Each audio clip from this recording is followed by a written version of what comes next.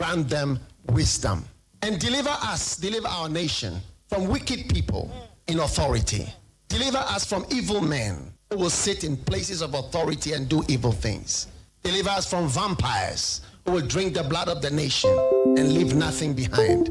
Bless our nation with good leaders. And for those that are there now, we thank you that you are helping them, that your grace and your wisdom is given to them to lead us forward into a good and a better situation. We give you thanks for your great wisdom that is now released into this nation.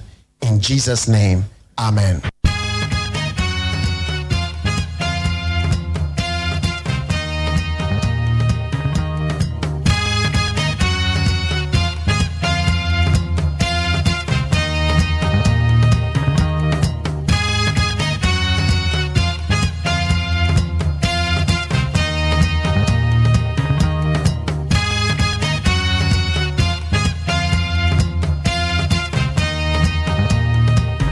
Yamagana Funyina Kwabena Yawada, and 30th April the year 2026. Ghana Muntia Sunia would need 100.9, Yedimun Sam Yedi Brown. And Samako Dua Sabia, Sadia, winning the Dada Yayano. Yeba Bedon Command de Achechuro Mania push your minor minor conkain. Midin the Mac Jerry or Sayajaman. Jumedia friend Ghana Muntia Yedi Brown Copim said, None do ever bapemo. Yamada oba crowd some hoya de bebra masancha me kwamina mafo mame akosu etonam one mo bebo amena de oba crowd some de abrel yewo aye the trendy stories abel from the town man so ho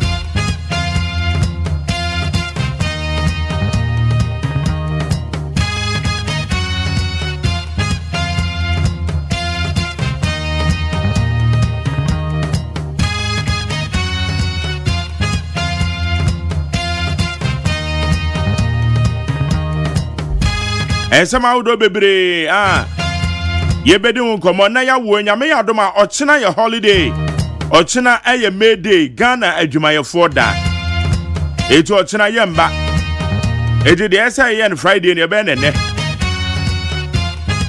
enra wanyina mekane ano na enoma ekosen se no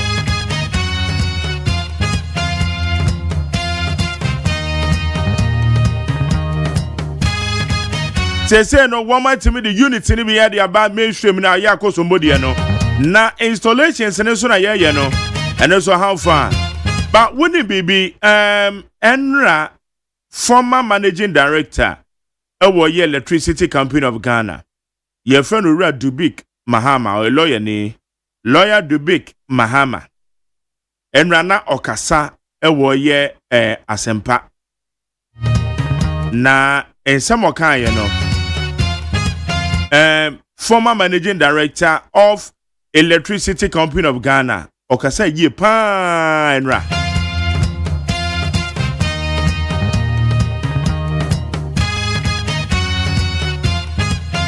okasa ye pa Enra efa eye nkanea edundum ne enoma ekoso because ono no kra no ka say ono na bra no ye managing director ewo yisi no kan yo say ye transmission lines no nyina no dodo na ye week ayamre etisi ya nhwe ne ye nsiesia ebetimi ede eye power outages eye nyinam kane na ebeduma so no ebetimi de dum so na ba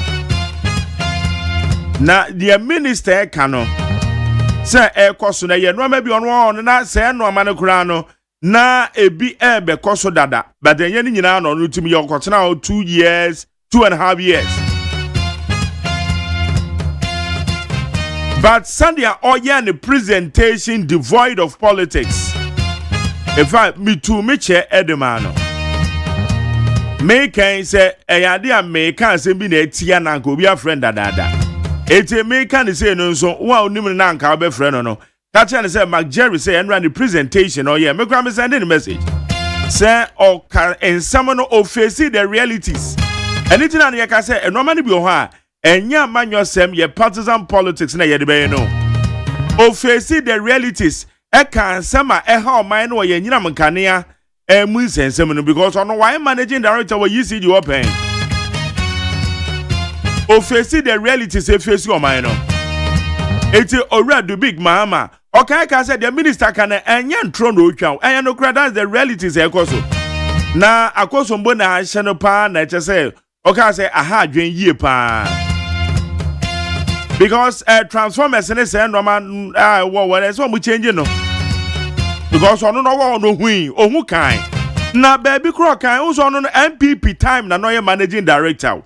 O say MPP time na MPP focus excess capacity NDC fashion sign power no bebre na ebo manika excess capacity o say asem o catch o say sa excess capacity na mo ka no sound etiano ne yanka o say esa o MPP time managing director ebi online say bi na kono no boy say o free abanfu from a we so abanfo fro na abey akwa beka na wo mu tibi manage ni ye e no mo de mo ba dum so na no mo de ba e na say say ensem ni bu an ye kan ewunya nipa bi say na wo mo so timi face the facts e kire wo say Ghana no enhisa still ye wo ye wo nipa ni bi wo ma emfa ho say eye na manyoku ana enye na manyoku obe face the facts on the ground.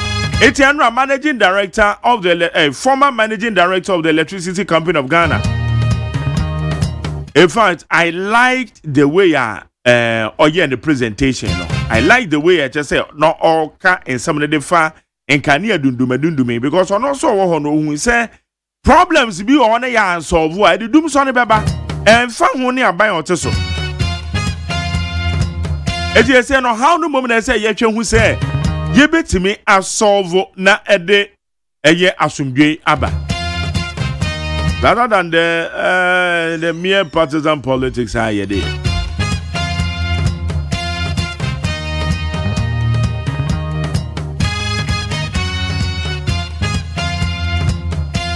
It is still discussions is on the table. They say updates being the war.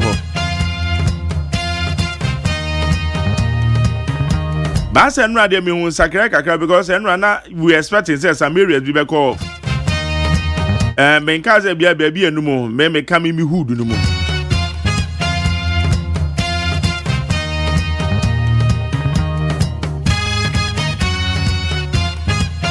Ghana Journalists Association force one Supreme Court because Electronic Communications Act ekwa say security agencies now abusing our journalists here so yes, okay, Bibiani about the one near the Oko. It's a bizarre says so. Electronic communications, I saw better now radio so about the town. So, say, Obekan, Sembia, Abia, and Yano Krena, Babe Fauno.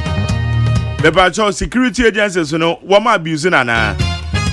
War Bank force a cocoa, boy, ebe drop it away. We are said your mind so. Babe drop it, we are said your mind so. The one 50% and just say I'm sure cocoa boy never drop in the bad sana and Ghana for your benny DNA Ghana cocoa for the bacho and also your benny DNA. Now 2 minutes in a better some I could say.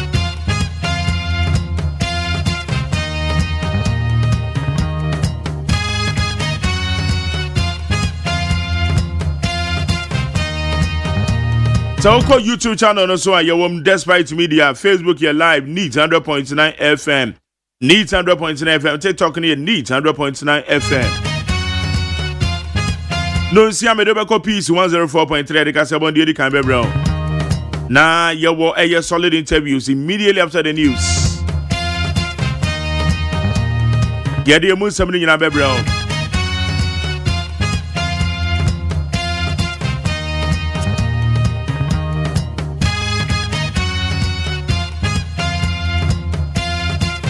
Abeja fano so tenasia ye de chichene that also Jumedi anam say we are part of it. We do entree baby at the 020-1162-746 020-1162-746 Ghana Mutia Studio with 100.9.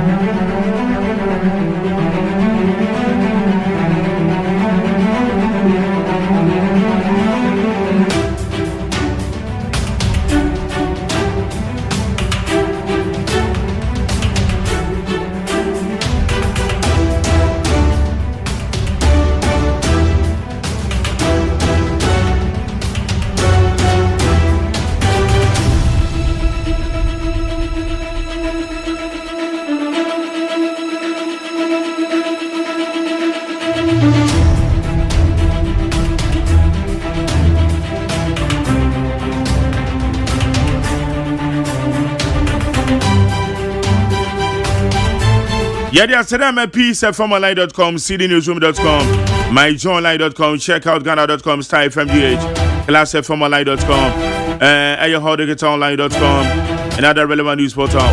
One more boy I bear from the town, man, so you didn't somehow do it, with it 100.9. So. And Kodano Major Review, or Channel Holiday, my own woman, and 10 why. On my bags and on my school bag and on Pabo one no socks or no. Atandi no baby Sunday at the same.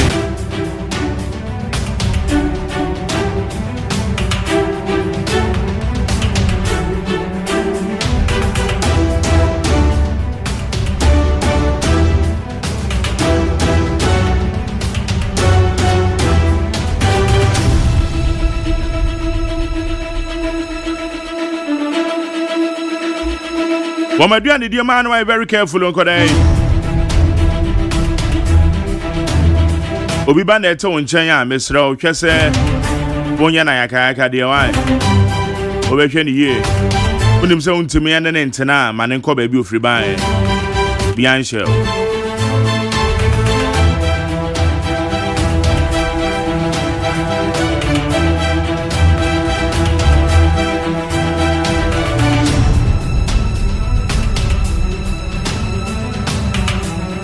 driver ni o kwanzo to say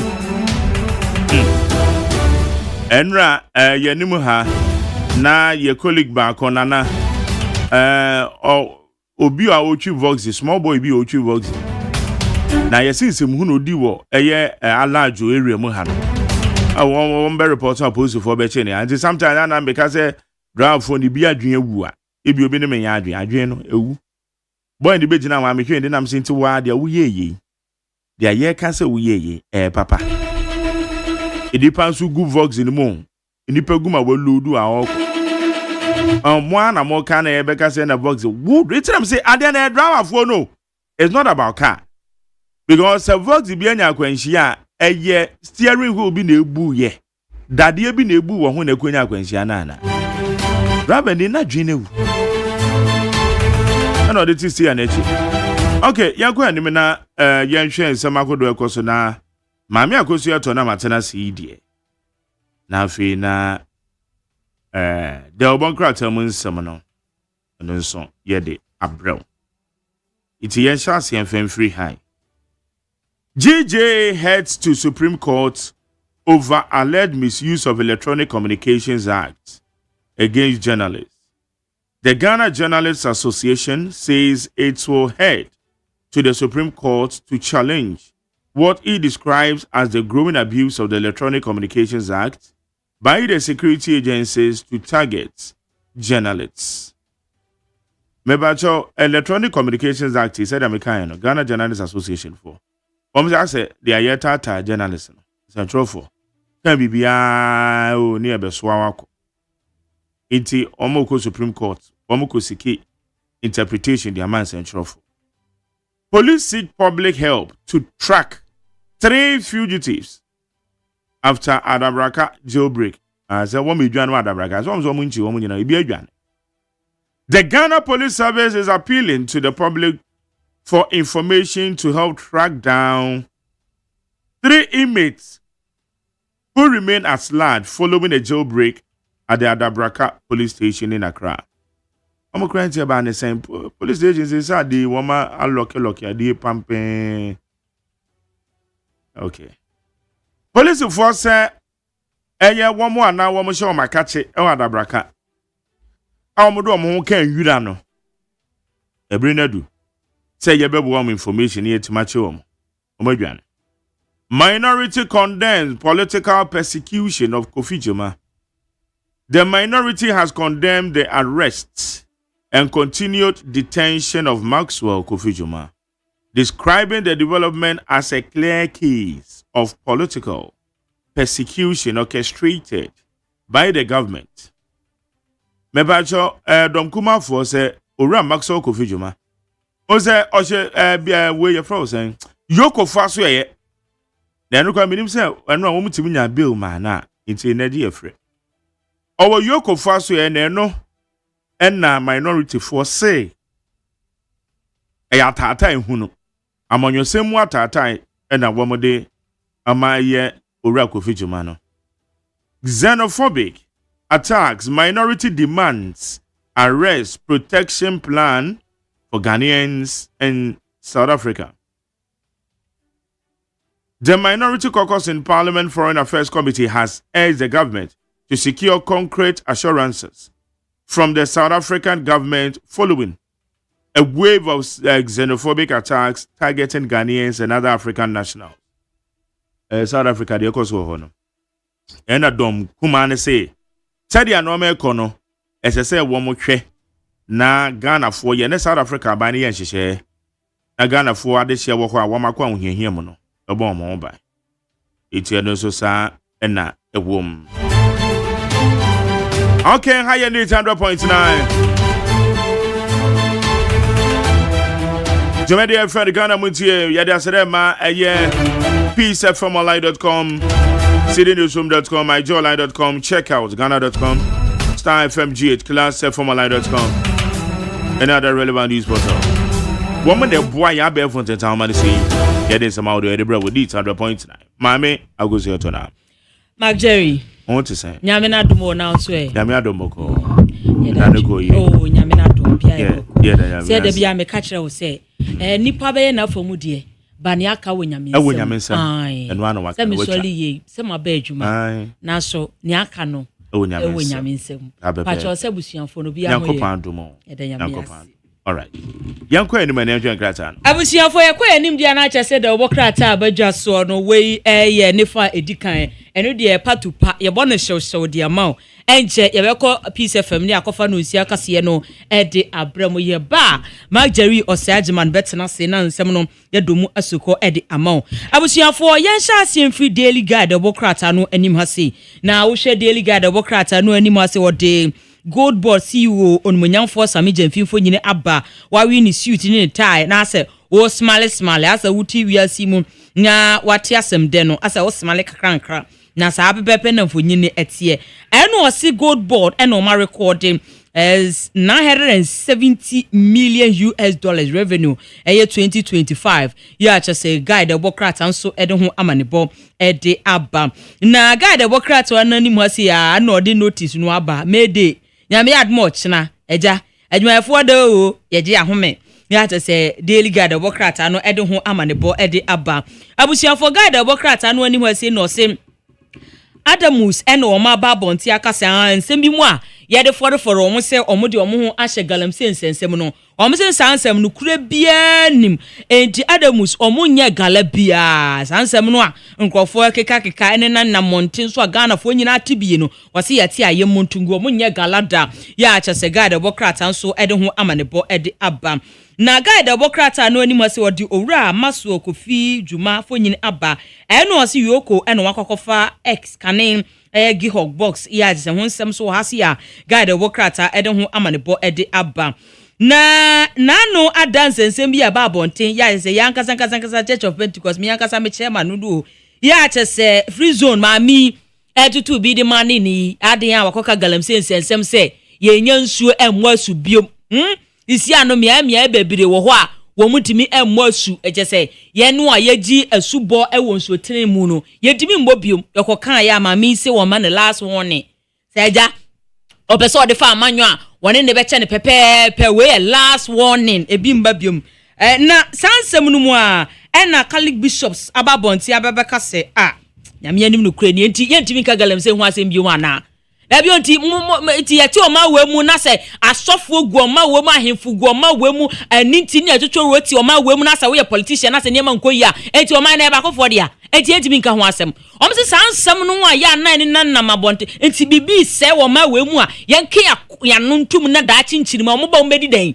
enti sansam no a je se ye eni nan na se asa wo ye sofo wo ye panyimu bi wo ba bonte na se wo pese bibi nkwe na be ka ho asa wo ye MPP ni MPP na ete so a wo ka se ti MPP a se NDC na ete so na se wo bibi nkwe ye na kaka wo ye NDC no se da bi sansam no pa de kurom ha ya ntwi o bibi nkwe ye be ka ho asem se wo so nti ase a wo kan ye ba be yi ano enti Catholic bishops ani abre papa ansam no a ma American ye no mo bo anjo so ya to say guy Democrat and so the one man the bo e de ababusiafo guy Democrat and nanim ona ya roho pop nra akọ wonam social media so a enye UCC lecturer ba ko so ye guy pa na enu ana me guy ba ko owie UCC di nkomo no so change geography na o say papa we so obe fail you ya nfo ya no ya bo ayi no wasa correct city yeso a good pa o kire wade so what ase na wone ni pie akwanhia o tiba track bi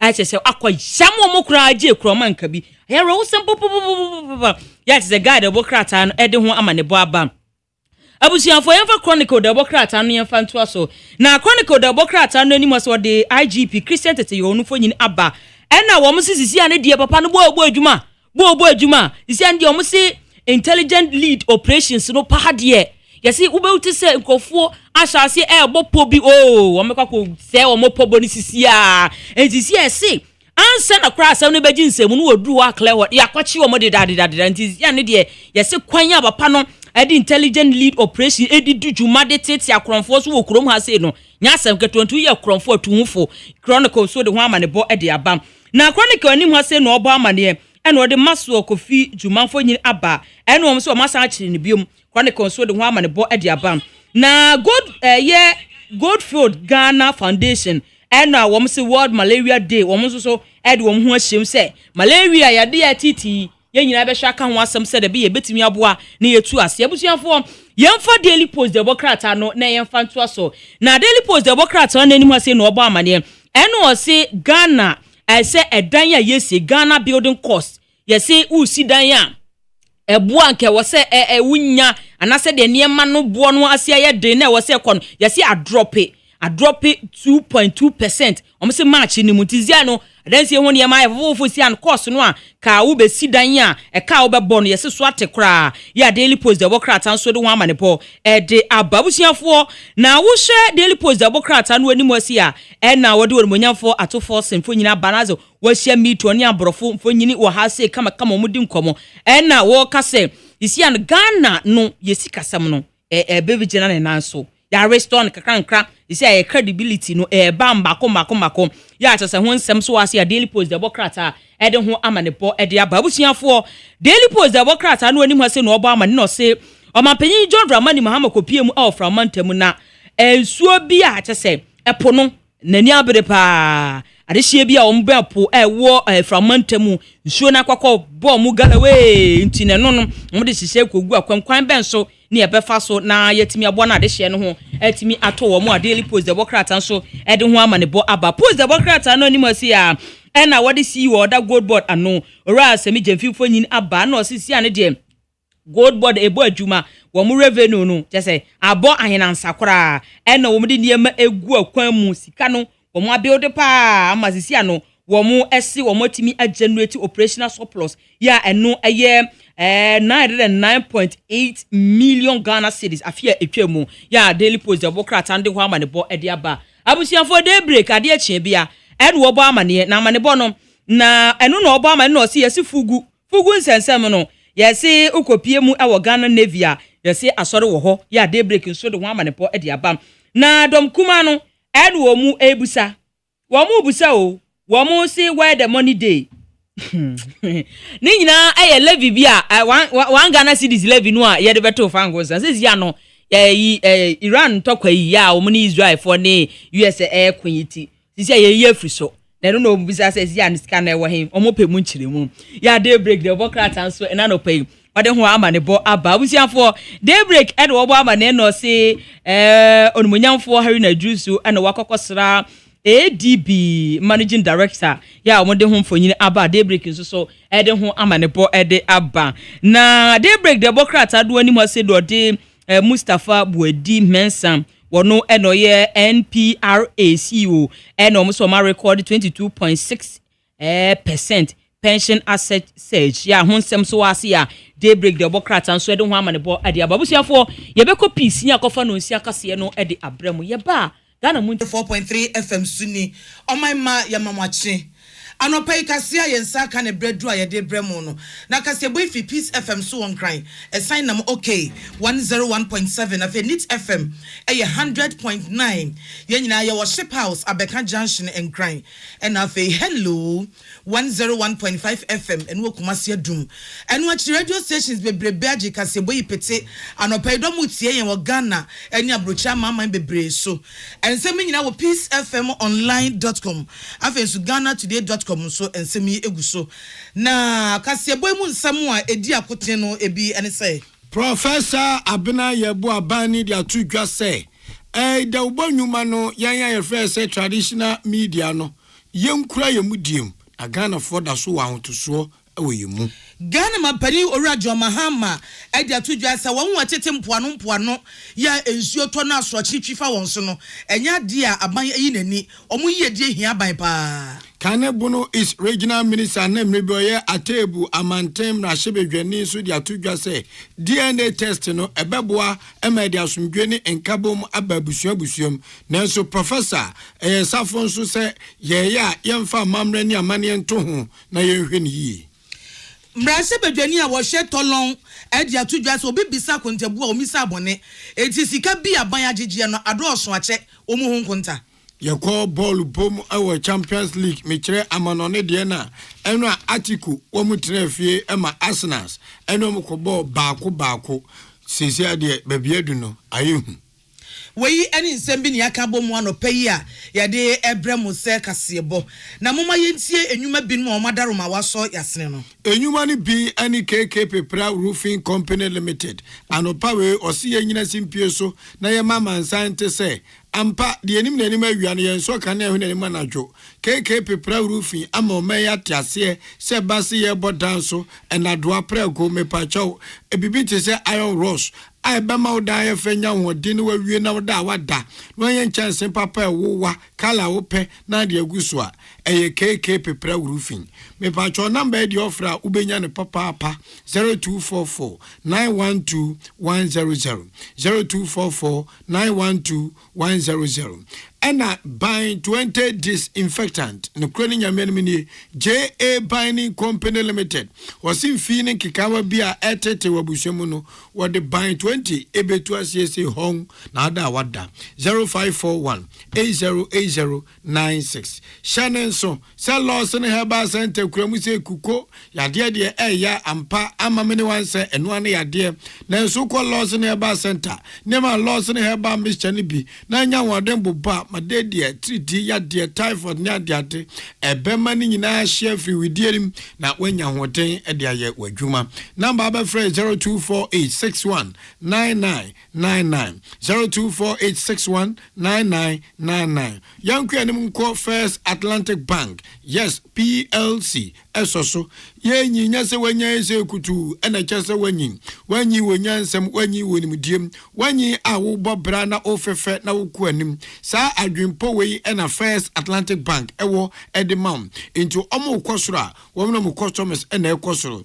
integrity de omamu de amanfo asase First Atlantic Bank PLC sikakwa bia no adi nkunim wo mukura into zodo ho babo obi a fa ho body otisika semase de uhiam obeboa sikasam kura bia yes ase de amam any First Atlantic Bank fa ho bono na oho ento ye bedi dia me asankwa cheche kasampa ma metibitum bima na ye onga ilolo konkonten kwa nkruma mi ensejo na pempem enho otro eteguna na daayem eye onga ene de bon kwan a obia wonse ekoye papa sesia onga for the 200,000 and deep freezers and smart TV and kitchen appliances ede eche no mo de echa aja wato onga ni bi oto a eye pepa na obe you know secret code bi ohon obebo sa secret code no ede akosta 713 *2 hash if it is abi kopim a promotion de toso if it a promotion de toso edunum e kopim July de toso edunum and a segment de koso sanka boy Food and Drugs Authority ahwehwem ajatum se eye nyumaku enti ensem na ye krado yedi nchemu ne ba ene amuti eye ochehe na asuna piesie de hye achenkwana na menumbremu wodi ahenkan kwa me yeboa ena afei ajuwa ya boa eje afeka sene mu nsemo enie Ghana mapani owura John Dramani Mahama akwa apro ewo kura friend selfu vemme ewo frau mantemu akohwe senia nanu esubransa matoye na epono yiri ne nkurase no a omre da mpoano amane omuhunu ye no wono akasa akohwe ede ho nsem bi atu edwa wakohia amanfo no omachche nkomo achecha na montu aban etuo ene nhihye ya wo ye ede aboa won de ye nimanimu ya ene de na dache anonsa wo so no prekon no mampani akoka ne ho nsem nyina ede akire wo mo waje se yefu vemme wo Volta region okohia amanfo no ode tudwa se sa brekwa wogusu a wo kasai ewiase si kwa krabia batan World Bank ade dwumadie bi aba omutwa ni tawasa waka ana West Africa Coastal Areas Management Program na saa dwumadie no dwumadie bi a watcha sika dollar no opepepem oha aduonum $150 million a wode ato ho so onfanye hyehyeye emua enkronkro ani nkurase a edam poano ewo West Africa mama ni nyina mu yes eso abstract no etwifa won so a esay adan ekum dipa esay japade no omfa ntutu saa nyam ni nyina etu omugusu toto won kratasam enche obewie masa waka dwumadie na hyase na hyase no a womo tetifu vemme ewo Volta region no womo soso ebi ebefa womo ehom enu achi mampani editudja se enimanimu ya nsoso no aban edisise bi gu akwan mu a ebetimi aboa ama asroche ni susan a esuo tobro so etwi befa won so sai niema no watimi ede aso ano ama womo wose nya de ye dachi asem de woka de enimanimu ya no womo gu ho nhihye so a wo ye ede aba wose sa waka World Bank for program ne de sa bre woka se afi no mo ya ho nkrata asem eti enche omo bewie ede dwumadie no ahihye so mampani Muhammad tudwa se enimanimu ya ni de wo ma hihye niema bebrebe na ebini so obeye FSC defense ni bi na etimi aboa na wode niema ntutu bi agugu akwan mu na ahoche ni oyuo ne obra se osuo to bro so osubransam to na strochi no atwifa won so ana susan tineba won so a ya ne besai wo modai wo mumfuo ene wo majapade no etimi ede aso ano mama yentie no. We got information about what happened with the sea breaking through. And so today we decided to come and take a look at what is happening. All this area is part of a project area that is called WACA, and it's a World Bank project. We already have done some work ourselves. Earlier, when I was president, we did the Kleotoko Sea Defense, all that area. Before that, Rawlings government had done the Keta Sea Defense. And then we also did Blekusu 1, and then Blekusu 2 is currently ongoing. The rest of the coast is supposed to be covered by the World Bank $150 million WACA project. And that includes this area all the way to Ketu South and parts of Angloga. And so as the minister told you, there's going to be sea defense, and there are also going to be groins built into the sea to break the currents, the strong waves, so that it will come back to the coast in a very gentle manner. There will also be planting of coconut trees on the beaches in order to stabilize the soil. Yeah, nampa ya tenika sei Ghana mampani ora John Dramani Mahama Salamat kukwa pencil ene kruche nsemigu nkrata so bai Sanso ana Caleb Kojo Ade eso kruche biagu nkrata so aba na ncheche mu nyina ne se opani a wo kire ade eye dean of school dean of the School of Information and Communication Studies Iowa University of Ghana Professor Abena Yebu Abani ena onin centrofo a oye adwuma ewo de kwasibodi fa ne traditional media say ye dia ye ti so aye kasa mansache and Peace FM OK from Hello FM Nit FM UTV any ade no ye very tetentre de ye hoda da ansa na kwasiboni ekwakofa social media yenya mu bloggers ediaba eye nkonkonsa no samike ne efense amiade bramo omu nyina de no eboa prof say so kaza sabin producer bloggers jumedie emwa na oboa na emumu no akwom ani nkirimu dwumadie bi kɔ so ɛwɔ Africa Media Bureau dwumadie a ɛkɔ so ne ɛto nsafrɛ onunyamfo esi wɔ mmra na ne nyansa ne nimde atwadi ampɔkwa mede adom no wɔmfa ɛmɛto dwan yentie bi na nasɛm no yɛ tietietia wɔse sɛ deɛ wiase dandan ɛkuna nim no deɛ aba bɛhu ne abɛgye atom ne sɛ yɛka bloggers na ɔmo deɛ ahohare so ententem so a adwa ebu agye akwakwagye award no watwa krɛ na ɔde ato abɔnten adwa ebu agye a wɔyɛ adwuma ma Peace from Despite Media na wayɛ akyɛ fiti afi apem anko de okronkron yabɔ na ba so ɛwɔ Ghana ha ɛno ano ɔde ato enkyeremu bi amfa kyerɛ mabiem otumi nso tumi ka sɛ wasoma esi ayɛ sɛ ne nyinaa yɛ na emom no Ghana for pound to so pencheche mu fikofiko wese ayete ase dia amanfo de won hoto traditional media no te se Peace FM kokroko a ye boyi enti ma traditional media ye munyuma na ye nsantwofo de obofo no ma ya ba mu enka se sisi de social media ba bloggers abenti wete sam ye bia na de akọ osi da bi se wo do asotofo mtietie mu a samansa peso mo gye asem bi mu nkyiremu omunya asem bi mu ahotoso agidi se asem a ye ka de nukretro do a baby omde o maso fan di wani hwe traditional media no into was traditional media ne say my enya adwen say amanfo breaking news kungran na obi da kwa akonya mane breaking news kungran na akofa asemaba ntianzu ekwebi na emum no awotoso le gidi agana fo we mu enkyekire mu papa ye na etimi se kire ne kana se de se ne fata no yenkuram na yemfa nsom Ghana ne no ene be ma Ghana focus anya gidie say se pe entiase wo de bonwuma mu a bloggers baby die na so traditional media Peace FM nom ena omukire ma emrewa ne nkokwa no ma ade hyeka say asem ne say mum netie na nye de konkonsa de tu dwa no.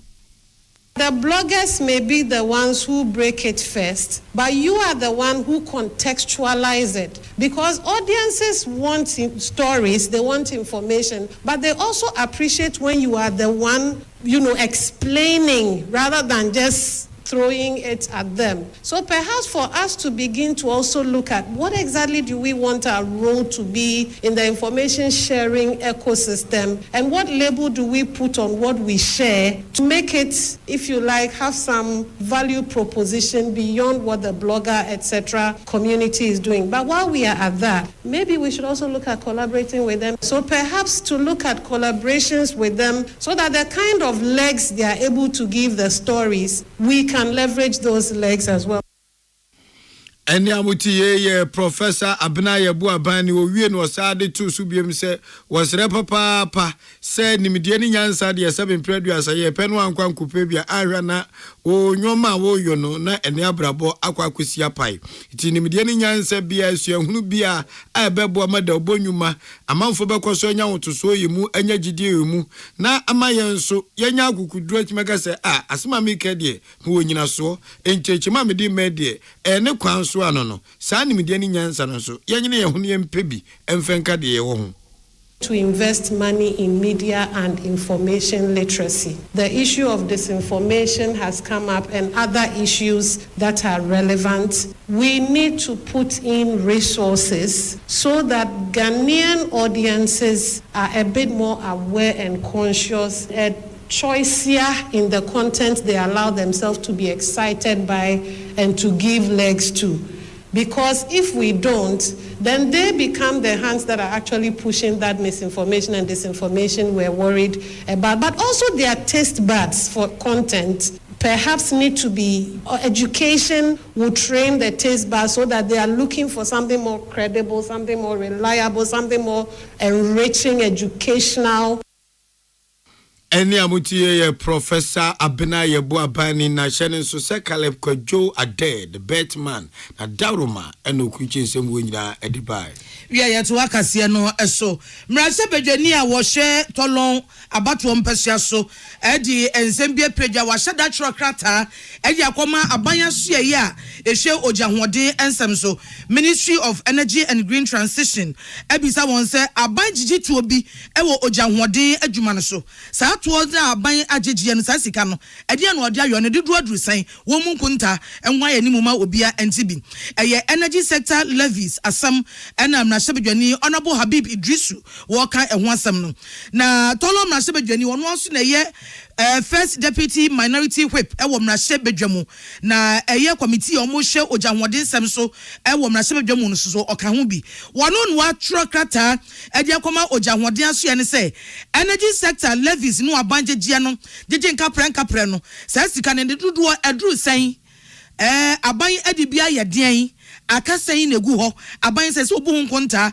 mamanfo nyina atibie na ne krata wo twade koma ojahwodin ahye no eno ho kire se wo bibia wo gina so ne nyina so ne se Ghana your right to information act ya eye emra e wo ho ebio ya san wo nhihye bebra na se mra bia wo gina so wo 1992 constitution mum eye act 2019 eno wo gina so eno na right to information act no act 2019 ne fa ye act 989 I don't know money to me managing us to be say energy sector levies no aban mebu hu kunta ema amanfo NTAB na wasan HM say abaya sadie sesa levies na sesa ato na abaya jeje no otimi ba be cheche se no dodo nie na aduru sei na abadi sika na ye sei etiri tumi a wo gina so de aye no enu no cheche se de kan wo ye na sebedwani e wo tolon ena afa nso so wasan eye first deputy minority whip enu no wo gina so no wasan ye Ghana ni enu nti aban mebu nkunta e me Ghana fo nyina ente ohun ase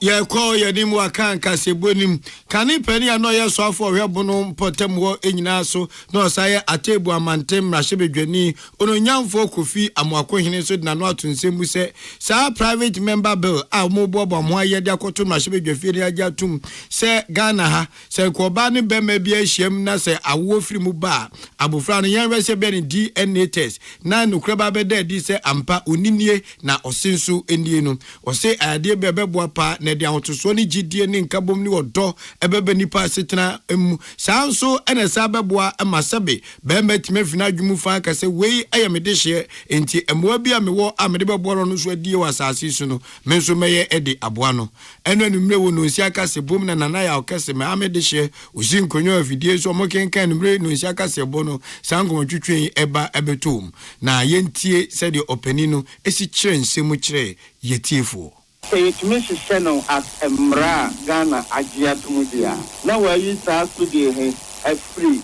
member. So that's a bit man's welcome the whole fine. They say the or Emra into Okowa, original birth certificate, agio baptismal certificate. Now really DNA so account. They are not member. We want to have a Jaungo for 3 months on via any day. Mamma, to say, Yamaguan honorable to the Shebajafia, when you know, Madame Famo, society, any member home, a bike. Naja, old to be sure you any pan, Cate, a very young conqueror, na Obaza over Hagen. And she, Major, to say to me, I doctor after America, I have a drink to say one, and your Korea will be able to show the enemy. Owienu na director for the Center for Aging Studies, Mechre University of Ghana, Professor Joseph Osafo, Safo Kantanka no Bema Kantinka, wa binse ja. Eno no so dina no tumuka se no kre sebe mani panya asumdwe na obia nso agya tumi se we ye media me hweno no abobra we die achinie bia ni ho masoma dwumene fan kosi ne eye nanso yenka onsi amamre ni amane ye wo mra e wo mamu ti ye ya ne ye dia hweyi nso ato ho. The region is no criteria globally pushe percentage mahurwa abani adia yeti aware efa kwa hodo bisogi eni obi ni aware o mafle open religion to the beauty for the young question ekofa another person say o endofo no so to be on ma o so be kunyako akofo bi say odof no you no to say this mefa or how na in the days of the marriage na aware no e bi na di equity maybe a question of that. Professor Joseph Osafo and Amotene Kasa ononso na adwenkyene nimdia wo no ode time komotwetwe nachi nana ya okese enenra komowe udi ewo nonsia kase bom eso ye abusia madaro ma ye homeso atonkratew ye besan ba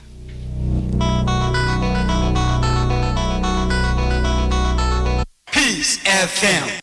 Amanfo, the Amoka Chere Freddy's Corner home appliances hono. Or the Abba Freddy's Corner Home Appliances Center. Home appliances are a ye papa bia, a biwo. Brandsbane, Media, Samsung, Kaiwell, TCL, TV, air conditioner, freezers, fridges, water dispensers, and Nidia Kekeka home. Nia ubenya good warranty dear. Ko Freddy's Corner Home Appliances ukoko memle. CCTV a Boama monitor of properties, any business at anywhere in the world. CCTV a need ho. A detector, clear pictures, Wi-Fi connector. Utimi connect my phone. Na wa monitor baby a wo wiase bia. Freddy's Corner Home Appliances abeka Freddy's Corner edwosua hodoa or ton phones any a home accessories no. Fresh 0544 959195 and 02079373323 and now so Brakoko Memle City Light in Chehwa. Na ya can discounts any achadia. Ubetiasie. Freddy's Corner, home of authentic home appliances, phones, and its accessories. Herbal and Alternative Medical Hospital Bena Black History and the War America, China, Africa, ne Ghana and Penifua Bonabaso say, or say a real moment for Tiapopa.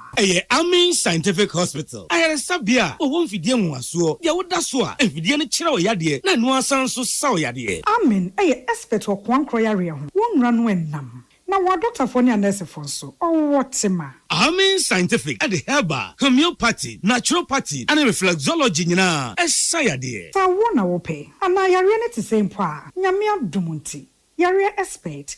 Amen Scientific ebe boama inshallah ohwato na wonso dia dance said the Ghana for ne abrochire for bi dia dance no Accra Amen Scientific ewo dome Obersnet Flats and Alashibinso our Klagon ebe Shaman Road under bridge ope our Krabata P Fre non sure dia ben wo 0245275254 ana 020-722-9505 Amen Scientific Herbal and Alternative Medical Hospital Allow Shafi nyamene yaresafo so wakoma ho hyehyew ana ebo periperi de broni kan hardware no a e de na se woye na se woyam so atim so e wo be pack na farmer Martin's liver salt tira kwan entem ehwie nsu agu glass mo ate Martin's liver salt no ba kwa no na wo de agum wo be hu se ehuru wa glass ni mu na wanom Martin's liver salt ye won orange flavor ana ba ko so ye plain wonu a ho beto na mum edi na anu na ho nto wo a ko hu doctor Peace FM.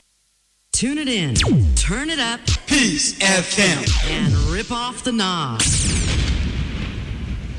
We abusia ya damu ase ne mama kwaba say the South Africa there enya grow eja so den nyina ye nim ensem ekoso South Africa mani mu nipa no ankasa temamufo no ankasa sori nya ban no amanfo no ankasa sori ya bibifo no say wo mu nuanu bibifo a etukwan firi wo krom etu bata betina South Africa no ayeyie afono wo mo bia nko tichu ye won wa eni nkrata na wate wo mani mu obreko a woni ehun krata no se tumi krata bia eni wo mo ehun etu o matu montre so eni esese die wo mo de mra so mo nsam ena wo ne na montre so wote wapatamu a na wo mo aba wo hye wo fia na no afia bia eya abro sansa ya Ghana for titi na Nigeria for so titi obie South Africa for iji boom si enya no mo nko dwiri fie nyina ngu fom en chiri pa nyina mra bonten na mo mgonsa ena South Africa presi for ko jase ma mo kwan ne e ma mo kwacha na presi for kra no edu ba bi na eden ma wo mo se de ani ayenyan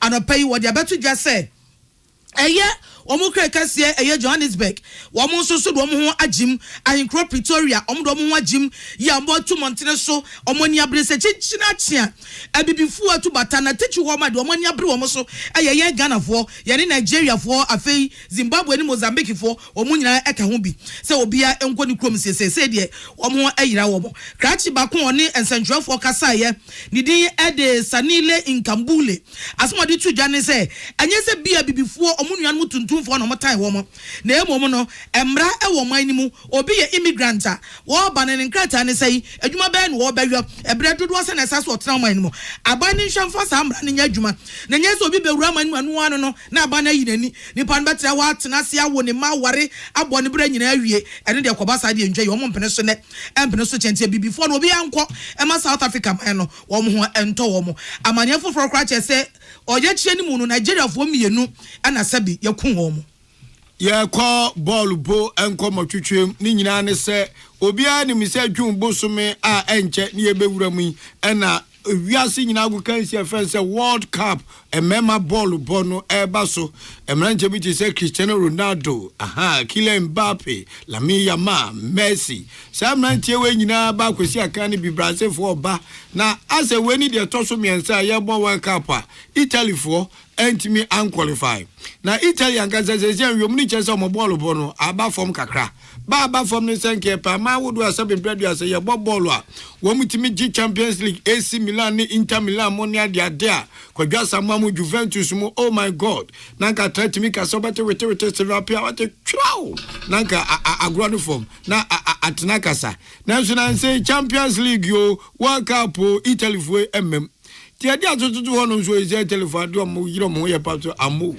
Omu dua mo no mo papa said ye be ya o menya bi adie na ade anso ade kwani nyame ni na mo no so mu dua eso mo pa ene asi no amansa ni nye ho na se kwara ka US fo kra ka se Iran fo atwom ho World Cup mu dia ke emfa Italy enkonkwoshem ena FIFA se hwe bi ade jejem sa ne senka Togo fo nya ba bi chim emfa jem za o eye by merit o modern bo ena qualify wo de wo ba.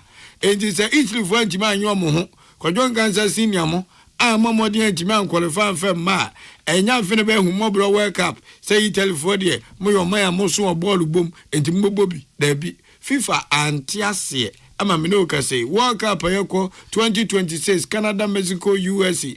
I can afford attention now Canada and the USA no. Yadi Italy for the Galiboton or Chokora, one baby. Champions League Micha Europe Diano Enra, March Bakoto form, Yan Miseno Koyo you. Atletico Madrid, Omoya de Papa, Nanomo so Basem Ekon Queen, Omo Yi Basa.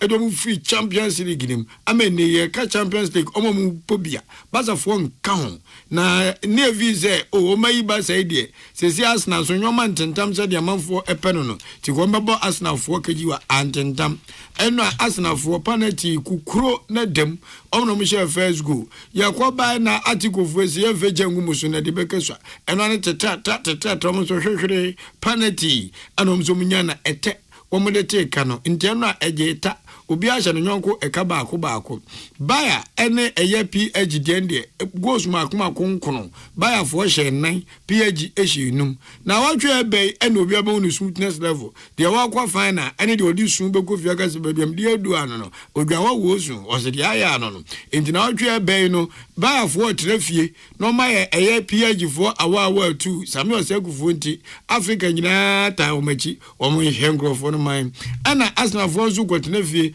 atwe atikufo na zebrebe na Arsenal fo de kotum sie krem na nkofo antimi antia final Arsenal du Arsenal koya nso epe eye premiership na jintia fredie so mitie ya wo betime age double Ghana Premier League no so ekonko ho ye bone kakra sa kotokone has kazi ye mbo press 11 din kwa ne bobedin sanse dia ya eno no ye homeso ne agina ne akache Ghana fo se ye mamummo ani tia adehye ene amuti yi eye ochehina na achenkwana na menumbre mu wodi ahenkan kwa mebo a ena afi ajiwa yeboa eji yamamummo ani tia amene asona shanenso by 20 etayechi KK Pipra Rufi etayechi First Atlantic Bank etayechi onga ilolo obiayechi ena Lawson Herbal Center de dupanso eboyichi dom edamasio. Welcome.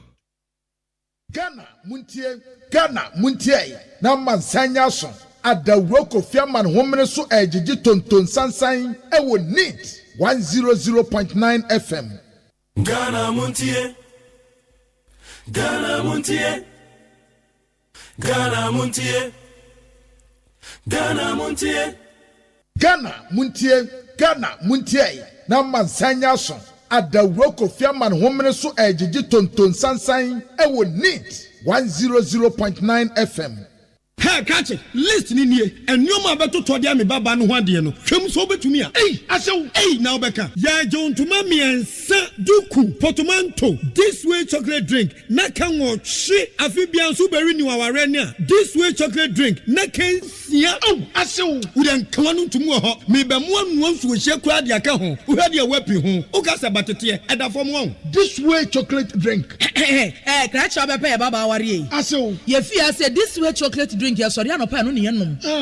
Ye be chef fridge no no se snack. Ye nya hoho a no ne de serve wo mo. Ye didi wie ne ye pe bibia bogu ya de so a. This way chocolate drink ne yenom. And this way no ti ano a, he se kire wom, kwakwo wom, brick wom, bibia wom, ade wo hia ne so se. This way chocolate drink. De wo hia ani so se. FDA ahwehwe se adwede nkratoe mo agye atum se eye.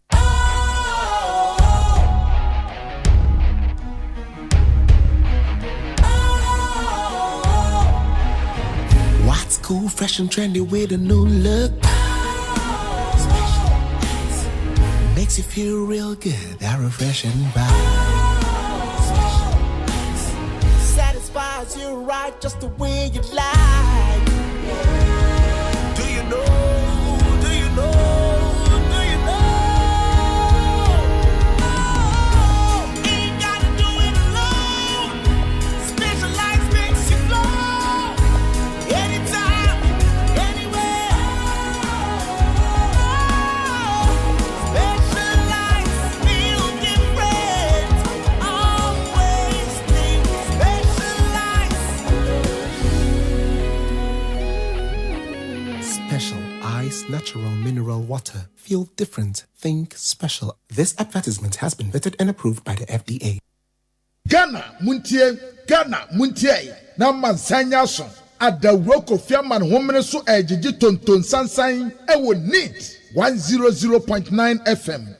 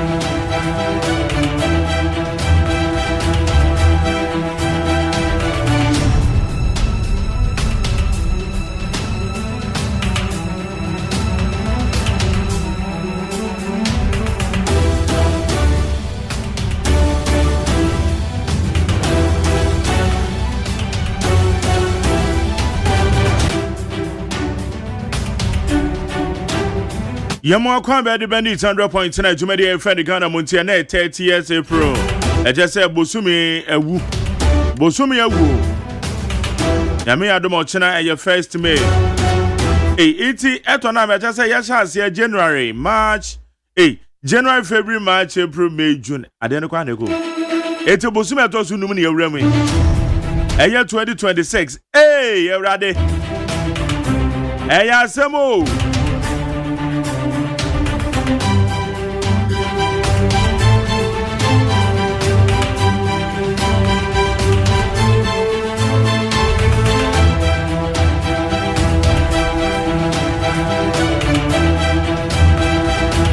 Ejasa fene kopa. Eya sem na ubotom te say sa fene ko na ubotom ye duru a no na ye o. Obo sa ha. Wa ubotom abefu. Na mo ma fene ko ubotom ye dry. E say hey! Ye be ni die nie.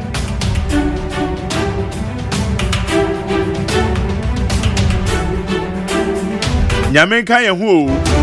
O ma ye bra nye kwawan. O sori ahomache anaju da suo mensuo mo awie mo. Awie bo na wo na mu. Ensuo to na wo ginam.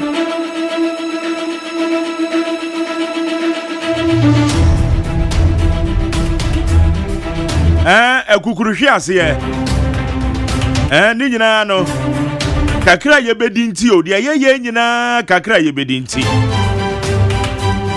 yebenya bi ne de ahwe abusua embo bi nkasa ye kwase ampafo enu anti na minim se yese yanya kwadwofo de nyame ebeto na dumhira no de agu yeso inhira no ebeba enu ana eto nam kan no se enu ana se obeye wafam de na wagya de aka no e de amanyame woya wafam de a na de aka no wagya na de amanyankopon na adwumaden no obeye adwumaden o na nso se nyankopon anto nhira na mfa nguso ama wa waso be ehye na den ye tu ye akwadwofo me wo hwa me obi am ye kwadwofo bitimi ya adwuma na obi aka jem so ho eche de ade be bia no se de meye no kra na waso ahye akwa bi de adwuma bi hye mensa be ye na otwe miensa ni ono ahwa se de meye adwuma na nru anwumro from ka jem say hey kache na den na me say na say ye bedi agro azazi so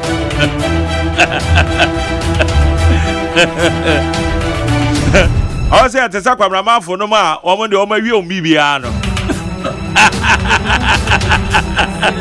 Debbie Sakwa now, no, Wakaso no pay pressure.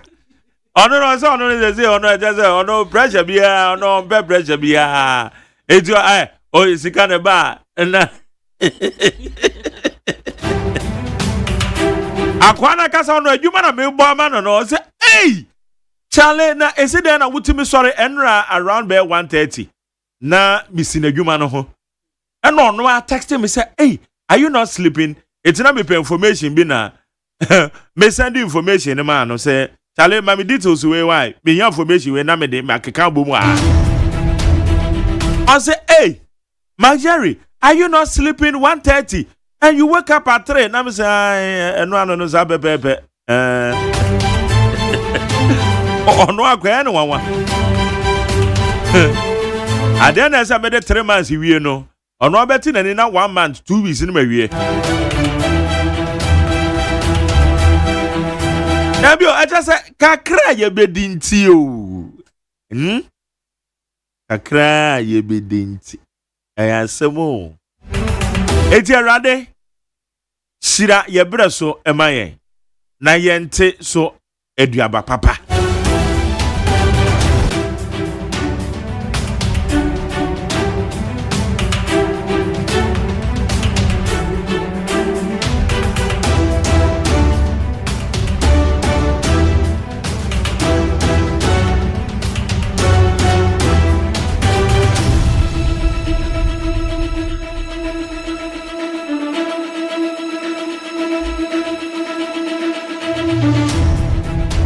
Meno kasa dia masancha me kwabena mafo watena se maami akosu eto na matena se na nyankopon ya adoma eye 16th May ewo Asante Dwaben Dr. Emmanuel Kofi Buaite me papa panyen no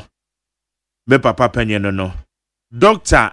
Adan Nsabinkom so a edi arehosem edi abre na no to serebo na no tro sebo ni nua kan na meka na semi Dr. Emmanuel Kofi Buaite dodo na nim say your friend Yentumi Buaite na yaresabia ewo Kumase Eija eti udru eye Yentumi Buaite hospital ono ane dia be papa nyame ya adoma yebedi na wocheda 16th May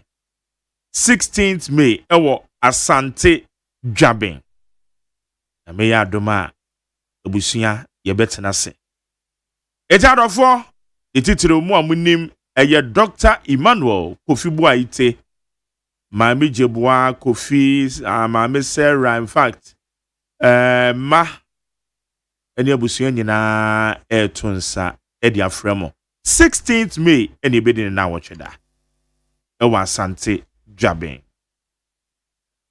akoso atonam Memo akwaba meje oso Now what to say? Nyamina do na my Jerry. Yeah. Won say ye weekend ye emu twe kakra. Enti so bolo ni bi wo ho. Enti wo kakaduro wom. Oh. Prepre. Dabi ye kan pepre.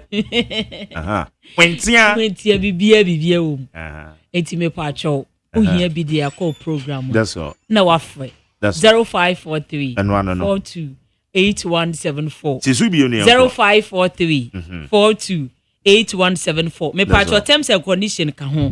Enye so bolo a men frɛ so bolo nkomo enye so enya fɛ na ma me so bolo no na so bolo no wodi so na ye na we no pepper na de free Togo na de free Burkina Faso no de free we Afghanistan abena komotenten obepe na sama kanti so bolo nkomo no agoza na nze nyame na dumo na nso Amado. No there be asembisa fo aben. Wo hia bibia se obebe adwuma mu ha. Na asembisa fo ane ne he. We dwedie ne ye market. Na we ne ya asembisa fo bibi. So bulu so de safo ane ko bie. Ko ben ya na so bulu safo ko bie. Hey, Alex. So bulu safo de ko bie. Ko bie die pono. Me check he. Constable 1. Yes sir. Amasanchia me. Kwabena mafu. Yes sir. That's it. Boko there. Amado. I was say we no kokakra. Oh, yeah. I was say wutie abrantie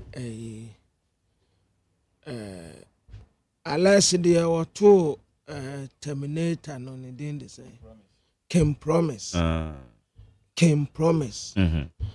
Was say I'm at a point in life. That's all. If you understand me or not, I'm okay. I'm okay. That's all. What I say? Say what to my Say what to my okay. Okay. Because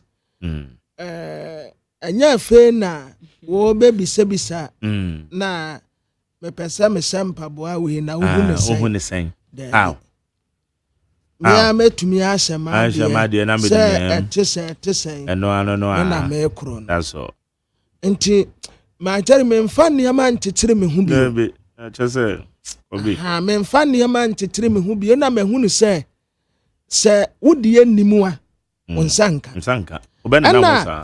I don't need to explain baby. Oh kwabena ye dai na ma jari and why say and what say Sadia we so bi o so pem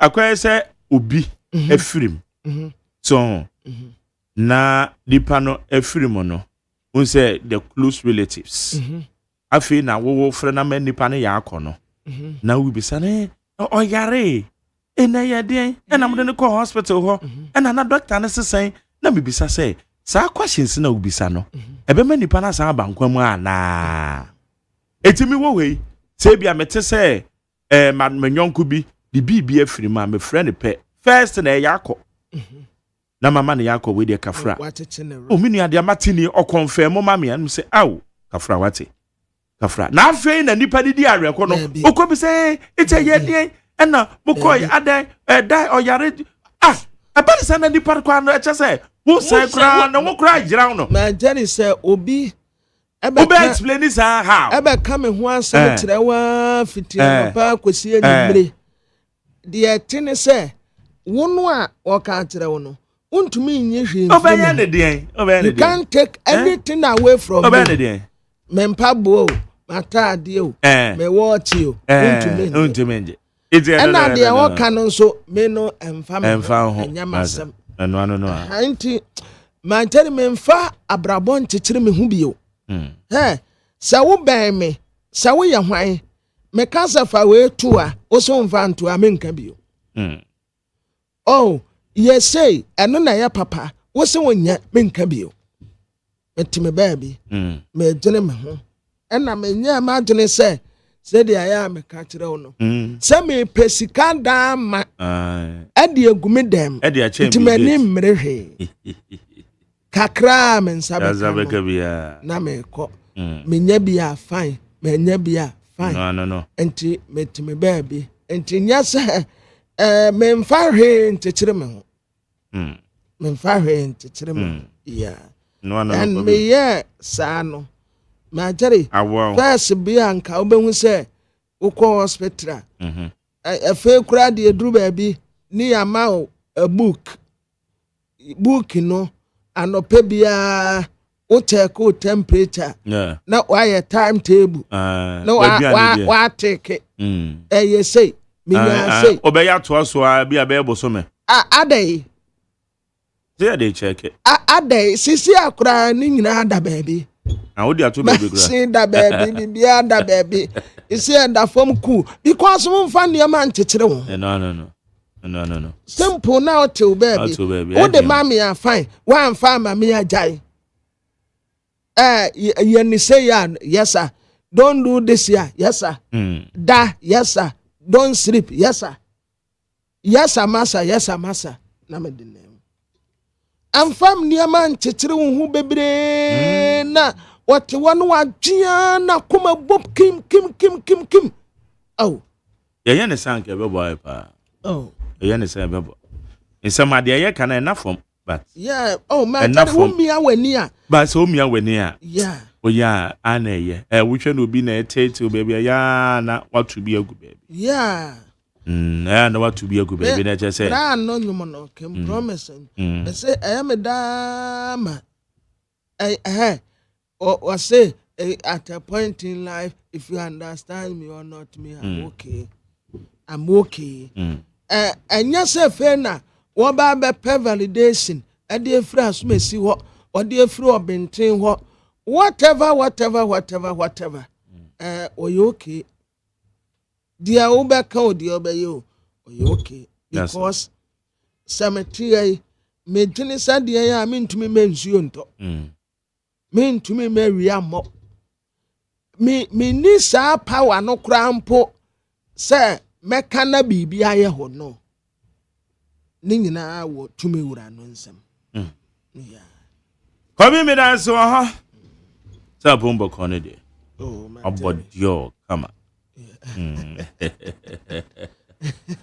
azomo obi omi akọ ni mai ye won interview say de beto aso yo ye won common so ayibedi the 70 bi won so ye be kire ya adwen oh kwabna wey when do big mahama no pe na me kana say ECG former managing director MPP time no enra na me monitor no kasa in fact enene na sadabe no otia na echi no Monday no say Monday ni Tuesday no Tuesday na no pa na esanka na menene kasa ewa ha eti me friend no say why busy kakranti obe revert obe get it back to me efa ye enyinam nkane na edundum no agoso anu awokọ kane adume Debbie kwabna ho adume me fan say enna ka ho a Debbie enna ka ho a yadem 3 days row hey kane amai enna ka ho a 3 days really yeah 3 days and mo hono challenge bi e wo ho na because at first no kameba abeham nkafitianra kamahama de besi enne bakwabna se mo hono majime di se ma jani niama na ese fridge mu no yeah esaya din ni yayi ni yakoto agu 3 days kaniama men kan hwe nkire obia me sama kato sama bre men ka bibia me meka hwe se ena me nioma asai ena ye isi ade a me je ho ye okire urade adoma ye kobobo enti ya nioma no se ni nyina asai a ni yayi ni nyina ne yakoto okọ ne ye he kwabna da bi okọ na se yebisa no I said we have to find out Odumase Sonitra. Yeah. 3 days in the munya kania. Them 3 days. And then there is a challenge. Who said kwana na ye meka we wa ha. Na mo kon de do complain then I think we have to find out. We have to find out. Light bill ya na me ka kire o say ya na SMOT ya bo na ni so yi. Eno an say esa na mato sisi akora de metumi to na system ne say dear failure next can ko enti metumi ya twan bia some 2-3 hours bi na masa tofofro ne yabobo na afa sika ba akono on refund on fa ma jare me nkasa bio eniama esa fridge mu no esa ya eno an si eyi ni nyina ne yakoto ogu anope ne eyi bi si ho wakoto ogu ball 3 days there is too much ya da sumu 3 days anda boy Atletico ene basa many da kwan so anya hwe kura beba ama till now there be ECG for Odumase Sonitra. What is happening? Me ana be bisa se biaya aya na nkane ni dum to aso 3-4 days ne ade no. Date ne ba na because enim se nkane ni dum de but ente se to am days. Bra wisdom wana ono no hwe area ho no. Enka ba se nka mafre no. Memfre no na memfre no. Yendem se wa amantia de hia me ane se ma charge me phone. Na menya bibi ayayi menya bibi kura anto atade na mesa ne mpompono yaba then I think ohono ade kasabio me fani out men kasabio ese you fani out na ayate se enipa mpensesa enipa mpese change bia beba ase de yete no asa ne yepese ye Oka no kura kire nipa ompe oka no kura kire ne se weni ya eya papa beboa wo se mempe de wano asi na diri pisi wo beye no eno an wo beye enti wo ya osapon ne say wo benya pressure di 3 days ni anya masam I'm not as I finding out to hodian na dia na meka eya dubik mahama aseme na okase ono no time na oye managing director wo ECG na unimse insiesie bi wo ho ayanya adache de ebekodum so osuno unimse insiesie bi wo ho awanya dache de ebekodum so unse ntina na ebisasa de ntina say yetena ho because the transmission lines ni na aye week say yesasa iti yebetena ho na Yama de na week na de aba bedu ba bi ese yedi edu ade ntire se ko banisa ade ntire se ko banisa in a way we kobi monfa enkrata na osi dubi kise onimsi yebekodum so o say no onim okai say enoma bi wo ho na yanya because na transmission lines ni nyina no dodo na ye week enro no ana na eka no say are you weak and it say yes sano ti answer sana say load no your friend is saying load ne ba na eba ena ewiem so hia na eye ma jani wan say ewia no no mo na ewiem yese no ye koda obi aso fan obi aso wa owe conditioner obeso na ma pick na sanya kosoro na the pressure about beton fidie na ewo dada. And now he was giving this explanation. And I said, okasa ye because unlike say usual petty partisan politics na yede ye no. Say no MPP time na no managing director. It will be a better because na buy no dey doom so na on there so anybody. But okasa face the realities are ewo ye nyina mankane sector no. E some okaye no. In fact, I liked the way okasa do big mama. Oka someone said yet ye. Ma Jerry, I wish say yeah. Enkameka womu betie. Yeah. But womuntie. Enka eka menkono. Nanka institutions ni bi wo ho. Yeah. Esasa omuma professionals. Na anya normal politics no yeah. Ahemfa need FM. Okay, need FM one na wo asumesi na wo okay. Wo experience you. Wonim said ye si face telephone. wonim sɛ de ye say enti ɛhɔ de meme yɛ mfa yɛ politics no ɛnkɔ hɔ na yɛ ja expert fo no nanka omu wo hɔ no matter politics ya mo be ye I just say no matter amanyoku a ebeba regardless nanka expert womo wo no manage e de man good omu wo ade ni wonim die na wo de o politicians na kobata omu ho kakra na ye just our professionals no omu wo hɔ a omu ye wo madwuma but me kano omu ntie eno anso wo ba sa we are professional said dey e be pam ni akwa wo bi a sabi yo onim adwuma no ho maache ni e de na ba be hye and aya challenges here politicians ni nyina face NDC face bi MPP face bi obada na obi a onni bibia wonim de me a mete anum na wabɔ me din sɛ menkɔyɛ national security coordinator me yɛ mechanic me yɛ fitani me dia pa menim yi a wode me kɔto a metumi ayɛ no kama ɛyɛ cars a menkɔ fixe COP Osman Abdul Razak ni school a wakɔ posi a wayɛ adesua a wasua ɛne ade a wayɛ no na ya pam no afiri woni ya de me akotena ho dia na me nim fa security ho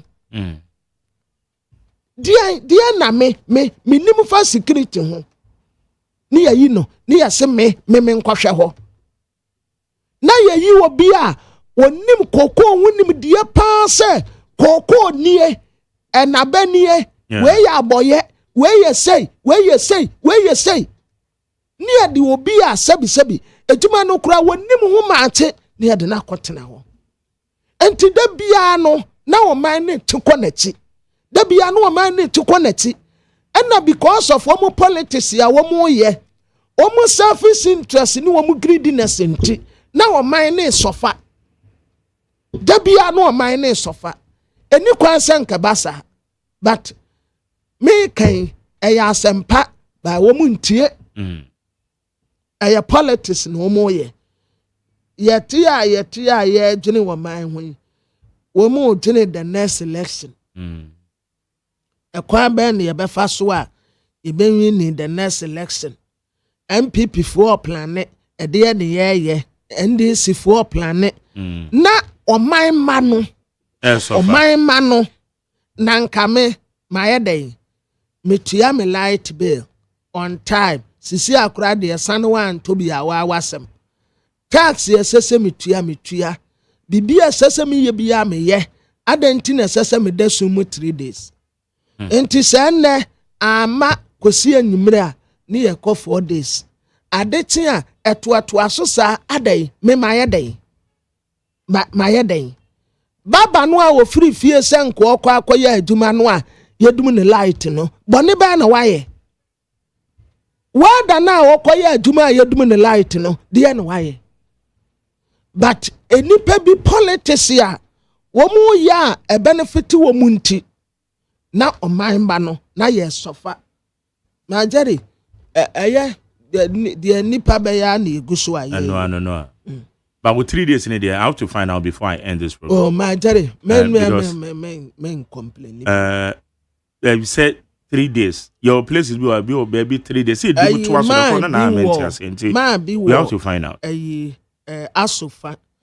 Baby nursing school no hospital no one. Yeah. Okwa asofa kwa no. Asofa kwa we baby Professor Mills Hospital. Well, oton plant ho. Enti me gusua metie ankakra. I hope so you know GB. Me yanon kakra nti ewurade ya madomo a na egba ano a na makoje ase no kwa beto fuolo se eno eye better chance 3 days ya udesum nti wo ya nan kakra sa me ko wase one time ma me na me se da bi mpa bodina keka one time me tuawi a nkaka se kwa bena kura beto bi me di free no da bi o da time me tuawi a sɛ ɛkyɛn ni a yɛde tu yɛ kɔn mu me ka kyerɛ sɛ me tua no nkakra zanzu go sutua afe baako nie untua nwie aka ketewa ya na wo kyɛn na ehu ɛna sɛ de ko ma hwɛ no bi antwa wo ko ɛna na gold no wo mpa na kyɛn na de afe baako atua de na sɛ ehu da ko no bi antwa wo ko no za Samo. Okay. I go to the corner. Musuma near Gratano. Bazia Magari, no, is an investment too. So won't say no, Neda, you'll be an enemy who be one sacrifice. Hunted that shall come be hear them. I just also walk away what the answer. Will be an enemy. But so one name near Timu. I was it.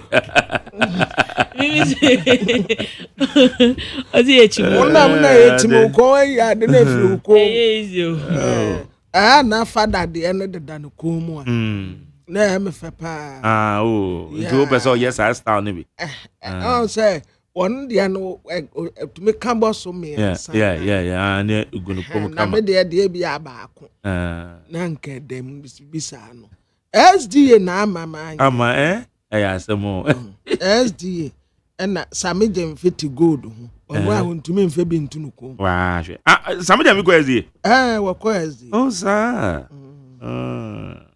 ko SDA na me anso ma jari ebre kwa nim kakra mesa ko back to enkremo asa meko obesa ko ho womo church anya womo ntrɛtrɛ sɛ makobida ye principle ne ye niema de kyerɛkyerɛ yɛn no ɛyɛ ahu sɛ womo edi no korɛ womo anya yi te sɛ womo a hiribaba so na hyɛ ne kotokom hiribaba wiro pɔn bedru fie pɛ na bibia asesa wo sɛ a Christopher wataya wo mo de time wo mo ho Muslims antisa Muslims edo wo mo ho ni ye tu kwan akɔ baabi ma jani ni aso to fuwa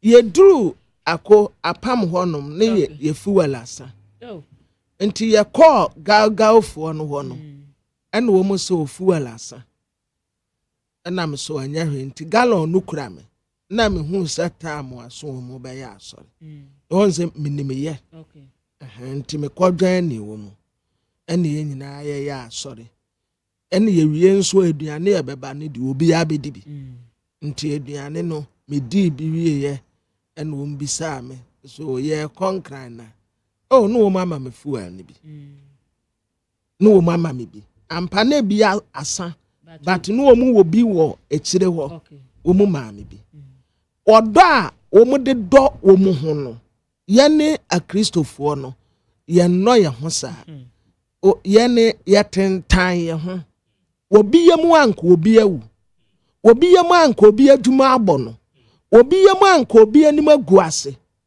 ba Muslims omu ntesa ɛna obi anso ntumi me convince me say ɛna wo fa ha no mu a and I had the right way to heaven. No. I principles one kasa we did ye any near my young so. Inti me aya kakra mesa ko back to minkremo and me here bibia because me wo me bibia dada. Me wo me din me wo me bibia da mesa ko back. Minkremo din o dada. Na nyasa minkremo din me am din. Ah okay. Asa okra konkremu a enye the sexually say ko fa nkremu fodi dabi me ayo so many wakoma me not about name and wo mo say Christ and ye wo kwan no kora na nkwa no but many fi ye and na me hunu say niema bebre wo ho no mo a wo mo de daada ye enya sa na tie a Christopher ya ni ase ye Christopher what tan hunu and any break crack ma tell me say uyam obi yam anka de beti ni wawu obi yam anka de beti ni wawu a Christopher tentan ya hodo nkremofo nte sa abusuafo ya mamate ya sama mo akwaba aye neat 100.9 amajari and na Thursday on until Monday holiday ana there be holiday ni your term holiday ni ochina until your term just a Monday your term your term abeni nyambo well back when there's well back when abo oh okay internal okay I say to the beer yemfidie ni ade no bia na maintenance ni nanse won say e bia wo ye ko na nko bi na bibia betintam nti duru bre bia ya na ye yemfidie no eye mie bi mu doso nti say bibia amade ne yetem bibi bade anetre say yemfidie no ana yes ye doso no kakra eja ye ne mo that's all nti ye bekoso ane mo aye aduma aha ne tefem ha oh ye gba ha wu ye gba ma ha tutu ye gba ma ha tutu the chronicle the bakrata no ene wode ITP Christian tete yo no mfoni abetoa ba we de won hyeche na watwa punk ene punk no esina pempem ketua bi enoso bebre ene se etalhe na ITP kurada na won monitor hu san breko ana okay won wo nwi na watasa an Roberts hu papepe na womu ye nahi pa trese IGP a wache akromfo se kurade ye hunu bida bidie ka wo ho Roberts a womu ni license wo ho enkofo bebre ya womu ni mra so ne nam ho IGP ntagatu womu nyina se an Roberts a womu hu nto womu kura nti an Roberts womu ye papa ye hipa ena wose wobekoso a nyaade a obejemu atofom kura betete an Roberts ni nyina Go Fields Ghana Foundation and one market World Malaria Day. Now World Malaria Day no was a strong push and what it is diseases no. Maswa Kofi Juma kaneno no dagi hockey ano. Gihok Gihok distilleries. First pa ni etanye mukura mu ya mix herb afrik na odi awo Castle Bridge mpo na ya anyum no ma wo mu praye nwa herbadingo herb afrik ne we say now the frame so announce ya dey castedingo no mo man san ya akono no mo man san ya akono pa na Kofi Duma en wo mo tese ya sa akwoti ne bio ya se abra okoye aduma e wo giwok no wa nkoboa okogu ho wa magiwok wan mo abose to ya wo mo recovery no be ye de papa ma so Kofi Duma enti ya san akwati Kofi Ghana Luka nsampa etredumiensa Luka wo Bible mi yase no ye doctor ni oye dat infantefo kan doctor was oye dat ni nikun no ye hwana besuwa nikuna oye dat pentuan so ne dama ono so to pen Taso oya kratini lecture ya woni ni ti nso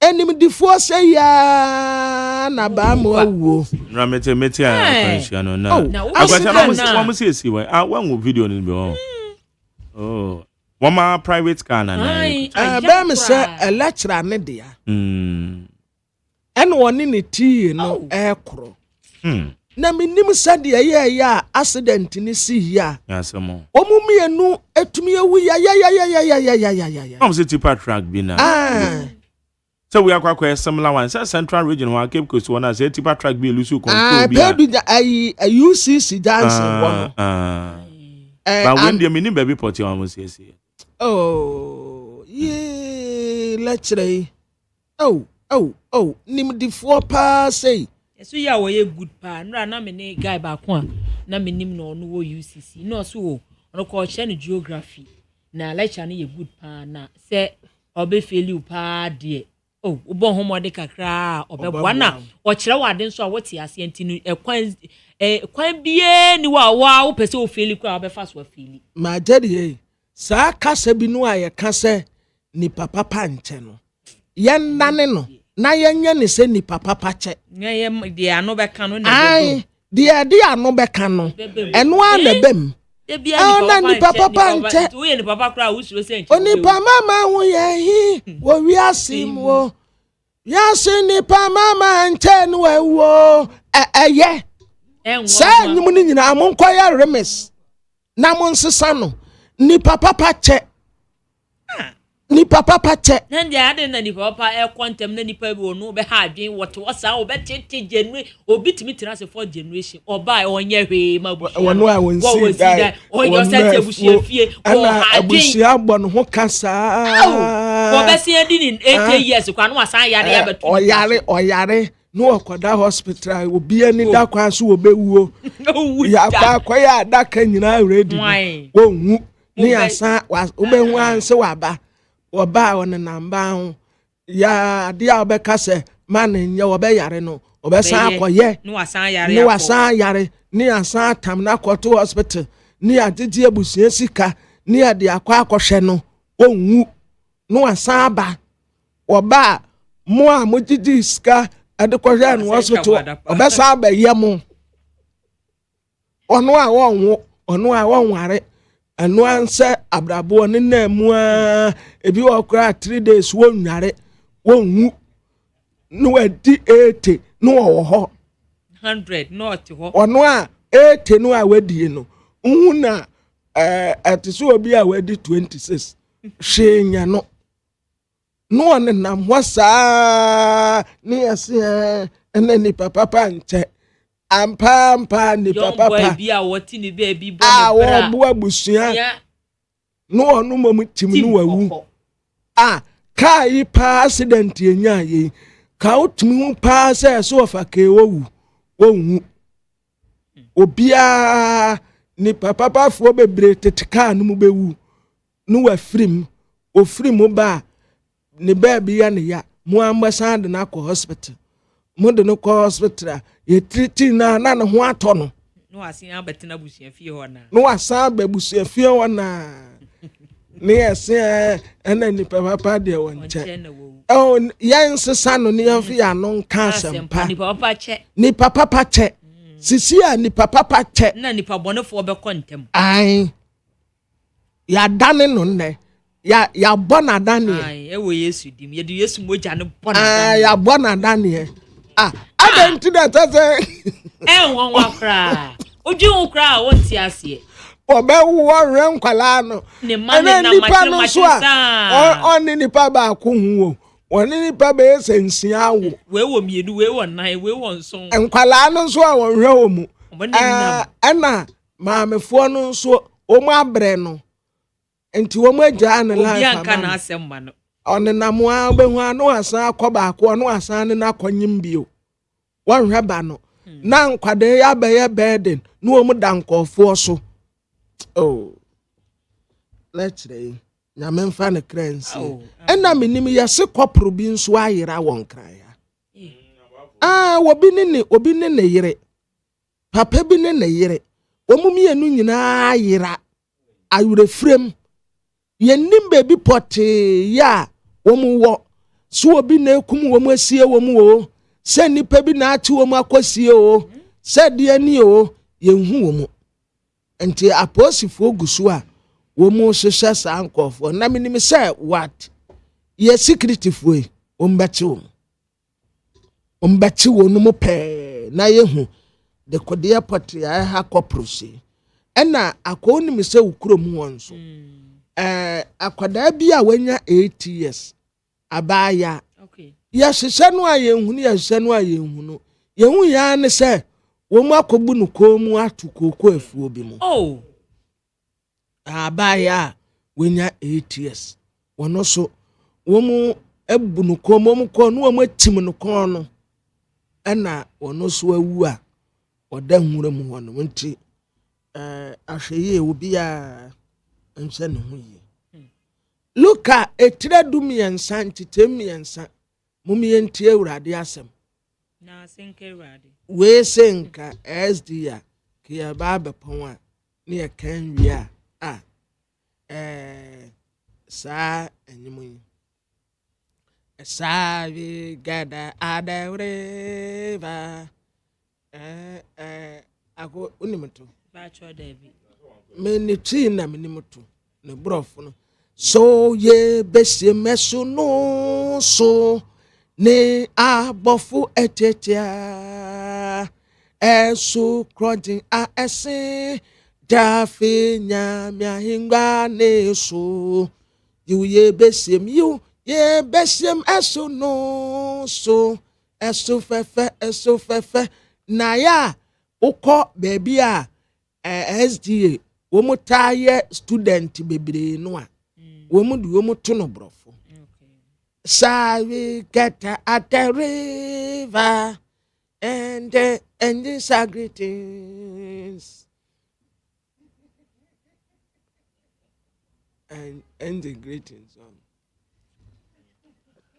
me yane abofo enyo na yon go na adumuto yane abofo be tietia and the greeting na sa asam no Christ die for mo kan menem onya adwen yani abofo be na ekocheche yani wo mu nyina be cheche meduwa na ma Gabriel me chia wo sa ho ya bibia aboko mabo adwuma o mu na me sia Michael Michael ye money adwuma na me sia Gabriel mpo enkremofo mo friend say Gabriel oh endi Gabriel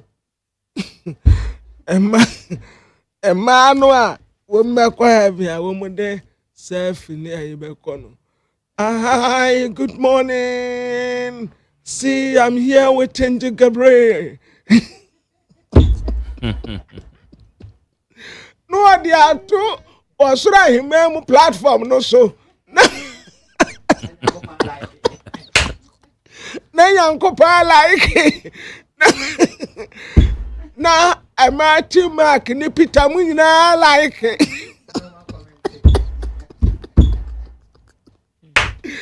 me say osura himemu ye mekọ akoya wasa ha mo de yanka hwentre awurade ansa aya so be we yetirimu adwene ane de ye di so de akoduru hono mu a tiso wonu dwa no ba fom ane ye ne ka ho wa say no I tell you but unless you repent you will all likewise perish me katra mo se tise mu nyina mo sesa anya sa mu nyina mbakwa akohye amenem awurade asemne amen abusiafo yemfa daily guide bokrata no na yemfa ntoa so ne no bo amane wodi owura sami jamfifo nyini aba no wo gold board ne no eno mo se afi etwa mu mecha 2025 no gold board a record $970 million revenue etonko a womanya no ya se omo de beboa oman no ya guide bokrata de ho amane bo ede aba abusiafo daily guide bokrata no animase no obo amane na watwa Adamus resource concession ni bi e ha se kwaye e wa ha sei na eno na guy the bokrata na ebo amane no se Adamus fu abamoti ababekasa se sanse bi no a ne na namframa mu se ai wo mo ye gala as a concession no a ye de amom no e kwan a ye ka kire wo mo se wo mo ni so no mo fa ni nwuma no omo anye enti gala nko a no mo koye ye ba bi wo krampo no a ya amom concession so mo didi wo ho ya te se guy the bokrata so e de ho amane body aba no na Adamus e kire se sansem no enanam no enokre bia enimo mo nya gala bia ya guy the bokrata so de ho amane bo e de abam na guy the bokrata no animu se wo de owura Maxwell Kofi Juma wono ye kane giho box na wo say yoko asan ko fa ne biemu ne nsem no ya asan so akọ fa ne biemu guy the bokrata so de ho amane bo e de abam na abusia fo hwe daily guy the bokrata no animu se ya na Cali bishops na o ma pa live pa live o ma pa live nyina se ni nyina ne se Pentecost chairman na okoka se sia no ba bi aduru no ja ya ense da nya nsuo mu asu nti no nsuo no a yenya no nti no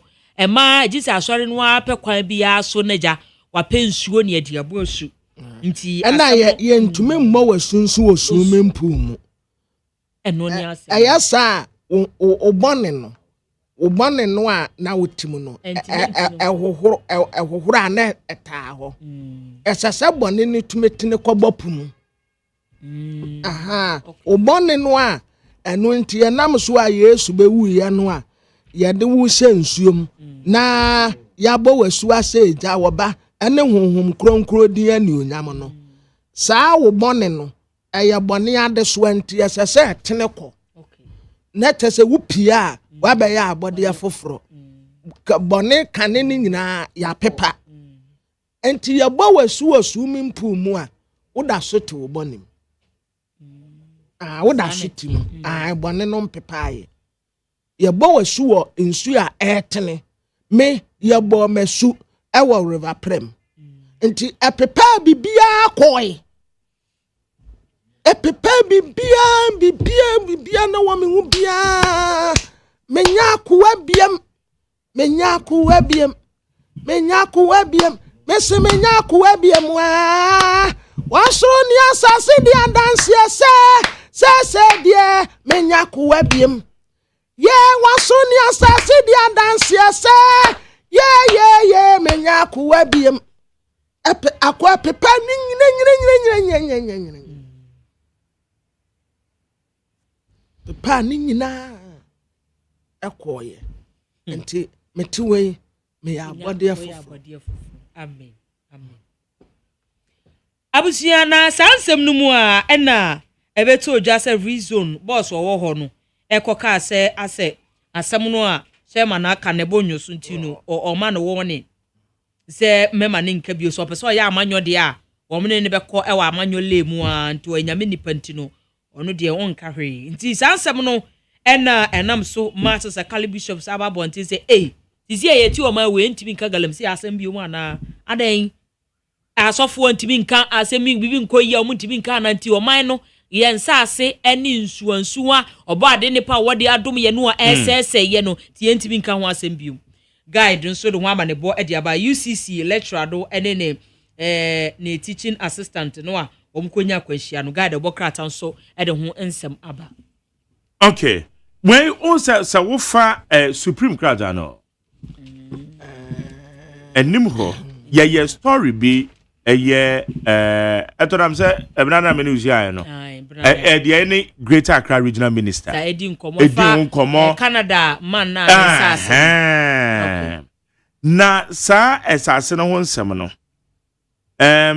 yenkwa amano so ne ye ne womo de sen sase no ema se nipa na nam so ma aban no say womo se kwon ye forest reserve ente se womo eton ma any private developer say Greater Accra regional minister no be chire mu wa ha na no benada no ano no ka se womo nim se nsem no court but enam 24-hour market a womo kosi ododo a enti no womo relocate adwadefo aba wo osabere ma bedi akon enum asaman kese hene yene no eni ho nkomo nana yebo emu ase mo ache ejesu agun Na mpo te say.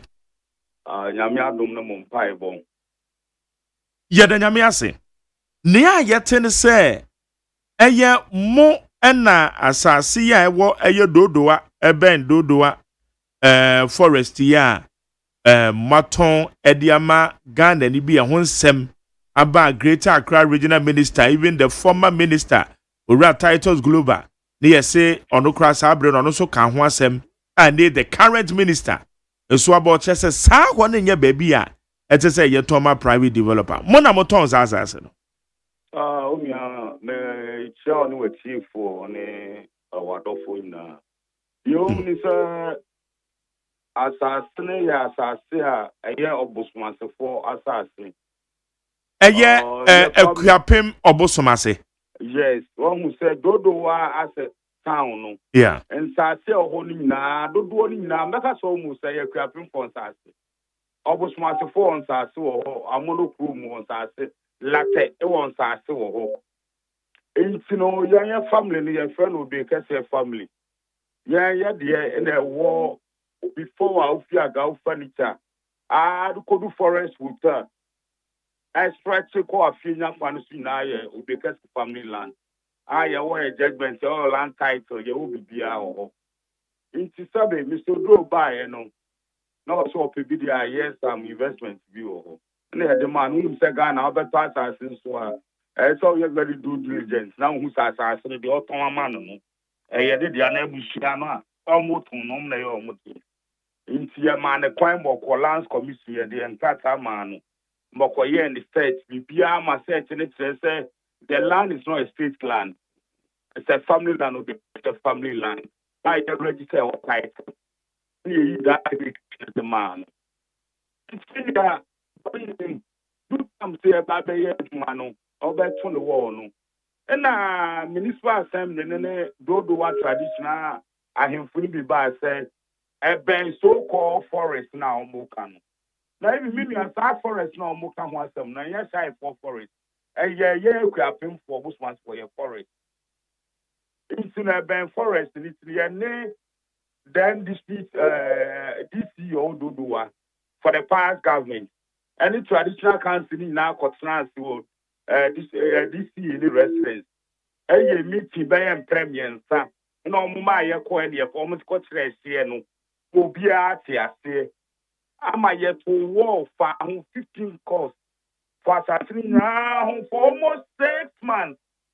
Maybe a year, Duma. Obia antase kra ma mebu ye wo obia ma ho ama ye wie 2 bedrooms wo mu ama nantwe wo mu ni njaya fulani 40 inside for the meantime it's an the project and start yin no one day yanka bi ansem ya so na bo titles go one ka 6 months MPP be ko opposition na oye Greater Accra Regional Minister say area ni security zone na or declare security zone a forest and say forest ye ba na ya ko stress here na every forest na gasa na me family o because you almost want for your forest asase iti o ba bebu bibia wo bia de aku na me nu asem kakra bi na me pese me kan say me tre mu sakra one say dodo one was Eastern region 1983 ya na Roaring time on the dodo part of Dodowa Bay, Greater Accra. It's administrative wise, they are the parts about the Greater Accra. Traditional bundles, it means just as I say, an animal, the feasting region. Apart from the animal crown force, no, and sister. You know, but for one of you do not say automatically. It is central, once they say Oko Kaswa, part of Kaswa is central region. It is that part in administrative wise. I do. I say it's Greater Accra. No, we met one case on Saturday. Yeah, Nanano was central region. Give them Greater Accra. It's the only now winning those in a regional minister. Bebu. Ube send your mana. One the court order. One the bibia. Minia udu dodoa for my golf furniture. Left and right would na. As I said, the tongue would na. Including Forest Hotel. Forest Hotel and Casacaya, the Toma Papa. What's your friend and Papa Better Sponsor? Or because Obian so because for Yasa Sino. That all the and your dream be an out personality. near the title of Aqua Court. I am in a war court. Yeah, the Jansi at was assassination. It's like a new minister ya by a dear. Sabe, what all your bad time. It's a car by and baby in some dear grantos not assassin ya dear. What fame pony I meet in a trail say. One musa. Now what started to sell the whole barber market. Now mean you'll be fine or be property there for a market sir. That's a sabi a buying per was I say the cry. Start buying over tenancy. Now what can say not yet. Meaning your market not there, Bema. Your information says all the all investor because beginning also a forest. But you move claim say a forest. Ya track forest commission. Almost there's no forest at Bodua. Last commission dia dance here. That said the title scar say forest on no call here no. What they also buy also the whole bear market. Million sadi here no. Oba Stebi. I can't be and what boom ran what dim ran soon. A whole regional minister. You have been just at twice as well because you think you are bigger than the law. It's a walk assassination. You are such a contempt. Ama ya question profound the Omako police headquarters property for the Akwe case war. Oba hope you are Mukwaya Wamayan question Mukra. Namina Bema Ghana and Mran maybe more Ghana. And somebody above the law in Ghana, Minia Bema. And two we say, Ma, Mutia Seka can be the mount. Okay.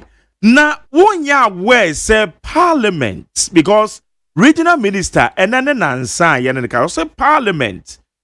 Issue baby na indicate say bia no a forest reserve it say ye bo ho ban beba so no monya we bibi say bibi sa kopie mo parliament Minia Bema or Kasa menene ya adwin say me try wo say your strategy and on the titles ni na ye on person the titles here ye no ye be hu say the titles say wanya de pa wan fam na kwanso anya de pa ono ne mrisu we eno ye na adwin say akobeko parliament na wako ye na ya kase ho ye forest na minia me say forest na me kan kire wo no ukru no munko ho and do one acre say do what for na into na ya forest simple so-called forest, of my phone, assassin. Oh, yes, everything is not forest. You do your land title for Huna. It's every Sakakana can buy Petrana. I can money a Bushana and better nothing. Near can watch nearly some of my forest. Now it's time now. There's no forest there. Don't want for them to go in forest.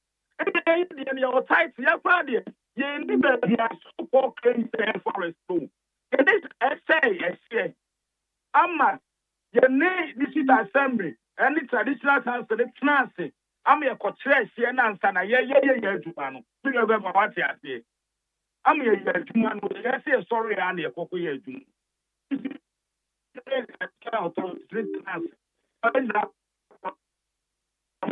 Nana Basan Rajan baby, Wahomano.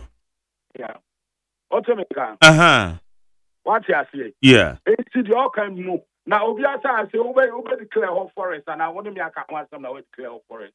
So, the call parliament. Or why investor, or the amount investor, all money we are away. Nana, munim for a fact. Why they bet me the ama investor? Because the regional minister is on record. What your program is so. And all can say, and a woman see 24-hour markets. Ediama dodo for the phone no baby on beko. And we no more edo ma bakwa. Womu ya wombe yi womo. Akonti anye se womo bedi asase bi no womo twen se court no ebe kasa ewa asase no ho na womo de court ne hye aye adwuma. Menua na asase a ye de injunction atoso. Na se ope baby e de market for kogu asase ne na obu mra so na de ko. So no crepa say na asase ni menua be mabuso mo say se ne de enkrata de abremu time ye asase no abrante ne be to koye say oye bibia approve asase ne state land and will be family land ne ade ni na me busa regional minister so on fan enkrata one copy for meso so enkrata asase no wana Kaje so on fan krata ba kumda so asa. Oni obi ani krata o yasase. And your day on best on the open so boom ranosun. My mother the mechanic say so man penny. And no more can be Magana, or more penny for Casa or Ghana Bem. Ghana yeah banana republic, Ghana and Raya Juma. And the minister is now above Ghana law. Into a star. Since that's it as I said as well, or my Jansi as I said as well. Now you can't want to walk out with me. They are called Tony Becano near Bedia to me. If it's more funny to me, Kakra or my penny upon the hook, Kakra, the man no. Offer it to me and send give me my fata. I hear. Eti mu woni say regional minister na abu court na hyehyɛ so. Well, book out to say no so. Oh, book out no. Na say oh, book out na na say on my penny club born about so sabi. Only respect my penny. Because my penny now ye Ghana my penny John Dramani Mahama no. Obum ne pa Ghana mra pa. This for friend start so be protect Ghana mra no. What you say? Now what we minister no don so mra no. I call to the judge ato as I so our what was so 3 times in my sin grade that was 2 years man. Ya bet see I know what for you. Last time ya did property fraud. Now one can 7 minutes and move pam. Aba ho. Abe release on the omko. Mini abema. Tani ya Ghana hesiana. Enti say anamon ben na mutu dia fa ho. Anamon yetu ane say. Send ye boom ra. Ni a Jim ready no. Ya the ansem and your lawyers didn't nada in court who ye more juma. And now no person be book and court. It's your lawyers to my sabi. Ya wom right say ya the judge too baby. Na say umbusa mrano swa and nano ya do fa ho fine. No matter who you are, the position you occupied or whoever it is. Because in Ghana ha ye nim say even 7 years besreka saving your man penny or your first gentleman. A woman Mukrano is not above the law. Everybody is under the law. Here the can say regional minister no or your barbesia or ba utombeku ba untonga to you. Mombe teach me and what me teach me and say yes I said that. Go to be organ and I didn't back with that. Yen need to send them. Remember my home. Enti eye baby a modema one Bernard Odro kope na aya affected and I say other areas count. That is the issue. To say Obia, men say example say the whole scene na ya odie. Uno Obia nim say ya odia you asase Obia to Obia na outside the man o ye grandpa. Na baby kiti say sports stadium kwa de say it's not allowed to me na be masade. But say so many of them do the way you. Oh, baby, I'm kind of minimum power because Forest Hotel, when my attending programs be brave. Yeah, Mr. Oscar. One say, yeah. Also, baby, I see from I got furniture. Aye. Oh, minimum, baby, I come minimum power. Left and right, a couple of yeah. Okay, Abia, oh, say the entire Kwabana Sani, say one more casse. A hot air forest reserve. Was a forest reserve in the Ayana Quaquaye, a Bamun Sem. It's a Bawa was answer so dear, but maybe I now do hold forest to be all. Forest to be all. Hold forest to be all. Baby, man who said forest to be every press. Meme, and no moment, and not a yam and one waka cranty, and Mammy Bisa, minister Casso, or no do one or tonight. 80 woman kwala bremu na woman say one year quiet sana na ono no eka because me will letter every forest commission yeah what the maker obo say mi akase ne ye dey esisi ho enye ho ne yawura mu ye ne kwaye ne share we say ye boss ye but so ate ase ama ye ne ahemfo ne ko ye ne ko tire ye hye enti okase why forest and yan cre. And I make sure so even so called forest now cano. And none crap for the other side the poor one. Said the animal side. Now the young one or Sandy Abandi say. One will make this statement be say shy for assassin. Maybe that's never true. Opa Collins Commission I could check you over. And so I say, what do I yet grabbing for the grand toss? But short automatic. It's I say odo wa ye ton na e kwa pimfo. Ye na ye ganton so ye sign am I ye de ma obi aton wo. Me see we including the forest hotel. From my and Oscar said family ben the man. Odo get family the man. Side for ye ye nuan mo fan to kwa my any side. For ye ye nuan 58 in an animal nesu. But they doesn't own that land. They don't know. What are they talking about? Okay. It's more the most seminal, but they are dying court and some more share. It's not to say the acquired say, or real titles global, or be original minister, more than no agent a court dada. Okay. Okay. All right. And nay. 7 minutes I can almost over Limian title. It's Limian the one in all year. That time, let's say, me, I say, who buy some at titles time, make a say. I because so or I chance a land guard, one I chance a regional minister. Because Minia, as I supply by assassin, not say, be a property also. Now, person Pamela also cry, your family, one of Minia Meboa. Near my say, would you pan evacuate your things from me? Meanwhile, as I say, I buy assassin. Family property, family land. Now, one day, titles could jam while I see a boo now. Or the embryo said, he was a regional minister. You don't know, court, you all right. Say, assassin so boko why there the koso ho. Oh, say, yeah, who will say I started the Obian starting here tomorrow.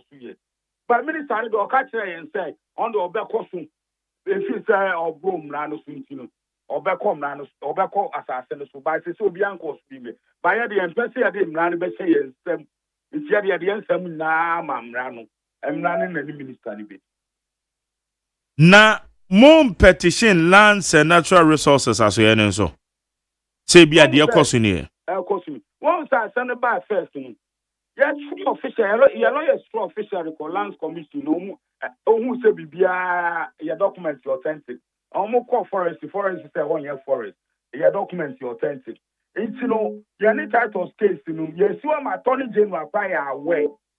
So they make what you say. Yeah. Only any titles, you know. Attorney General, yes, Attorney General, yes, departments are regional security coordinator and titles as a person. What you say as a minister, yes, woman. It's here now, not one so near cancer.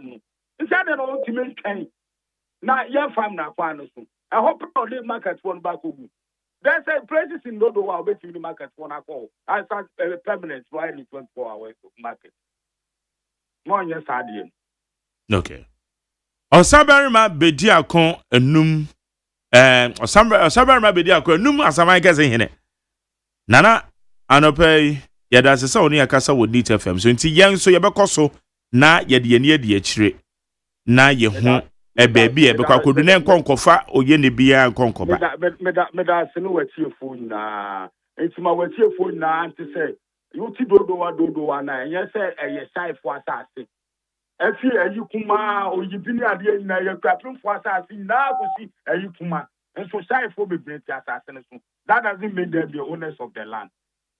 Meda nana anopai wo so yeda se onya mission bebre no watiefo nyankopon shira opa Etiefo eye sa story ye shase e na no Benada ye ne regional minister kasa ye ne Bernard Odura oye developer private developer oye a Ghanaian based in Canada e kasa and ye say ye beto aso na follow up honorable titles Glover ma try na but untimi emfa me call na kono so ne yaje ono so the onim e de fa ho regional minister ye mami honorable Klunso ebemu na no Benada ne ye one the grantors one ton asase no de ma the private developer ye ne omonso akasa Saberima bidiakon ono so abechirichiri mu no etini ya hwehwe ne se asase hu semse ndie ba ese ye twen na nka court no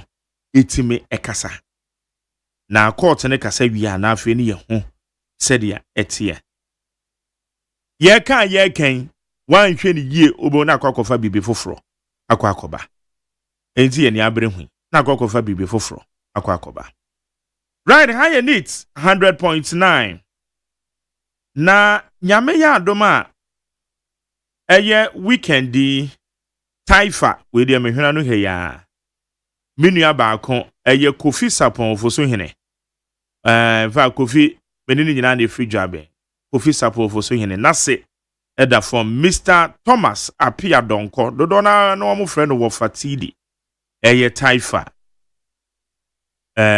weekend yana ebusua etena se na womayi eye wofa TD ura Mr. Thomas Apia Donko yekoyenzi ye enti weekend is me krom for dwabe for beba papa aba betai Kofi ofoso hinechi na bibia koyie ya yegere eye Mrs. Dora Sapon ofoso hine obayima amebepa woni ase nisu wate yetawachi unse mranti ye de kakra bi de ho a na ye kondo nsiye enti ebeba dwabe mranti enso de yesi form out say yes yaba say one see the crown ye de beba ye de bedi show amobi an say yes asante dwabe mranti na aba it's anyhow anyhow cry ma woni babusua nyina hyeden ayo ra Thomas Apia Donko abusua ye ma mu nyina hyeden ba beta amochi na bibia akoyie kama high neat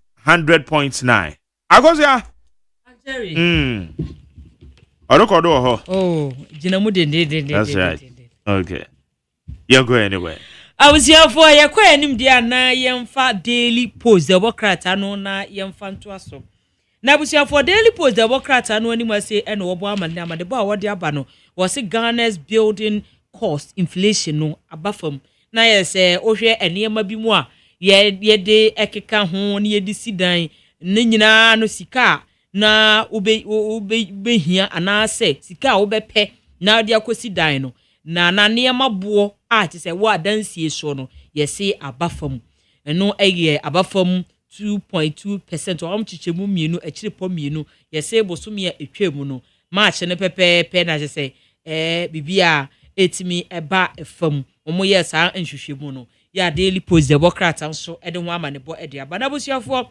wode wani ekiremu a ofragmentamu a vuime ne ho na arehosem wasi popo avoyime ewe ndie ana wamande omo ye na wo ka wo so se wo ho na wo free ho na me free die ba se na me se aseda me kire wo boyi but eni ho okay voyime voyime yes yeah voyime ma fa yeah me twa ba bia yeah ho dia bebo na voyime Matthias voyime me kra na se I remember say me twam kuro bi so a ye de saa e wo ho okay abusia for Daily Post the Bokrata no ani ase no obo amane no se ade hye omwo voyime na magana mampanyi akwakohia wo mo akọ ne nya ne se wo mo no mo bempo no enti epo ne ebobo ye ne saa no aha omo popopo ade hye wo ho no frama no ano ayedin akwakosese wo mu fie ne nyina ma omo japade me no nsem akwakoye de dwa ade hye no abrepa ne no anagana mampanyi se asemidie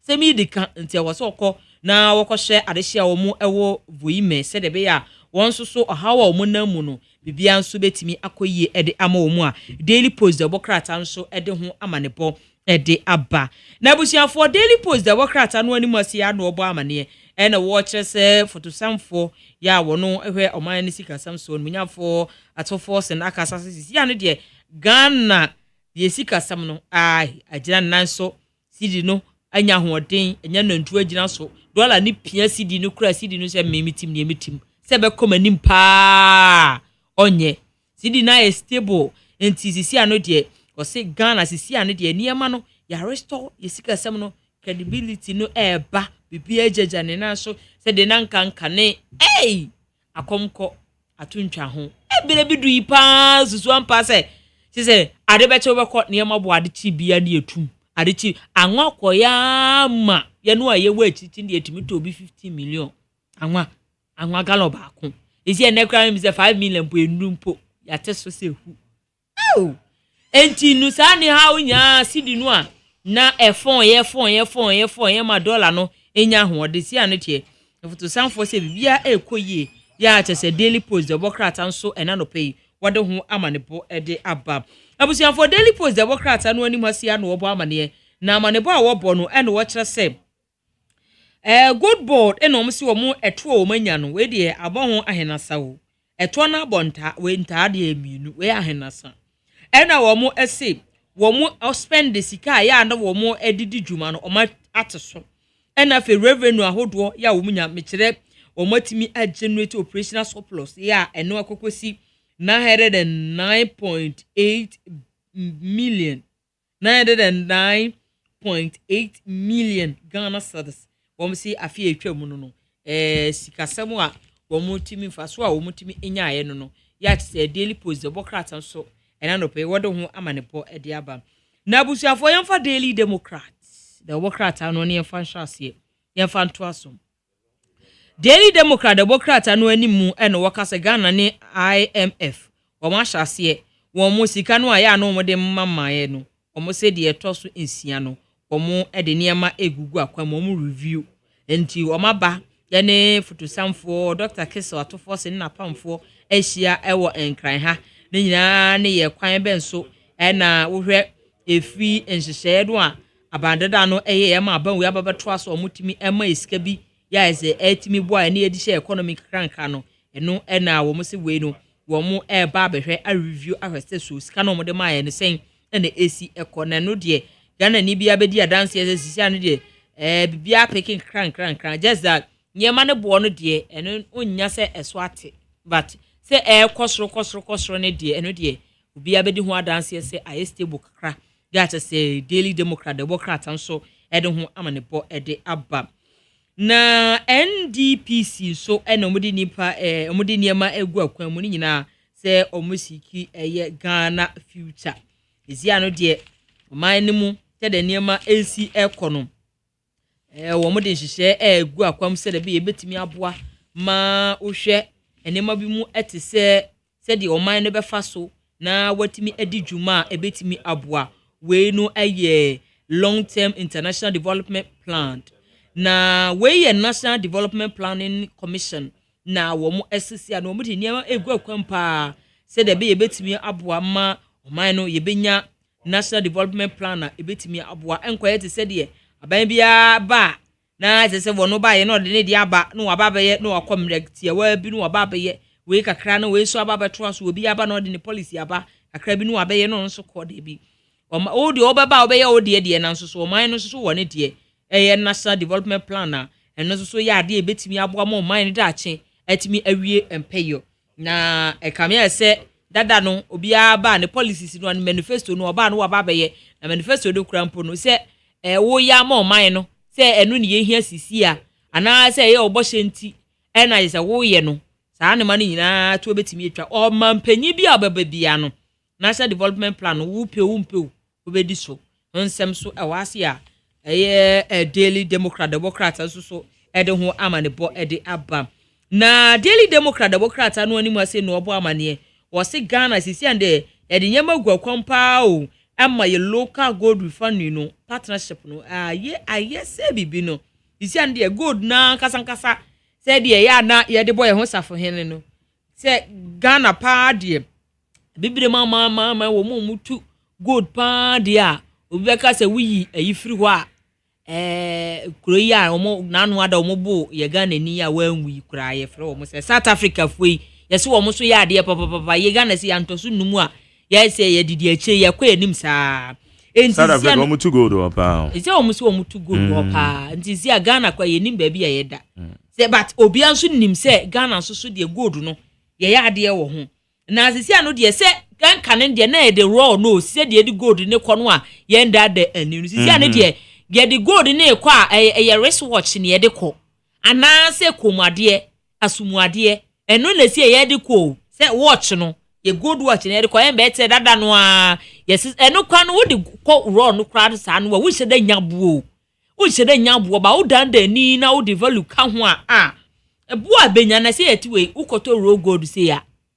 se de sitie no nye ukoto de ye de aye komade ne asumuade ne watch mo wanka se ye bobuo ni bi kire wa ba chonye de omode das no de se de nye gold kan de gold no aye a hye wa otim se wona wo ba no ene basa na na buo no wo so nti si ande ye nkofa raw materials ne nkobio ye develop account wo mo se Ghana gold ye wo mo se local gold refinery no partnership no o ma hyem ke na betimi abo am ya gold ni sa ne manema nyina ya dandani wo ma we mu a Daily Democrat Democrat nso e de ho amane bo de aba na hit Goldfield na wo mu nso akasa ze wo mu enhyehyɛ a ye de ama wo mu no nyina ejina appreciate wo mu underground access no wo mu ese mbra bi a ye de ama wo mu no wo mu abuso wo say hit Goldfield violating mining law nyina over appreciate underground access ho nsɛm so wa ase ya Daily Democrat no e de ho amane bo e de aba na o se wo hwɛ Daily Democrat animasi a what the prophet can come for nyini aba and was say Ghana baby edu no pa de I was say 7 days prayers and fasting ye de adwuma pa ye de announcement to ho ne ye bom paye na ye de oman no e hye twedi ampo nyankopo ensa ye de be ya ne ma betimi agya na so enko ete hye de ba amasa ya mom paye am paye ye funu anto ho ansire andi ama oman no a anhwa na amoaye mpaye nso de ye mpaye de ye o eye pa na afi nso so eba akonkyere so a eye saa wo ya akonkyere no emu ema wunya umuye ha basa no a wutimi nya hoden eba se bia o spirituality no pese o build ya wo de akonkyere ka ho te ma wo ye powerful wo mpaye na de akonkyere ka ho na bia koye ntino se ba bia edu ne oman no ye mpaye na ye mfa oman no enhye twedi amponya kopon sa Daily Democrat nso e de ho amanebo aba. Right, my man, so Dennis Miracle Abuaje, A to Dr. Mahmoud Baumia. Yeneno any common anopay, a fine Samakudu be a coso. Yebeka Yahua, Dennis said the any mumpo, Eko, a Ghana, a cocoa, equia 49 so. Now one more church room, catch rooms are bang, I am on your door. Now says so the World Bank a credit say, Cocoa born crowd, or you said your mind so no, a so crab barbette, a bed dropo. Be 50% into your banner na ye ye din. Dennis Miracle Abuaje. Around here, Maje. Mark, but you also have your book. Yamado meton kana ache. We say one was mommy. Maybe the brief in the appropriate time. Mato ase. Kwabna so chia kwabna de minim se e din ade bia mo what time am we share ntim. Mo base am we share. You sure busy. Okay. So the work base and what you need now akwa the base no. I know the base in there no say musical interlude. The base ye musical interlude. Aye. Hey. One more face. I'm said the whole world. I stand to be corrected. Me who am an yokobia or ban headquarters swimming pool ewo ho. Hey. My journey kana kasa tente on top on. Kasa tente on top on kwamra. Brahma me na no kasa tente on top on ko. Oh, they be me po men kan example. Say amayuku MPP no. Ye wo say e betwe dom. Nti empendudu bia obi betse ne ho ana so obi beka se onka ye ho no. Ye de ne se ye ne beka sa no abeka ye ho. No boa.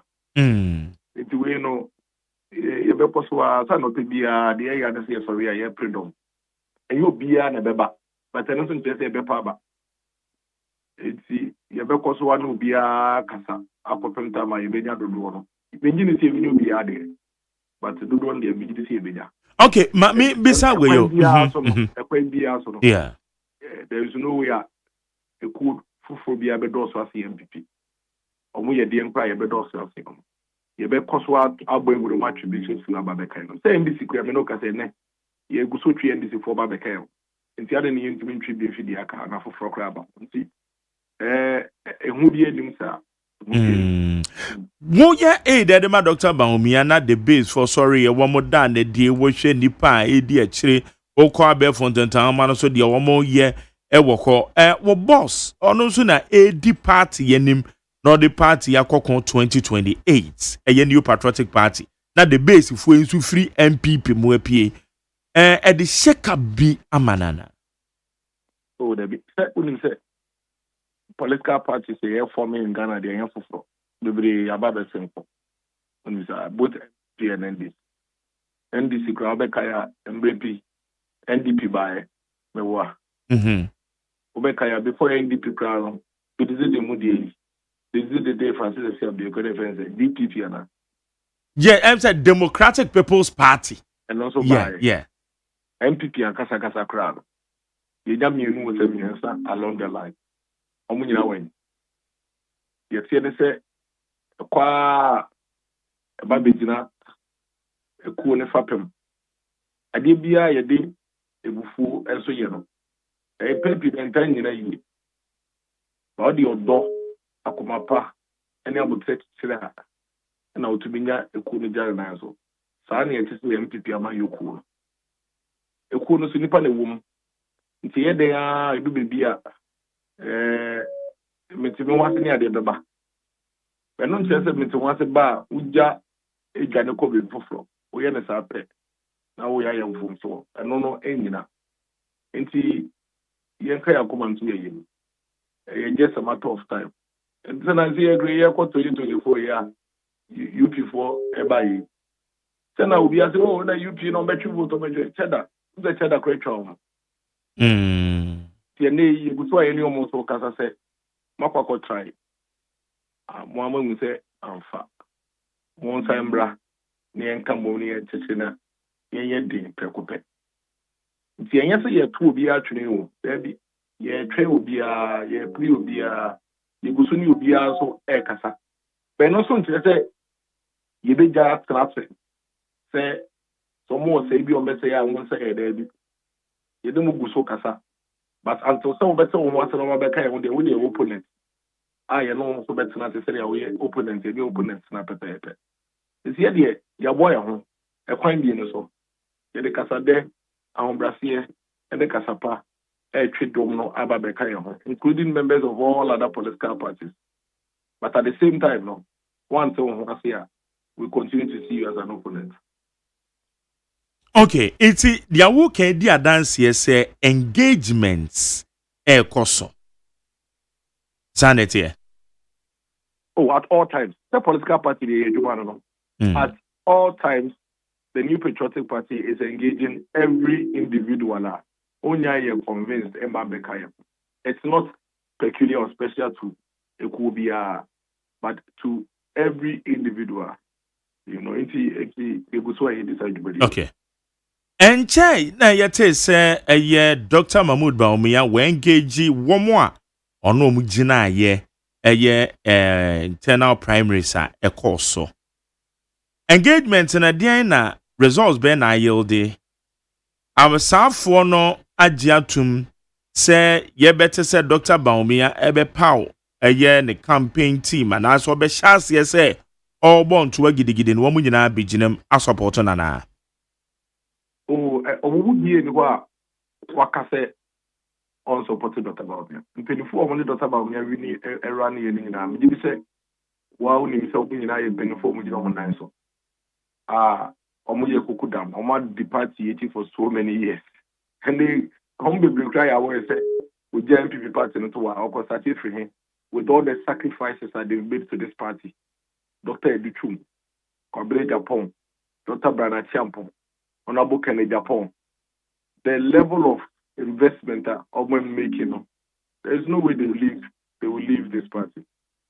You know, there's no way they will leave this party. They haven't also ever said it anywhere for us to even be having a conversation as to whether Oma doing something about that day. Dr. Bamu Bamiani or engagement has nothing to do with whether Omubeba and I said Omoma. It has everything to do with planning and plotting to remove this clueless NDC party from government. Okay, now say no me ko saying dog a woman man I say o tu kwan. Oh how? Oh okay. Okay. It's say mu ogusu a o to no ama. Since there a lot of engagements na especially in the running mate to crowd be pound no. So the be any ndu okwa and they say we betimi aye na August 2028 kra. Oh, sir. And they say last minute there. But I am a running mate here last minute there. Men more nyadwin because o pound and tema and everyone wa compliment a wo candidate no and to abobia no akoye. Yes, you nim say candidate in phone and then that's there. But running mate in so no one sorry prekope and pound keke or the BB ba table no so. Na obeba na aduane na amin yi a na organize. the running mates, it's only balance for panel. And one of me can't ye, but be uncle got to about my running mate. Running mates will be a running mate for BBR. Running mates, you know, or what former or Mampinina, ye powder. Ye no, ye the assembly house in our Mampinino. A co year on the ending. Uncle year on the ending. The honorable powder. Obeti me aboa na mane ediba no e ono anasem but pass ye beka say ye bedwe running mate there. I'm very sure say you will be. Okay, all right. Na yankwai ye kwa afuom kokwa akuafo say World Bank say wiase adwaman so no kokoo kra so esan beti biemo be yo hamu nchichemu aduonum 50%. Eba na sana Ghana ye bisa se ne ye ne den iti obi beka se na eche se nyo obi na ahye da se onfa kokoo ku ani sika ese fata bi ma no ujutum Mark, we dey me minimum say all running business and our organization we do ma anything we make sure say the business will survive no matter the business environment meanwhile adebia we making sure the business let us survive ese say we ese see ehu koko no say no see a product ye money ton a business or money running na ye be no ese say ehu but ye ka say ye de foko no ebe to pilot na ye de can say oh ye Ghana ye be possible am sign gasona ya some city dia be na sa koko sector na begu se sana abaya abatwe bu ye na aka buy we am to koko sector because there has never been a time you can say koko sector no aye how do you say akototin ya or how be any international market no. But at all times government upon government would have to adjust and make sure say all the mechanisms are a bit saving sector no will put in place. 2017 about MPP about 2017 Teresa cocoa price it was dropped by 38%. 38%. It was dropped by 38%. But the MPP government did not go and say, oh, you are dropping international market price by 38%. You take cocoa price and so on. Remember? No, for 3 consecutive times, no, 1 month to never be a one. I'm saying 2017, almost 38%. But you are so. So I just say, you are so. No, not making. Because you take cocoa also international market. Na say maybe I bet so to say na ye ka ho say bibia na get 2017 so yet so by your friend Asanka what the government did was to ensure that this saving sector no by ensuring that the cocoa farmer is not demotivated from cultivating cocoa. You understand? Intina say no enye ewiase adwaman no so na say yehwe but it say aban no yen hyehye ya sa enteso na beba no affect cocoa farmer zana wo tre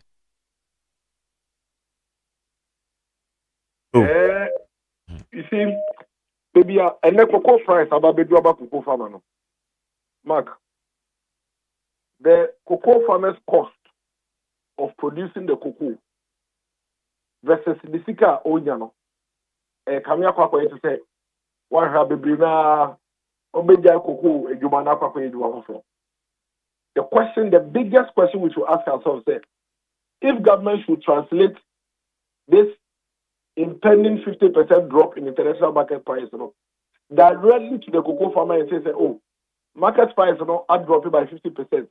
In yes we are the money you bet by 50% directly. I can tell you say our cocoa farmers will cut down their cocoa farm for other products because the cost of producing cocoa require all to them it will be his motivation. And if that happens, what will happen to the economy of this country? Abano has to quickly come up with creative ways. You never hold down the cocoa farmer in this very difficult moment, so that the cocoa farmer no is not demotivated to say I didn't know say we are for so be any so. Nke juma no kwami njai na no kwa bifu for. Yeah, the best suffer. We would suffer as a country, not the cocoa farmer. Because cocoa farmer be we try the cocoa to go. Obetu akwa tomatoes. Obetu akwa pepper. Obetu akwa do eburo. Kakra be corner no. But yeah my way. Yeah my way. Ni ti the fapem. Ni bibia any cocoa. And we cannot afford to see that sector no, go down. That is all I am saying. At this juncture, it's very difficult because the numbers are not in yet. It is difficult for you to really analyze based on the numbers. But the philosophy of buying where you want, say, that's why I better so. A cost where I better so. And I may make one say, that buying where they are no year, you might our sector will collapse. All right. Ebra moko wa mo nine so no. Realities been na mo face ye free kokwe for you. Almost same in an say. Gedi kai. Abai no list kakra koko no obedi kai ato aba abai no. Abai no betu aka. Enti efi October 2025. Ebepem ebe no. Majority of cocoa farmers obedi of cocoa beans ama abai no. Abai ntu bintu obokaye. Enti kakra obedi betu obo school fees edidi kra ampodo. Omunya. Eno ya one. Number 2. Almost say cocoa na omo twa no omo wo bi so omo nya farm aban I no no omo table dem anka fe no omo do ko ma aban omo de kwa cocoa ka se point omo nje because omo dia omo nje ska fe nje omo ka omo nje ska nje omo ka so a omo na cocoa fo no e bia fo no be tanta nti na me no ka say mark the cocoa farmers they have no buyer for cocoa no we table dem no. And like I cannot want buying so I buy into me to your market since October 2025. And moment to me as that cannot supply a day. And Frenchia a car almost day. Almost the laborers car, almost the skin here. Almost free me a man. I share Musenka, almost chop the poor. No, come up to your car. Almost to me to your car almost and they had their home car. Almost the school worker. I mean, just can't finish here. These are the realities. And so they are beginning to ask themselves, say, Adia ye cost why an ask me die because he are any year a bit baby in a combating and that is what the situation is. A very serious matter because we are talking about directly about 800,000 people now. They are involved in the cocoa farming. What do you dependence? Three kakra woman. What is the cocoa we have to do or you don't find first? But the three. That's 2.4 million Ghanaians. You know we are affected by the cocoa farm situation. And see, that is how dire and how bad the situation is at the moment for us. Wow. Just say akwa say cocoa ya yono per dia woken any future bia say ebekon say ya.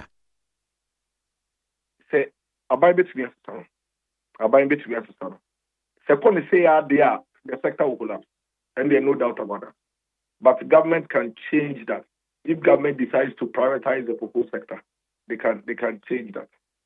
They can change that. Ayana baby, who said the can say ban bet masasa ni nyina ne sika sam ne ye kan. Iti baby aban ne bet menya sika timi dia so akuafo ya sene ebra world market bo no ayasa no wono so na kwakwa ya asem no.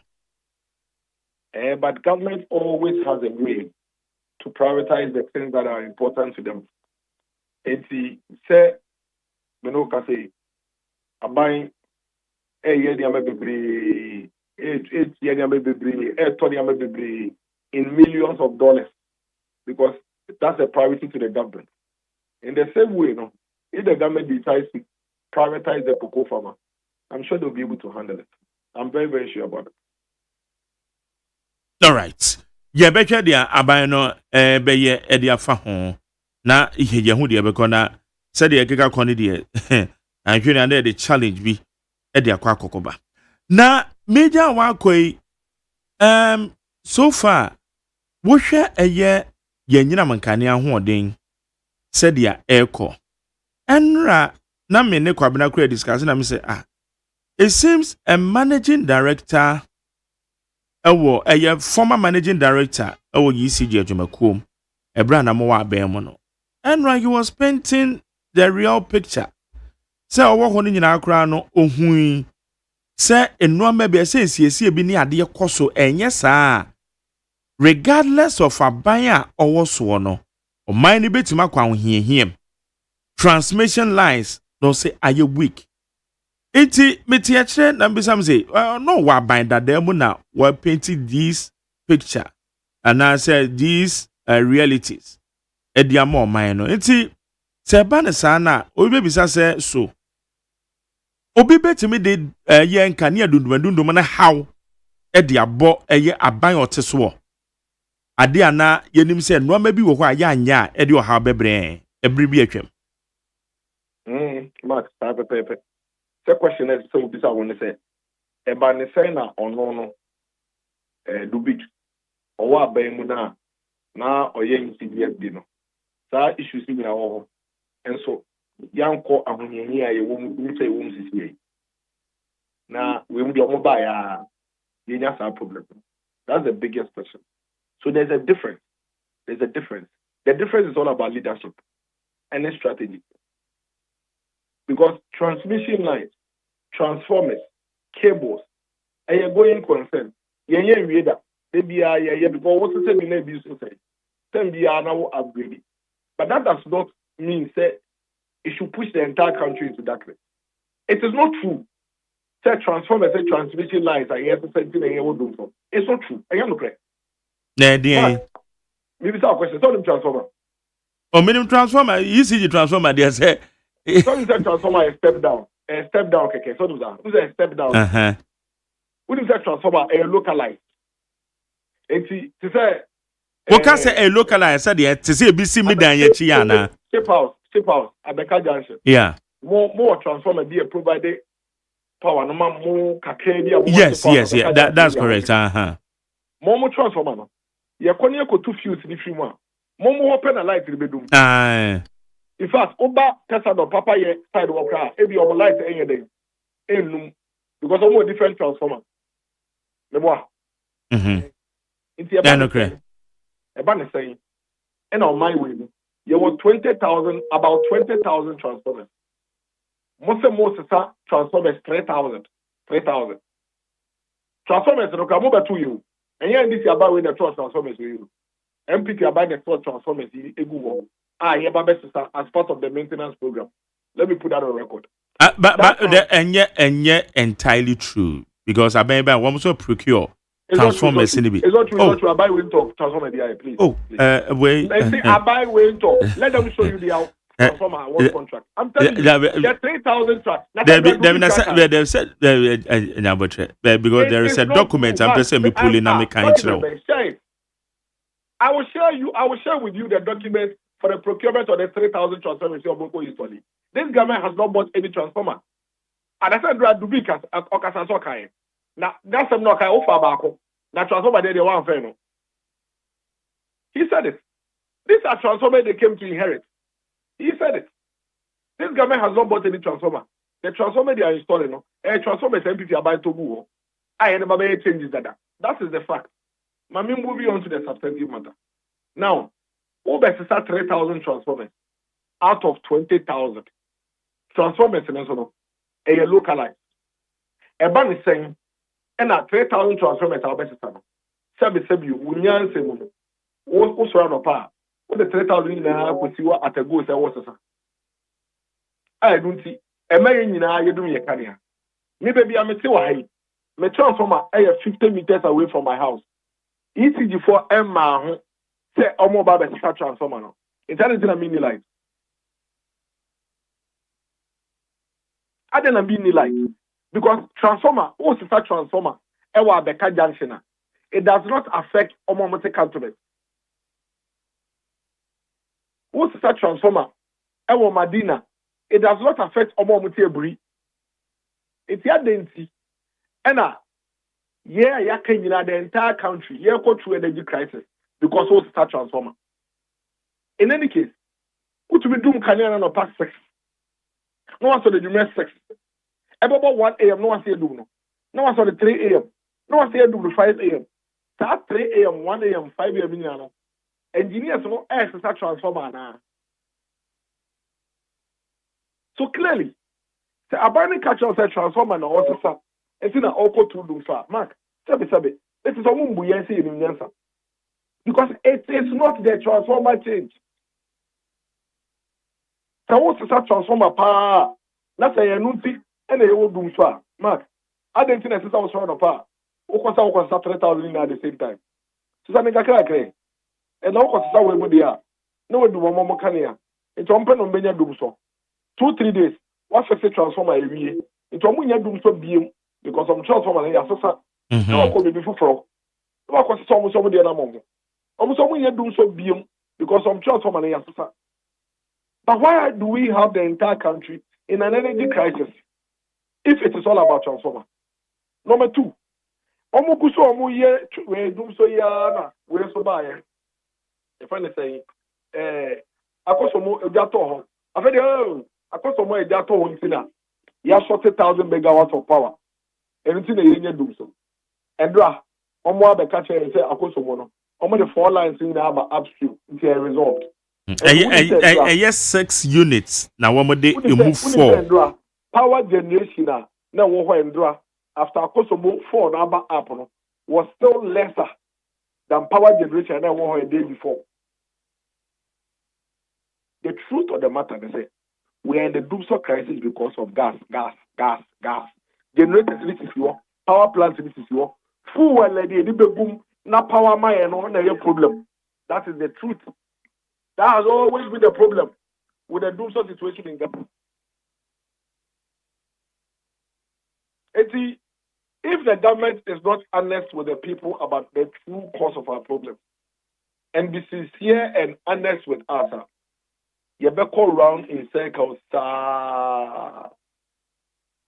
better go around in circles, But say it is adentina it is say their working if you don't need anything to go by it is say gas no am I a problem? Does it mean say your Ghana gas no one to produce gas it is say yenya near the my plant because no yet a crampo say gas no yenya kram and abroso. It is said the kind of grand and to say yet to be nominee I didn't say Cobanesa.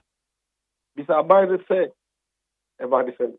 Because man, about that 8 years. Yenya power crisis for 8 weeks. 8 years. 8 years. Yenya power crisis for 8 weeks. And that 8 weeks power crisis, it was also the same thing. Gas, fuel. And by the time of the entire tenor, we are in crisis.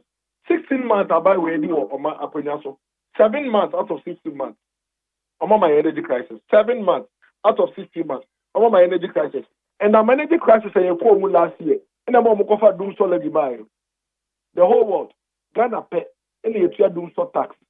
You increase electricity by 24%. And so you're the whole world. And it's our question of becoming there. I buy no bit to because but also Dennis, you should also admit, say in 2025, early 2025, buying a bar for an anchor and then said that as a woman, you but now magnitude name so to say the you idea. But can you remember so a better than pa which is true. Yeah. In your crisis from early 2025 up to somewhere in May, June. Yeah. I'm just 7 months. Maybe this year 2 months, like last year 5 months. So it's true. It's not a lie. So ask yourself, say, okay, say, a year and a half to June, no? Almost as if you're some resolve it. That's the year almost stabilize the past. Okay.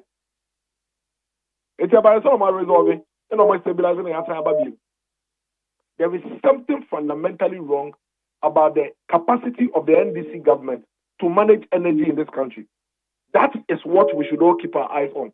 Fundamentally, there is something wrong about the capacity, the capability of this NDC government to manage this country's energy sector. There is no lie about that. Consistently, it has been proven that only a clueless. Because excuses for women who cry, they don't even know what the problem is for them to even give you a solution. Eti say we share at the level a yeko. Anymore say if perhaps installations are air cost no say air year don't we have the belief say ebedu baby ebe say okay ya install we are now the transformers and they be complemented that they work on transformers. If a binary catcher say transformers in the world so they are any, it means that we don't have any solution to our energy crisis in sight. Because Opa Mac, we install 3,000 transformers in the area, we will still have this problem. If that is what they think is a problem there, then they have no idea how to fix the problem for us. Yabeka, I don't know. Dennis Anope, your dance is on your dinkomo. Good. Dennis Miracle Abwaje, aid to Dr. Mahmoud Baumia, and a Yaneno, Ekasaye. Ghana Muntie Sunday with leads 100.9. Ghana Muntie. Ghana Muntie. Ghana Muntie.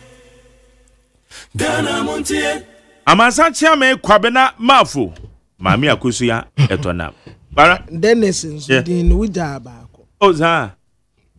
Ana ankasa we ne the bosom friend of kwabena mafu. Yes. Madam for pa. Isia base. Na msema fan nkredia fedia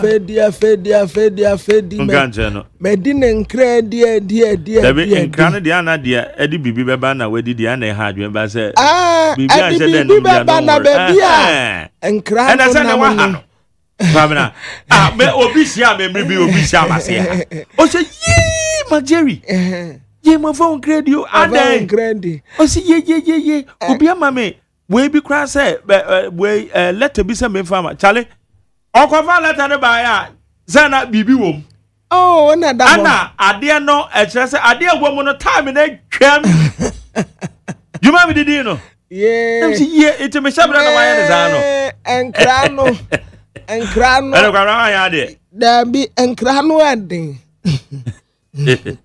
enkrano ade bateja ya de beko ya de enkrano beko bra no matter what ya so sure pimpre akra ten no be no me de enkrano beko de enkrano beko Nkra or they are mammy bebre but me de bako yo abusia for the bokrata me de to amusi ya frano the hawk na the hawk the bokrata nanim hanum say ana wode abrantie ni din ade Patrick Apia Mensa managing director Emma Heat Gold Force.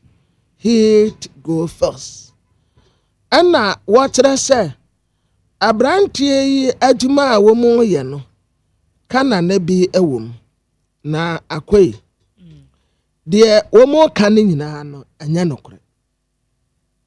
Give a dog a bad name and hang it. That is all. Abrantie no a oda Heat Good anono. Patrick Apia Mensa. I will say Heat ni ye Dr. Kwabenedu Fordia. Adwuma oye no nso. Oye no kwan paso. Na mom politics ena nkofo bi di agoro ewo adwuma yenum. Enti 100.9 me akatra wo say Patrick Apia Mensa de oka ade afa no ho no anya nokre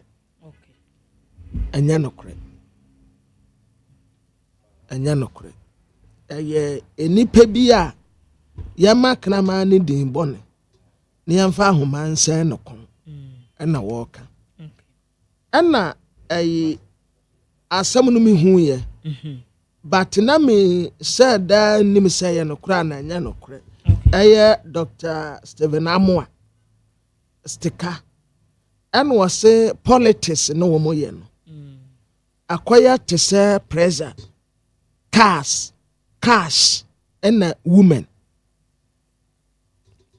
was say politics ya wo moye no acquire to say enidie ombenya cash no masa nyeska no mo de asama. Yeah.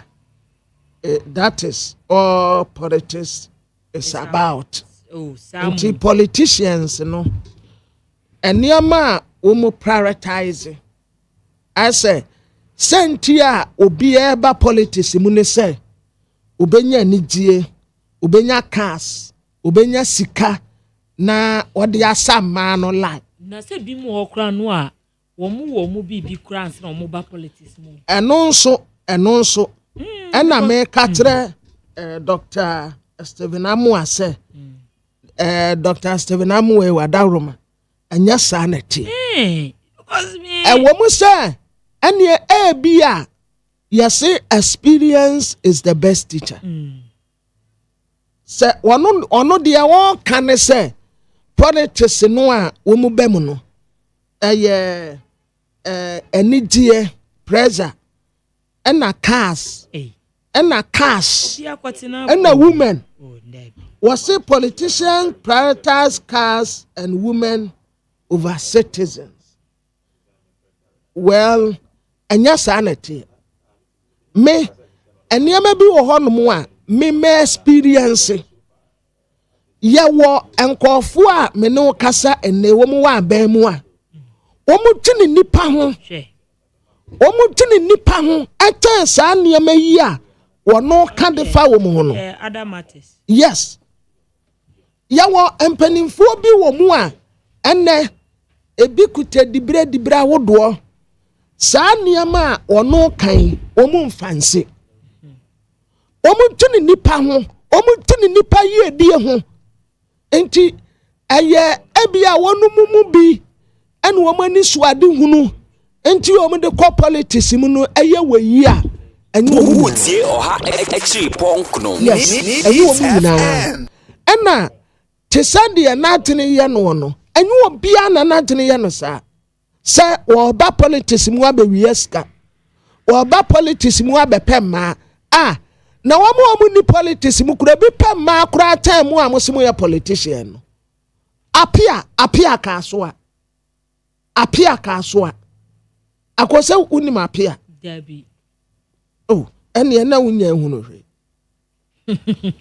apia ka so de esi den na akosu atonam ko hu no se magari apia ka so tobut wanya politician yo and so the whole Ghana obi anto no oden opema ha anya se wopema nso o se ye kan meme wa Ghana nyina bomu a apia na ye the best ado wono ama na manu kamfo na asawo fo manu kaso atobut kaso atobut se ba bia we no wono ye ho na ye fro tuba apia atobut me se apia niska apia ni cars apia nya politician e manu filino ma jare wo mu kopa ne chew apia didi free apia num free wa she free apia shatade free na nipa no kura wo kochia no anya bi wo se ma me nkwa apia o lasawa apia be bom ama me nim dia me fa anya apia ene apia dia me panake apia ka so atobut sa no ya juma atobut ana da bi ya won wote apia ka so mesramo mo amo eye tuba on be a tobut no no mesrao mo hwehwe apia ma me why we are looking for apia ka so atobut madaroma because you say we gina mema na mu say en munyam na ye mo na paso na mo politicians no kra mo dodo asempo na mo fa mo politicians mo kra dodo asem na mo fa that be matter asemi wo hono mo say ebia wo na wo yes ano a good but enye politician enye obi a wa ba mu enye obi a yamani dibre ene wo mo de sa ne yamani chichire wo mo mesemi nim nkofo a nipa yi edie hu hia wonum ten niam ya honorable eboboso no yes okay kwabra mame kwa amano so mene nana benyin akon oye lawyer ni ogina medema Honorable Maxwell Kofi Juma aka Kofi Ghana. Yene ni nkoma. Nana Mache. Ajere me Joso. Brown and Pom to say. Yami Adam, yaho ye pa. Yede Nyankopon ase. Na we dia boy amane ye no ma ye nim. Enchai de ete say bambofo atonsa de afre Honorable Maxwell Kofi Juma moko ni fie ne ade. Nam so akopi mo yoko. Sequence of events is a normal band they see about the same boy more money. Okay, that's how that was and a cheerful now. I'm saying about 2 weeks ago and United Yoko officials be a call or Kofi Juma if he Okumase. Now Omo Ebo road here in search of and Yama Omankasam fees on nutrition.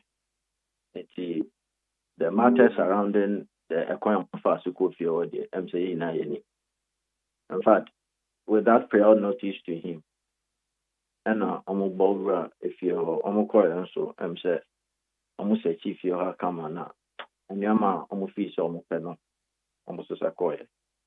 And when a real Kofi Juma trying to anchor Obeti Yokomka, need any the entire on Borra Fiona, on the home common, because he was willing to give them any information they want, if there's any criminal investigation ongoing.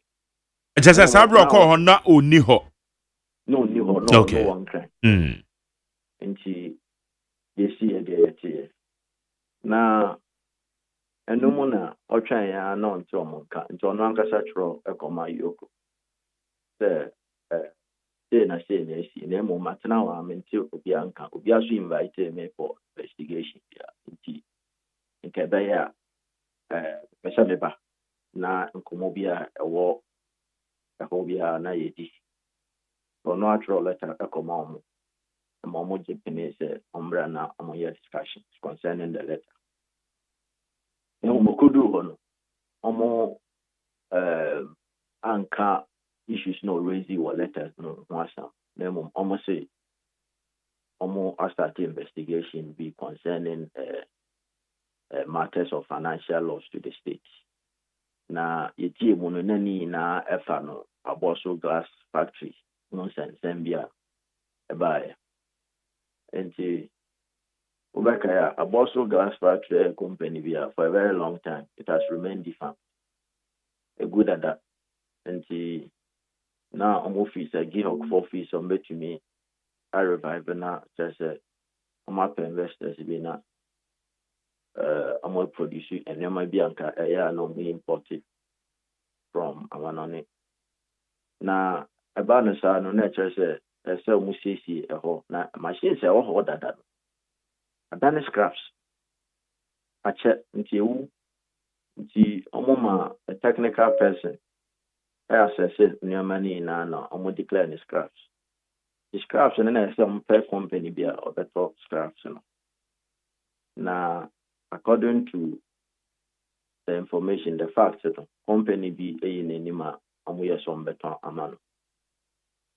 Now, I'm on Gihok, now, Oracle Figuma, a dano, and agreement, some better amount. Now, until I have. You have here now and Kaido, or Chian Kakra. But them said, Nimpacrono call site or no, a room for no now on my ninja because no, almost say there are matters about the revival of the way no matter but into the agitation, Royal Coffee Juma catcher the management, so more holding on ma aquanum process scraps answer. Now, a mono. And that was 2024. And I do call leave about 2 years about or the fever. Now, of course, you now coach said Nimpa or town scraps and a man no wakoha process scraps no ma was science society maybe income. And that has caused financial loss to the state. It's a no investigation on started a more year. on the Tuesday on one anti-call for discussions. See, investigation I'm saying call into the night. We are say I'm detaining. Lawyers here said I'm ready bill man, but I'm finished. And I'm detaining. That was on the Tuesday. To continue the interrogation. And no, got now from Anapa to in branch almost started interrogation. And move into the night around 11 p.m. And I almost say radio on many bill. And in bill terms, almost say the editor the TC 65 million Ghana cedis with 3 sureties would to be justified. And to baby a question and 55 million Ghana cedis. Jerry, it is very clear. 65 million Ghana cedis. And then she got there 22. 3 sureties. Yes. Ninina must be justified. 2 of them. 2 to be justified. 2 to be justified. Exactly. Eti ese kwadu na omodi abon na kasa edien. This no in charge no in born kwadu but almost some investigation. Suspecting say nene be across financial loss with the state. It's investigation that should be so. According to Omono investigation, because of that, Omono to be in charge. As matters remain, Mr. Kofi Juma has not been charged. He has not been formally charged with any offense. So, to the best of our knowledge, he's still assisting in investigation. Now, this is where we are with a bill sum of 65 million Ghana cedis. The other is 65 or 55? 65, 65. Really? Make 55 or 55? 65. 65. Inti eno baby agina sisia. Inti say mo yan dey.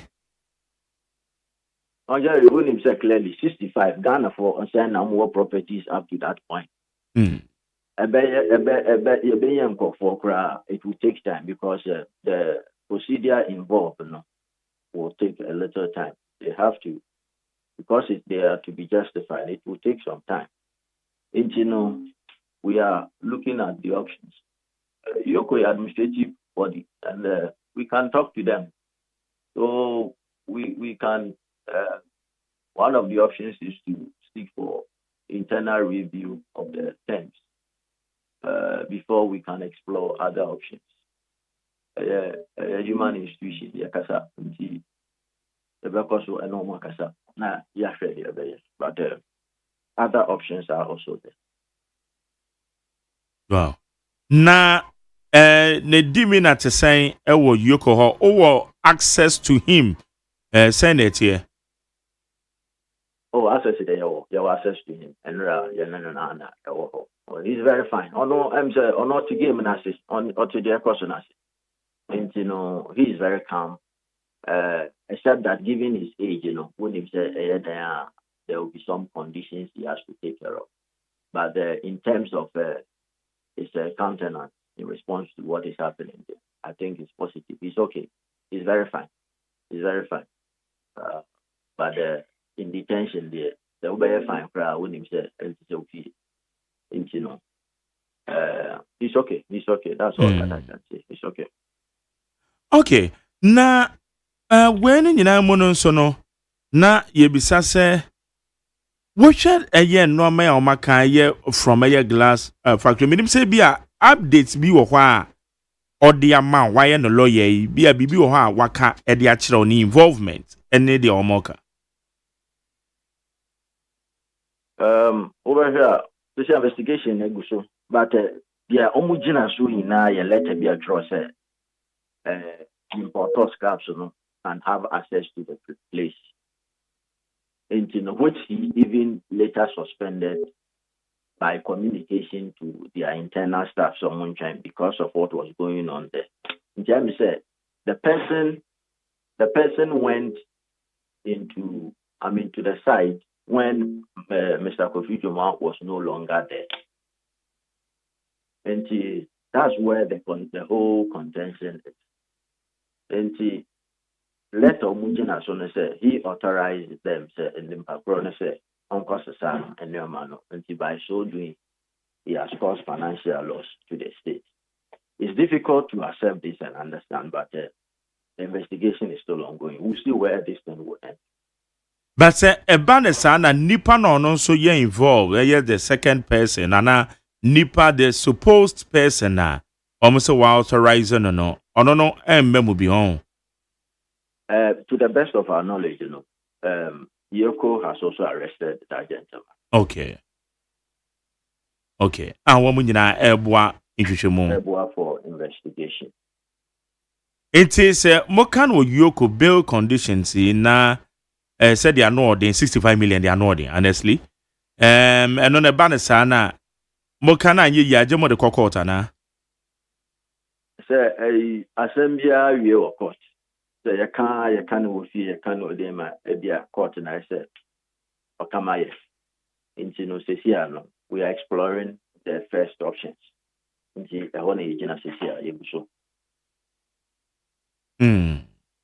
But what can be to say why penny be an health nominee idea Nick health to say Abia Sebi or Ruby Crow for nominee idea send no money to say. Jerry and Rudy will be offer and first day in the crowd and said we had to make special arrangement. No need say beditaining a special arrangement may Nindro a command. The pediatric at the Nindro command until Obusua or Nindro. Now, if you say obeying here a medical attention in a very special way, we also make arrangement for that because the health first and media here power. Okay. All right. Any other additional information be Obama Ghana for home? As far as a year in the detention or arrest in a concern. I just say that your vision has there, and kind of lawyer for you. Okay. Okay. Nana Beni Akon, and pay ya that say so when you didn't come on. That's your that's I mean, come. Namisha so. Yene aye Nana Beni Akon, lawyer ni Edema Honorable Maxwell Kofi Joma, on any yene no, it didn't come on. No. Nina nefa aye semwa akoso. Aye Honorable Maxwell Kofi Joma say wakodi yoko for nsem. The detention. Bail on my granted no 65 million Ghana cedis. Inti no nipa obejina ma na asa safo na ebejina ma no. Wo mo keka wo majapade ne ade boma. E je say some 65 million Ghana cedis. With 3 sureties, 2 to be justified. No ne ba ne sana na je say e je say yehu yeko hwehwemu say okay we ha and the banner sana na sa process ni nyina say wutimi follow etiemu komo and ye for adwen trade fa 0201162746 0201162746 Ghana Muntie Ghana Muntie Ghana Muntie Ghana Muntie. Hey, catch it. Listen in here. And you ma beto to dia me baba no hwade no. Hwem so betumi a. Hey, asew. Hey, now beka. Ya John to mami ensa duku portmanteau. This way chocolate drink. Na kan wo hwe afibian so beri ni waware ni a. This way chocolate drink. Na kan sia. Oh, asew. We dan kan no tumu ho. Me be mo anu nso hye kura dia ka ho. Wo hwade a wapi ho. O ka se batete e da fom won. This way chocolate drink. Catch up e baba ware. Asew. Ye fi say this way chocolate drink. Ya sorry anopa no ne yenom ye bi hye fridge nom no se snack ye nya hoho anu ne de serve wo mo ye didi wie ne ye pebibia bogu ya de so a this way chocolate drink ne yenom and this way no ti anu a he se kire wom kokko wom brick wom bibia wom ade wo hia ne so hye this way chocolate drink de wo hia ani so hye FDA ahwehwe se adwede nkratoe mo agye atum se eye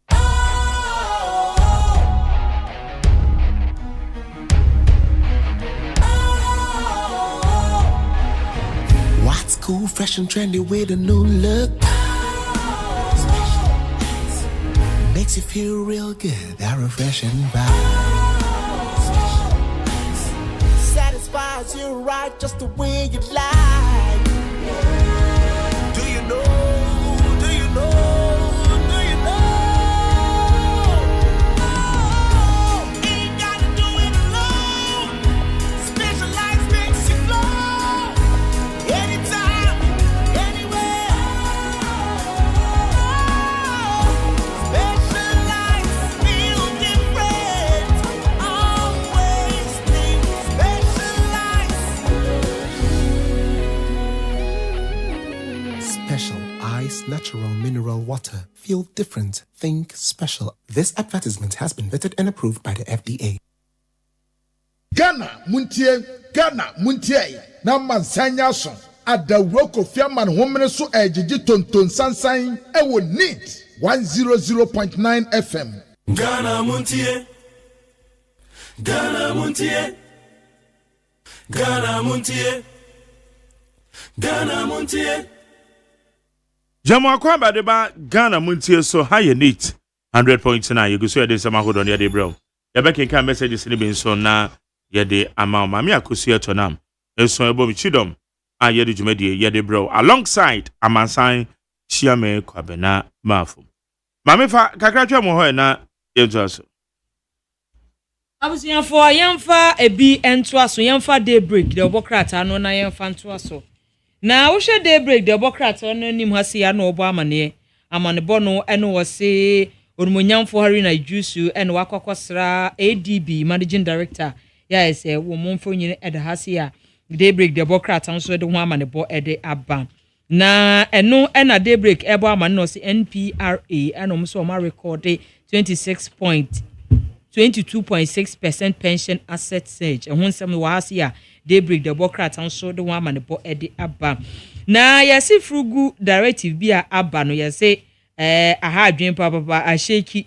Na yase a course what was Ghana Navy frugu directive be about hono yase bi muntias ye okra aze bebre na bonyo so. And when some so has here daybreak the Bokrat and woman the bo edi abba. Dodo na pemu nchiremu ehonsem so wase a daybreak nso ede ho amanebo ede aba na daybreak the bokrata no anima say na wode owura Habib Idrisu wono eye first deputy minority whip na wo bisa wase sika no wan minority no ese wo mu demand disclosure ewo energy sector levy no ehonsem so ewo hase a just daybreak the bokrata no so ede ho amanebo ede aba ena no pay a yedi ebi ede baba sommo na yemfa the hack the obokrata no na yemfa ntoaso na eno wo bo amane na amanebo a wo bo no eno wo se sisi ane de wodu wani echiremu ewo forestry a si wo no ede niema egu akwam papa se de nansen obehu ane se ebi omo officers yi enkrofo ekunkunkunkum omo eprepra wo mo no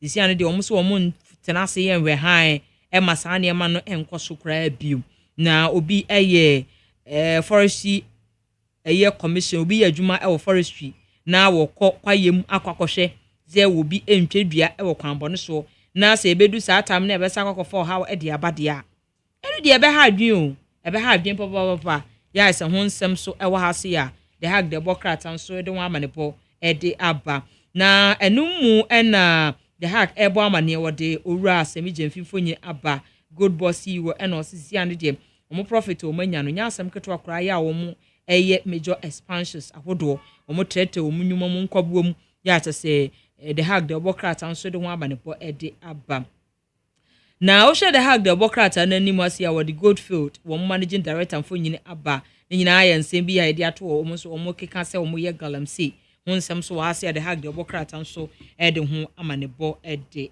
aba na abusiafo yemfa the spider the bokrata no na yemfa ntoaso emamo na the spider the bokrata do anima say ene wo bo amane na amanebo a wo bo no ene wo say chief of staff ene wo lead wo say a high power delegation ya wo mo eko na primpag wo mo president ya ese watro nan ewansi edu no mo akwa akohwe na no yo atimi agyanna so a the spider the worker at so the one man po de aba na abusian for the spider the worker at no ani masi ya no oba amane na wose sisi ane de ye bambo adwumaku ene sentrofo na omode niema egu akwan mu se de be a bibia be jana so ni nyina agina ranks bia ebaaye ya omusi fake news a air threaten oman sembia na ababetodwa nsembia na ababetodwa sisi ane de wo mo de niema egu akwam se de be asa niema ni nyina enso betimi etwa ya ta say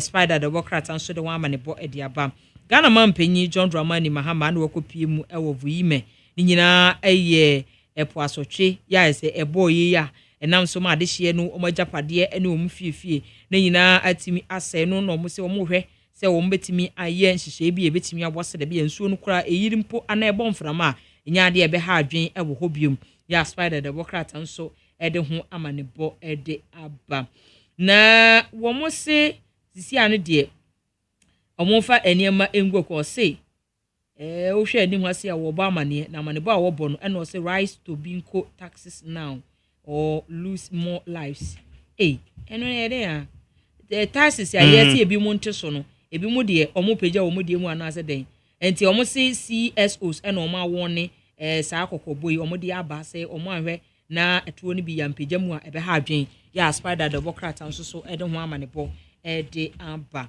na abusia for insight there me fan messages ni be kakra na eventually me ma beto aso inside the health business so yet be break for because it true aye holiday there be ochena no aye holiday ye go gina me when say good morning beautiful Thursday morning Mark Jerry.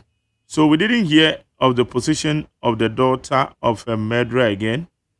God, I'm saying heaven so oh man there will be busy questions so on one the babies am say me what father kabre e ka so the soldier ni ba bi mama na akosi sen e bisasa Mesha Kasante Amasama say I wonder why some people don't believe the system can be sabotaged. This is a saying that actions speak. There is a saying that action speak louder than words. The action and inaction of some MPP members and the way they are jubilating over the instability of the energy sector has given me a lot of reasons to believe there is some hands behind the Akosombo fire. And the Mashak, again, you feel dead. Then you show me to me dead, the Pandia. Na, HSA, Yahoo, dear, Itrium, our home.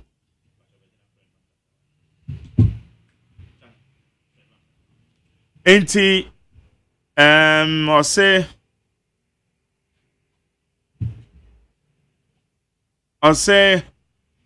the actions and inaction of some MPP members and the way they are jubilating over the instability of the energy sector has given me a lot of reasons to believe there is some hands behind the Akosomo fire outbreak. And that is why I will be highly disappointed in the government if we have not seen the tail end of the investigation concerning the fire outbreak at Akosomo in order to punish the perpetrators. I can also say that there has been some improvement in the system for over 2 days now. Using my area as an example, I'm big crime so and right your no what you say a year way kakra improvement kakra by a what young potamo. Okoto Rasta di free ayobody ase. Or say special greetings to Naikweku Osado Otabo, overlord of Bodu ase traditional area. Woe to those who call evil good and good evil, who put darkness for light and light for darkness. When communicators praise the performance of John Dramani Mahama's administration while ignoring the experience of the populace, they live the experience of the populace. They are not engaging in mere spin. They embody this very inversion of truth. Branding struggle as success, bitterness as sweet, and darkness as light. Okoto Rasta, what you are saying on the other. Wilson McJerry, good morning to you. The assistance of Yoko investigating Maxwell Kofi Juma is long overdue. Given the serious concern regarding his tenure at Gihog, as former employee, I have submitted multiple petitions to the current management regarding questionable transactions during his administration, but no action has been taken. Where's McJerry, now that the World Bank has made it clear to reduce cocoa price by 50%, what Honorable Anodom Pre and his team do? Will they advocate increment of prices of cocoa or reduction? Eric was that at the Frodoko, and your World Bank for an etisu, one of the indication. Cocoa, one of the a said your mind soon as Where's my name is Yawaje Kashmo from Jamasa Buene Matonoso. Please, what is going on at the Ministry of Health? In fact, what is going on is not good at all. They should set up. But I say, Alai Baba said, Ghanaians, let's be patient with the NDC government for a short while to fix this intermittent power challenges. For anything negative, MPP might say, we have suffered worse under them, simply because they politicized electricity and Ghanaians wasn't expecting doom so under MPP. But it happened. And at the time that every sector is suffering, including Ghanaians with cool stores. Okay, on the DNA. Mame kwa amane so Dr. George Siama, medical director C4C Homeopathic Hospital. Doc Mache. Yenya Jerry. Baba chapo mte say.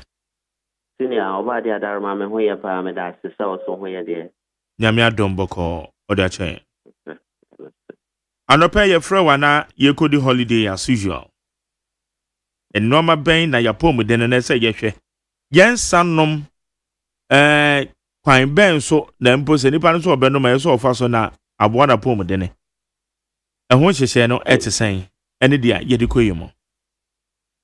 Yo, my Jerry, me that say none of person me for if you can say so it's loyal listeners in other must brand we nyamre etiyen. Say ote ya pomodem ren komo idea na che se onim se C4C kai was say but modi ama on san ka Liverpool na Liverpool Kenya obrebo no ma nejuma hodo a was say oye woni pedia no wotimi ayo ne ye senior kai no kwe holiday bi aba my weekends no ayo long kakra and until boys and girls say almost all their cities be brave and no one is saying it's a man yes sitting no but mama who say there is no benefit in alcohol in any benefit to be apart from say ebema that kind of euphoria ebema will brain that feel good hormone coming up, dopamine and all that. Now my for that few hours, But how I did to pedianos, a long term. San say alcohol and no things are no bani pedianima or liver when it say or a toxic or a harmful substance or bit me cause cancer, bit me cause inflammation, or bit me cause problems with absorption of important nutrients, B minerals, B says zinc, here to boost our appetite, to also help our sperm cell production as a BEMA, which may affect thyroid production and thyroid, our special electrolytes are here in our body to help our circulation to say B12, to also help with our coordination and then functions with our nerves and blood circulation. It slows down the absorption of all these nutrients. The ebasa or liver no concentrating on breaking down the alcohol to its finite form, acetylcholine to acetylcholine, and then further into carbon dioxide and water. And anything as a falsa no be whether beer or anything no day, no one say jump so be brave, no one say sweaty be brave. So body no try to find a way to bring out all those kind of alcohol out. And your kidney and your liver play a very important role. And we liver no hepatocyte no I started breaking it down. And it makes some of the enzymes which can be an indication that there's an inflammation that is likely to build up. And until we can one say boy says to say maybe at the near mark on the pedianum then yen kind who say your absorption very slow. or other effects are able to again so able to maintain so they able to akomana and kasa so in fact able to your kidney so kai say your kidney and also so na was say boa na ema efia eye nsa no odin abe abedo so woni pedia no na eyi frame and when is unable to do that it affects your metabolism rate. The rate at which the body is able to break down idiani, absorb idiani, and then make the muscles and all that to soluble enough to also get the nutrients they need. And all this in the chepe and sano etinima oliva aya fatty. Etini ema o pancreas creatinine issues. In fact, as I'm saying, condition of pancreatitis arise because your pancreas you're the organ responsible for digestion. And then you see the exocrine and then the endocrine function. The excess intake of the alcohol also can stimulate this pancreas and then give issues with the pancreas. So if you spleen, so with me in your problem, can I say your spleen, so you're responsible for the mononuclear phagocyte system, which has to do with free animal, and also helping us in terms of your regular cells. Can I say regular cells? After every 120 days, they go through what we call apoptosis, which is cell death, and a programmed cell death, which is Nyankopon Ashishamayansa. And the spleen is really, really important when it comes to that. So that Fufu build it up, then your blood volume will be constant, then we can get enough oxygen to circulate in our body. Na ajeno enya ni moja ni ahuadin ye 19. So the cells now are very much protected to prevent that static inflammation by which yama burning sensation which yama numbness abanina. So we need our liver and we need our system to clear out amphibia so we don't get inflammation. I am the mother of or the father of all conditions.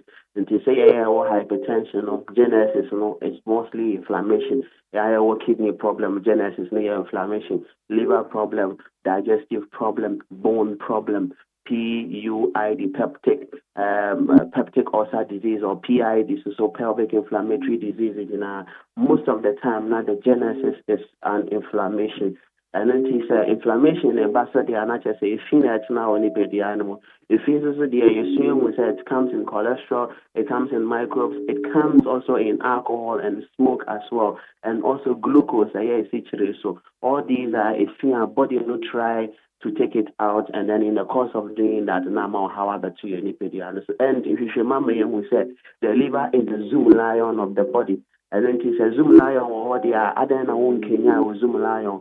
Na man sana wono wentimi na ma de ekọ animu na one way or the other if ya wonim any de wonim nyina no wetimi akle no na ma conditions cancer arise these days alcohol na ama conditions kidney problem arise these days alcohol na ama cardiovascular conditions in fact we are seeing conditions are nipa kra free in kwasmu cardiovascular condition metre hypertension metre atherosclerosis metre plaques build up metre thrombosis, metre blepharitis, inflammation of blood vessels, metre damages are added of blood vessels, neba metre mojano area clotted enough BT free home, ama pulmonary embolism, and a pair I say a case I may share before I do common has to do with pulmonary embolism. Mojano I take to the extent say a formal clot, immediate free home,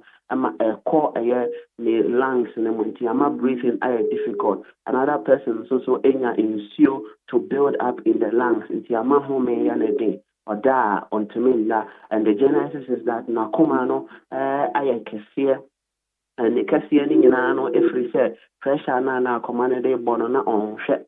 And until the left ventricle no I hypertrophic ama kesia and also so bet me ama ensure kurano back it up into the lungs in the long term bet me for medical emergency but say koya right side no so na peripheral edema or na be muscle be fro de be bia na ma empo home be the ama and na be the ama nanti be the ama free movement eba be the ama wa home titru abra woda no eba very very much of a challenge the pacho will liver or kidney or organs are kesia nyina no I was say to me bomb coordinate ye juma ye number ye juma dia no mu hia de obe unify omo nyina obe cleanse omo nyina the way mamoja no ho ache kama na mamoja mu ahoden a aye nutrients akese a komane hia intine hia kidneys organs akese ni hia nyina no etimi dia akwa akomo a omo dia ene na ye obrebo no kai so obrebo no store a lot of vitamins krama A nti wa we ni so ye o wisi no hia a lot of vitamin A and brebo no store my also so a wo alopecia ulusu unwi no utiri no epa bebre empo skin no air dry bebre no liver no pembe bebre no problem tissue fibrosis ne cirrhosis no ekofa all those storage of vitamin E ni na ma ne perform emma wo skin radiance no so perform my dry bebre my dia ho keka bebre eba ebeto ni pedia no so ebiom etimi kura de nka bone eba woni pedia no nti wa hwa bebi a wo kɔ no odofo wonya adu hope na temperature na sesa na environment na sesa na nkomo no so asesa na home na so asesa eto de bia na firi obrebo no mepa chew so wo sa ha we nyina na se mpo o hwe na oni pedia no di nkomo bi a kyerɛ wa won ti ase a mamodi ani tu ana mo na your various check up ebi wo ho ana ye fin na wo ni pedia no na ebo won kae ema also wo tu ana mo na so wo dia so wo tirim se o wo dia malaria che wa saa na te typhoid che wa saa na te eya me ana me ni ma ya menyo me fa we ni we de bo mo pe na me no pe na ekọ pa cho dia ye how kese pa inflammation de ba na say it me systemic na tre say it me fa woni pedia ni nyina no mum so woni pedia no wa hoden a it me fight na so do baby no to me nyebe na afi akawa to oprekope eno ti na mpan ne Robert se bra kwa me na no ho den pa but anope on to me sorry sister fia na no ho den pa but anope ni fa ba ko ajojo pacho ni na no efia etna oni pedia na betimi aya cholesterol ebe block o blood vessels no circulation aya problem ebetimi aya sempo liver no na enya problem ata wa hoɔden ɔno ayare ɔsa no ho yare nti wontwa we ni nhwɛ no o twɛn sɛ wo yefun bɛyɛ kɛse ansa wakɔkyɛ to liver o twɛn sɛ ona bɛ mama so ansa no wakɔkyɛ to kidney no liver bɛ pa kyɛw nyɛ saa na ne pedia no yɛ adwuma ɛbɛyɛ ne kakra na ɛka wo to hɔ a ansa na akɔyɛ serious medical emergency so ompɛ ne saa na ompɛ emergency rushing to the hospital and various things my check up and kind of lifestyle when you're careful what the old the call ni pedia no draw in sound bibiano you're very cautious and I'm on san caliboto na bomodi ana Kenya oliver na oliver ejuma wodu a woso ye no onye ne ye metre ne deamination process breaking down of a protein into amino acids so the body can use it in its natural state, helping with the production of bile and emulsify fats, the accumulate excess fat in our adipose tissue, so we can burn the fat and get energy, liver and a besa. Also, ni mojano so moja kojine fear microbes within the special kapha cells, a macrophage, within the special acute phase proteins, a bit is a serum amyloid proteins, a bit is a heptoglobin proteins, a bit is a acute phase proteins, and on the special tissues to say hepatocyte, to say sinusoid, lobos, the special blood vessels in liver to the Kenya, and more to me if fear would do in our free pedianum, a cholesterol thing, a glucose thing, a BBI if in our body, was a balancing in an Oliver and a bit man, a patch of a modiama or San Caliboton. Again, the special promo goes well running. I'll place the order for number maybe to 050-0040-331. Obenya special delivery necessary free within Accra. A biomus also sell placing more than one bottle per head of a drone. Obenya special discount. The pacho Bomodiana Mounsan Kidi now from 12 years and above. Bomodiana no men Kenya or Breabuano. Say you didn't know Munkua dear. The aneko you focus to call Munkua I was seeing a baby I did detoxify no. And none as if for system I was Calibuto na in this argument. And for my men and weekend you may combat, the coffin now, the engagement now. My Peliboton, I am a bodyguard. Nam Fabi be a common more, medium set. One or two challenges, mamma, no, so that the big Kenya and Brea one on the way year frame. The patch or number no 050 0040-331. 050-0040-331. And now 050-0040-328. 050-0040-328. 0040328. Facilities no so ASC for Liver Specialist Hospital. Yakoda our breadborn any organs in conditions in and it is our facility now.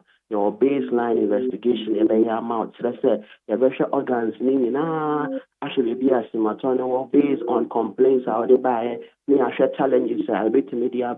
I was here for Moja cranial around scan, a hepatic panel, and I was here a libano, a kidney function test, and I was here a full blood count, near share parameters in whom there are problems, no, a important kind of wall. So I now say, over diabetes and draw over pressure, draw for so many years. And so, about your working pharmacy, Emma condition, a roller coaster, a coaster road, I never turn about from a patch.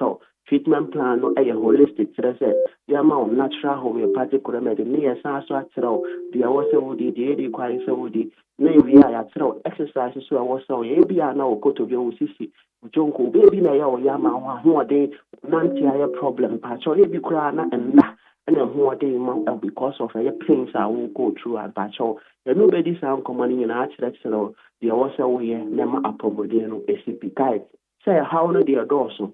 Nanso how you na be say wa pom enya de pe na wo ha be ba ko penti en twen ma brebo ne organs ho de no emma fom ma san caliber to na best see for Liver Specialist Hospital with any complaints medically I will be ano na yeso yan fani me dia kakra yankopon dia mayano and fam mo na pom de no NCP pa so your branches in our Cape Coast Green Hill opposite Addison Square Garden agona odo be so branch ke sia pa ho kuma se ya wa jeso Pamo Yati Junction. Accra had the Adenta LDA Junction. Patrol Adenta LDA Junction. From the junction to the facility is just a stone throw within 2 minutes walk. Now wait to walk. Myself, for Modiana take your advantage. Yeah, from Monday, Ecosi Saturday, or Sanyango Ponya Adama, a holiday, and so your Jama, now upon 2 p.m. and to patrol. You can access all the branches any Ochina and then Saturday as well. The patrol C4 said, Obra boy won't quantify. National nothing iron with Liboton, Nemana who are there non cosro. Nakai say, you only did treatment plans needed, and until I did be a castle once treated, forever treated. Majari, I don't pay me that say, they were butcher and a woman, Miss Lesser or body and cow who crew pound for, or be out anybody in Como, and then your China, not on domain next week so. Me da say Dr. George Siama yama happy holiday na me adoma said ya wini no afutu de ama yen wo didi adwen wo brebo ho na brebo na won techema isen bebre na deba dwen brebo ho dwen wo kidneys ho na won techema na dane efie je adum adane isen bebre nti yenye ahweye buachi jan or a member of the NDC Communication Bureau. Atenase. Set of fair. Set in some a member. National Communication Team, the NPP. Set in Swatanase. And ne yawada. Nenam say Ochina Friday said no weekly retrospect. Ye maninti. Ye beyenene. Na answer na stories ni bia ye hwe nne GJ womo headed to Supreme Court adan a womo susu say yen centrofo Electronic Communication Act as a wuhwemu a yese wukotena kasa video bi so abia fonten ta homa so ekoka ansem enye nokore causing fear and panic yese mra ni wudi na se mra na GJ for say ekwa akoye say ya abuse mrana ze woka bibia na ye befa wako inti wo mkope interpretation of Supreme Court. World Bank for say cocoa price no cocoa bo beko form besan drop 50%. Hey eti bisa say eba de saade a then Ghana cocoa akuafo ye be omode we ne samahodo na wotwe nso sambasisi ye be de ho komo Bachi jai mache mejo so ma Jerry e ba cho to say who are domino mpaibo ho ye e de me asem enu na ehia ya che ye hia ya che kakra ye ko break kakra ti asen aba That's all. Back when I mean wintina. Yenya kwan ma fidi su medi nkomo but ya sen aba. You are back stronger. Okay. That's good. And then yenya ne tie say Ghana man panyin or visite eye akosombo dam no baby a she no power control center na e she no man panyin so ekọ na wakotwe se dia no ma ekọ so ewo ho. Sure. Yeah. Set of Mark. Bra mache. Yeja. Want to sign up eh? Upon the Akadi aka ho. Jidi se onso ho ye. Nyame adom ahoden wo ho. Na oda otimi da. Awode be. Eya wonya light de da. Light ne de se ye de demo ne nyina enra de me da kanem. Me jidi se no kwa kan na se ota she fugu no. There be me sha se fugu ye nse danto. Me she me kan se fugu kra ye nto. Enokre pa se fugu ye nse da ento. Ba me sha se ye she fugu no. Ache papa. Bana se de rate at which audition no. Ena ye mo wa.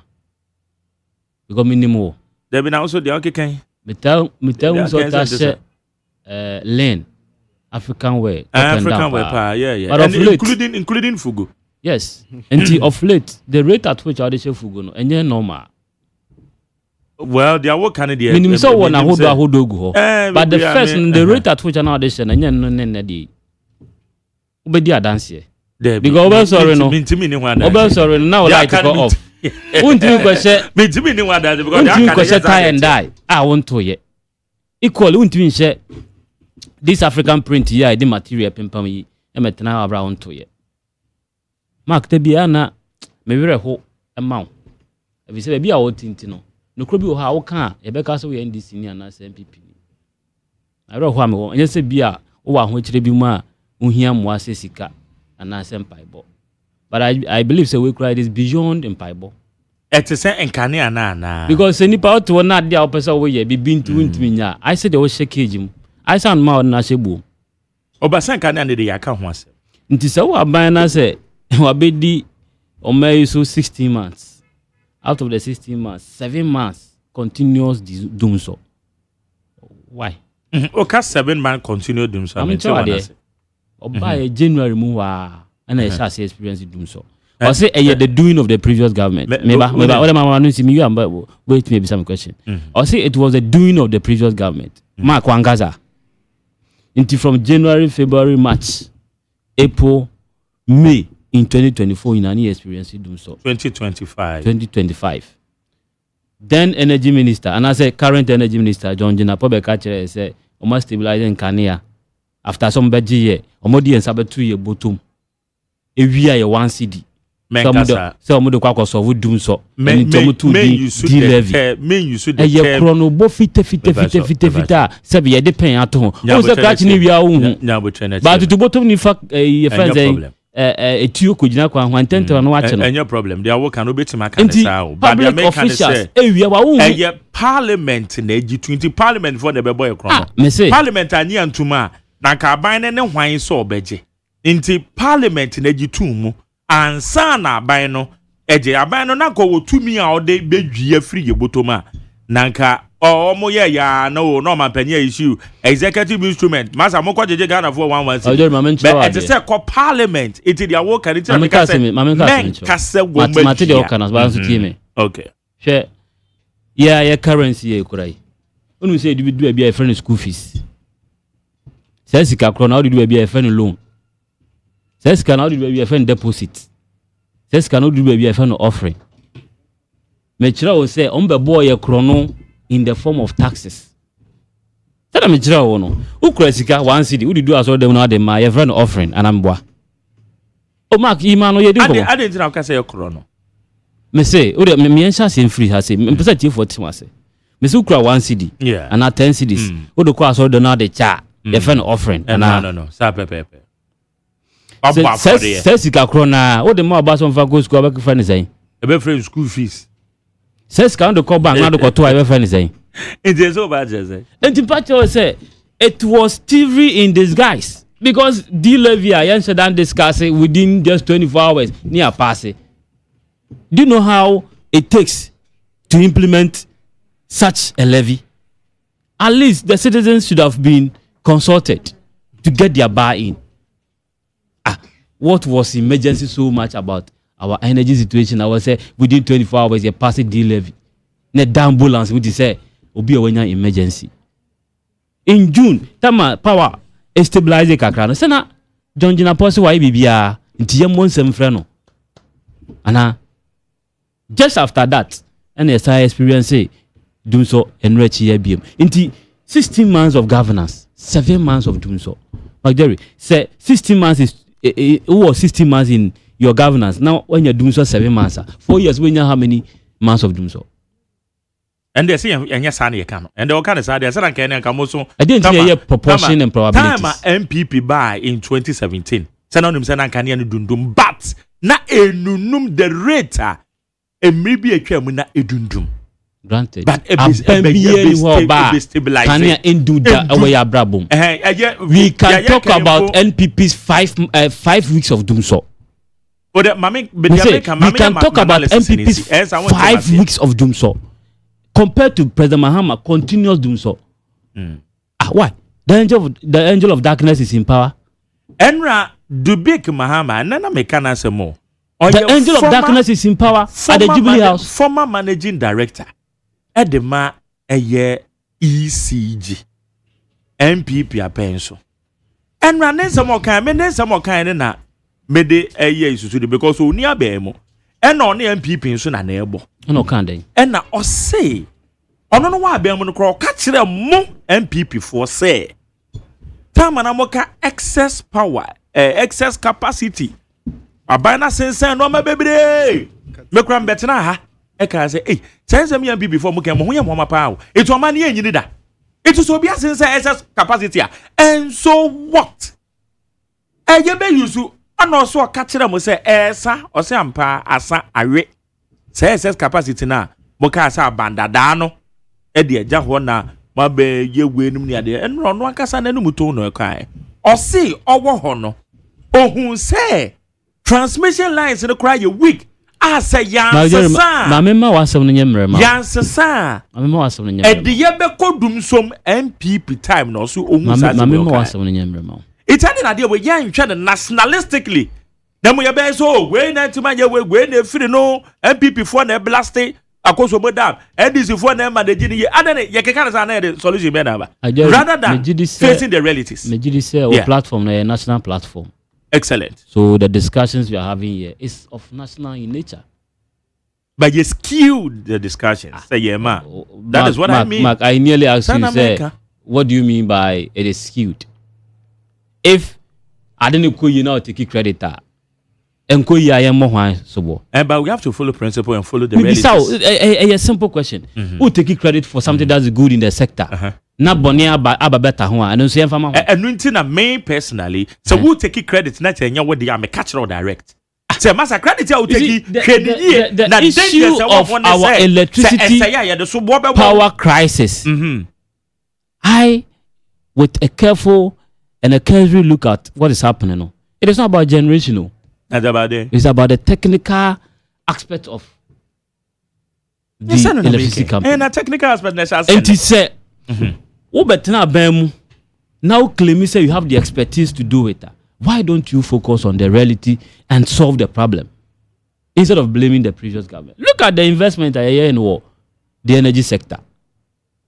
Why can you tell me say NPP never added anything? You've been listening to your narrative. Oh, and I said no, NPP but programs with your own casa. Meanwhile, when we added new generation of about 1,648 megawatts to our energy mix 1,648 megawatts.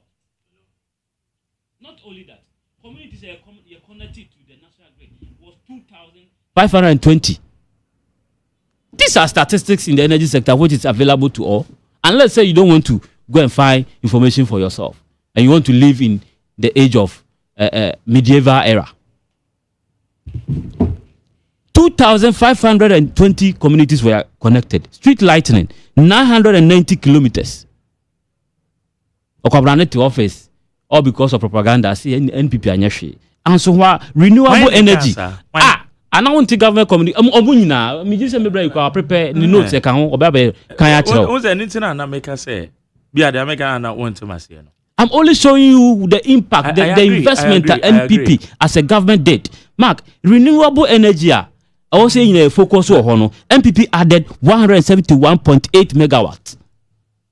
Which is why our presidential candidate in 2024 says he was going to focus on more of renewable energy. Because we are one about catching Yankopon say Waboka. We needed this source of energy. And that is why the presidential candidate wanted to focus on those aspects. You can't electricity penetration level from 84.1%, we carried it to 88.85%. These were some of the investments I had.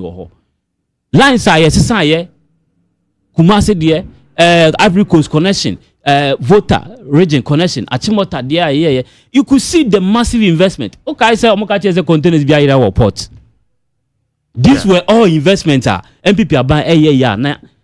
We were in the process of continuing the investment in the energy sector. But the government then saw it as an avenue to chastise the previous government. Say, Yabokrono. And in answer, no back say they found some of the containers. Mark Jerry, to date, has the energy minister been able to account to Ghanaians number of containers I want to retrieve? Say, Bibi Irana, say Bibi Irae. What the propaganda be there buying, especially in the energy sector, they be see any. On one for coastal nyama apra egu friends saying TikTok ni Facebook or mu complaining no. Mami bi ani sika kakra wabo no di tonro ne ma na amane no. Sika ni nyina preso mti eja to ni fie ma ni sika nyina ahye. Ko hospitals na kohwe. Amanfo ma den kubitemu a as a result of this. Affect you. Mark, Baba for ebre. Ko a friends a new town here. Printing presses I will more. Sheka amobo.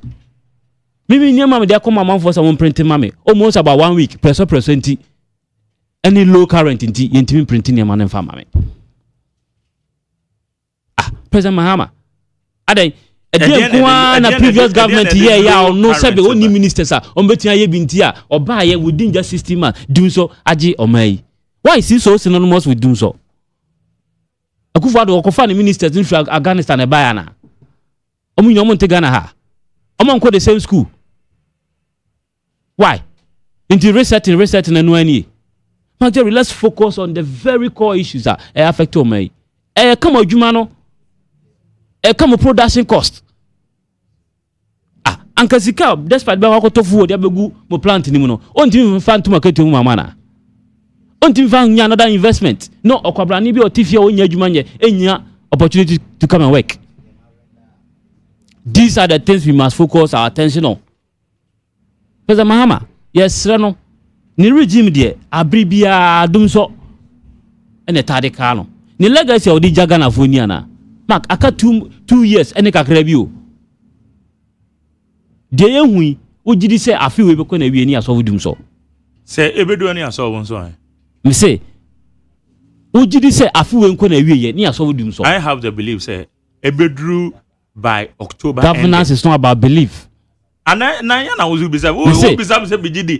Governance is not about belief. By October it is about the steps our government need taking. As we speak, then who say about here or they resolve the challenges we are facing. President Mahama ekwa akosombo power station center hono. And the rest of it. Power station center. Why you bypass? Is he a technical person? He must put the people to work. He must put the people to work. He must put the people to work. President Mahama engineer. How can I see? Now committee also you have dispatched engineers to go and do this and do that. Engineers in here. And you know and it's not say who name the these are the tangential. President Mahama takes credit in optics. Do you know what is going on now? Optics. Camera. And be a camera. And no correct. The how can you know? Me say in my perceive of President Mahama's action in this energy sector. Ni nyina a camera. Na sa committee na ministers wa settle am apo omo koye dey no problem omo koye dey ubi sa say engineers omo ko nu ti ya na omo koye dey magere omo koye dey a government of committees. Bibiani has set a committee. Bibiani has set a committee. Meanwhile, the previous government never set up any committee to solve the energy sector issues. Into adding the committee. Governance is about committee. It's about action. You sat in opposition for 8 years. Didn't you know, sir, my energy problem? So what was the alternative? Mark, what was the alternative? Magjaro to us, OGD say, I finish quite now, October ending. Why, a new hampu, October ending, yeah. Now, you be sue Sanka and Soma. I don't know the American Unjini, but developer. Missy Bessu Sanka and Soma. And I say, coming event because the shadow says, Yami Adamia to come by October and the Nankan energy as Wabekade. Papa Bibu will reach me. I was so who have water for Zuma home pro. Nabu who nib yanin and Tomago.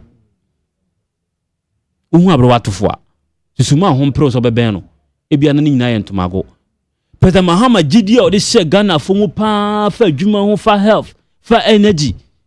Which sector did President Muhammad not proffer alternative to? Or buy and when you could say body. Body and punk, it's a bunch. Mark, President Muhammad must put the ministers and appointees to work.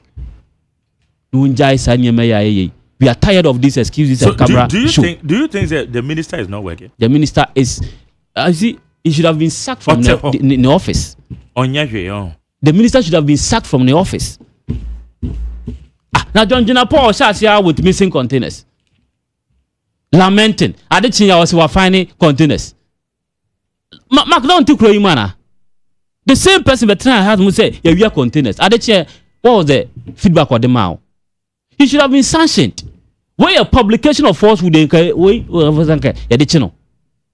your mom watches your mom, JJ say, Omo for remedy. No. The first person who should have been culpable for publication of falsehood should have been John Jinapo. Classical example of publication of falsehood. With all the national security apparatus and all war reports, when Timmy who the publicists have false news. I did say, yeah, no, but catch say some have been found. To date, Mark, maybe so say, has he been able to account for the missing containers I was so finding afterwards, Nana? For now, I don't have the who is being held liable. So can we be put into public office of trust? Now the Chibia near narrative because we are part of the executive. See nothing, say nothing, and comment on nothing. Now, no action. Talk only, no action. Mark, what has happened to a policy like ORA? ORA, now some of the previous appointees, they were engaged in corruption. Akosi say, Yanto Maimu. You see, President Kufuor buying every year May from and he has set up BBFN ORA, a budget seeking $21 billion. 1 million Ghana cedis. Have they been able to retrieve? 1 million Ghana cedis simple. Have they been able to retrieve? And someone now called to cry was say Dominica in no GSK Mayano. Or say we call 60-40. Which 60%, not the 40% at all. If file RT I say on declare how much he has been able to recover. Or catch any panel of file here in the person of lawyer Kosibu say on fine Ghana card and family personally. Why? Is this a work a public officer is supposed to discharge to the public? Mark, let's sit up. We have a country to build. In Chimaba, if for nothing at all, legacies must be left. The last time, President Mahama, what are you leaving? Yes, it's some impa and yet tuna badin one way ya. Okwa ubi enu obatuna badin e wokruma. So one question for you and Sam Mako wachi jan hono. NPP by admittedly that when early stages nan kania no eyo konyo but na yes a magnitude no na ente se dia ye hu ana dia beto mu bakania begina na nine so pa NPP apenso in 2024 and yes hu se kania no koba magana forecast no na dum sie ura na poka no koka se One may call it for time to woman go on the meaning say not challenge e wo ho nti obi bisa say sabre na MPP ministers na wo nye adwuma na Jerry otu fie as maybe so question am dey you question na otu fie as papa I thought I want you yes does that mean one mobra sa no na me no na maybe so does that mean one mobra it doesn't mean so me da say ofa President Mahama from 2013 2014 2015 2016 continuous na do some kon na hu o ma we mu otena so wanye hwe ya na me ba me bisa wasem say was not continuous yeah you say 3 years here na and untina me dey one kasa personal life example am we teach from known to unknown o your papa na so otena efie 1 year na 2 months pe utimi hwe o ma na 10 months won tumi hwe o ma e be ka say o yekohwini ba say utimi hwe o ma 10 months na 2 months ahon kire ba e be ka say ahon kire na ba equally President Kufuor from 2017 to 2024 me say 5 weeks of doom so no you can't use that to say President Kufuor am one modern war energy sector because there are 5 weeks in the program. Any government will encounter challenge in every sector of the economy, but the rate at which, the consistency, the frequency and the steps you take will show say indeed you are capable of handling the problem and turning things around, or you are incapable of doing whatever was bestowed on you, and therefore you can be described as incompetent. You think say President Mahama so incompetent? It was out of nothing. It was as a result of the consistency in creating liabilities for this country. And you think you catch and say you're incompetent because okay, tamani your friend incompetent no teacher for any other workers. I set up the event unemployed graduate association. Mark ni o mai mana. No. Na teacher for complain so mo ka tua kra mo ya for mo adwuma kra na yentu mo ka na ni ho ana na pressure na ekoso na ni ho ana. These were the things, corruption all over to the extent say na point back said nam tamakro court is oye krom for because we o man sika. These were the myriad of issues and until we came to the conclusion that President Mahama was incompetent. It was not just because Adikitobia Siwo one sector and hastily we concluded that President Mahama is incompetent. So you can describe President Mahama's regime with regard to the energy sector as being an incompetent leader because consistently, so we did ban for 16 months, not 7 months. We in country do sir. Are you competent to manage the sector? Some say, but I say, NIT 100.9. Now, what you doing? Member of the NDC. What you? My Jerry. We win RTI. Yes. Commission. RTI commission. I don't know. Commissioner na kase de minimum no. Oh, your friend Chris Duga. All right. Ono na oye commissioner. Eye right to information act no, right to information. Emra no law no. Sure. On the commissioner na no so quick intervention bi emze set kasa no ka bi no so pese ne kwan so ano na ka meka ho asem kran ti wadi be mu Ghana card asem ko for buy because we say man ni nche ni mu e dey enti a Ghana card no et media say Chris commissioner right to information law no obetumi the responsible e wa ji ti no but okay Chris Dugan Commissioner, Commissioner Krem said the title be was said, man. But title Ben said the count when Wadaruma. My dear, only Ghana for only them I don't believe it. My name is Duga. A debut says you put this I sent here about them. I understand you. Chris, intervention Ben of the man Wadaruma. Yeah, I mean here Ghana for no more video. Now many NDC MPP more when you know. I did not get the gentleman well. I heard him mentioning mention of the RTI. There will be make RTI request. And then a lawyer question botche. And no come ora for say Attorney General say ora no person who sika woman timi adiamo man no. Na said or say Attorney General in response or reply no so here on fan the Ghana card emre no. That really wouldn't be found me when. Margaret. Yeah. No more. Our master. We are Be more, yeah, but yes, we are young, but they need to read. They need to read and research. It is clear. So the gentleman there doesn't know anything about RTI and its request. But he had the opportunity to sit on radio because he's doing politics. He wants to do politics with it. That is not fair. Do you know, sir, even RTI request, for the fact, sir, every citizen, a fundamental right of every citizen to request for an information. If a public institution is refusing to give the fellow the information he or she needs, the fellow have the right. Based on the Act 989. In fact, it is even enshrined in the Constitution. That is why I can say the Right Information Act has come to uphold Article 27 of 1992 Constitution. But however, there were exemptions under the request. So if you care to know, and Kwesibo Trino, I'm told he's a lawyer and he should know better. Yes, or a lawyer. Yes.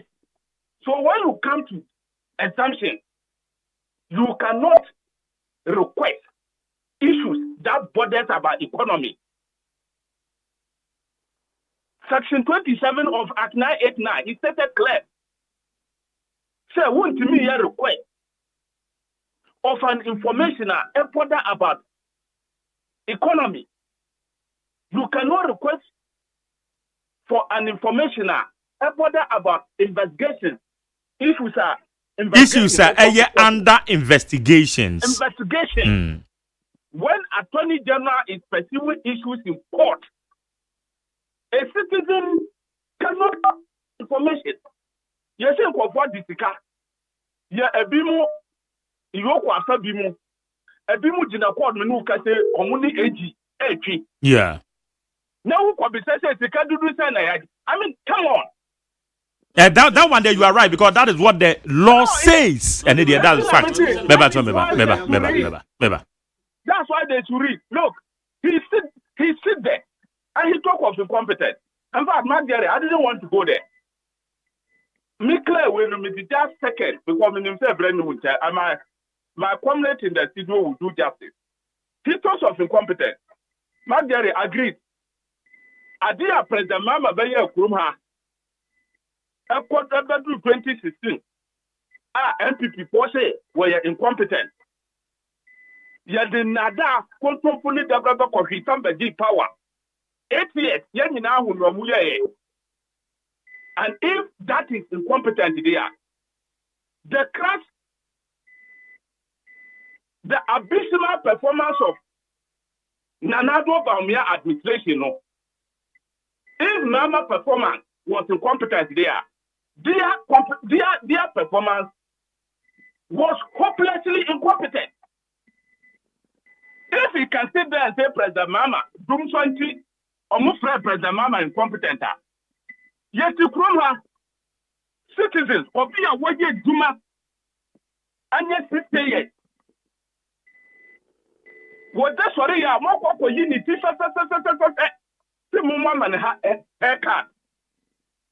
first time retired Chief Justice echo demonstration from her because of your abysmal performance was under Nanado Baumia administration and whatever offensive were defended.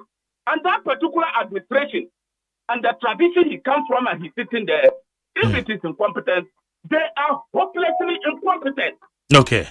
For their performance. Yes. Marjorie, what the promise said, a retired Chief Justice, what is the demonstration that? But it happened under NPP. And Panyampo more blame from her. I yet Duma 60 years and a bit. A bimu yare. They only need their money to go to hospital. At Omundro,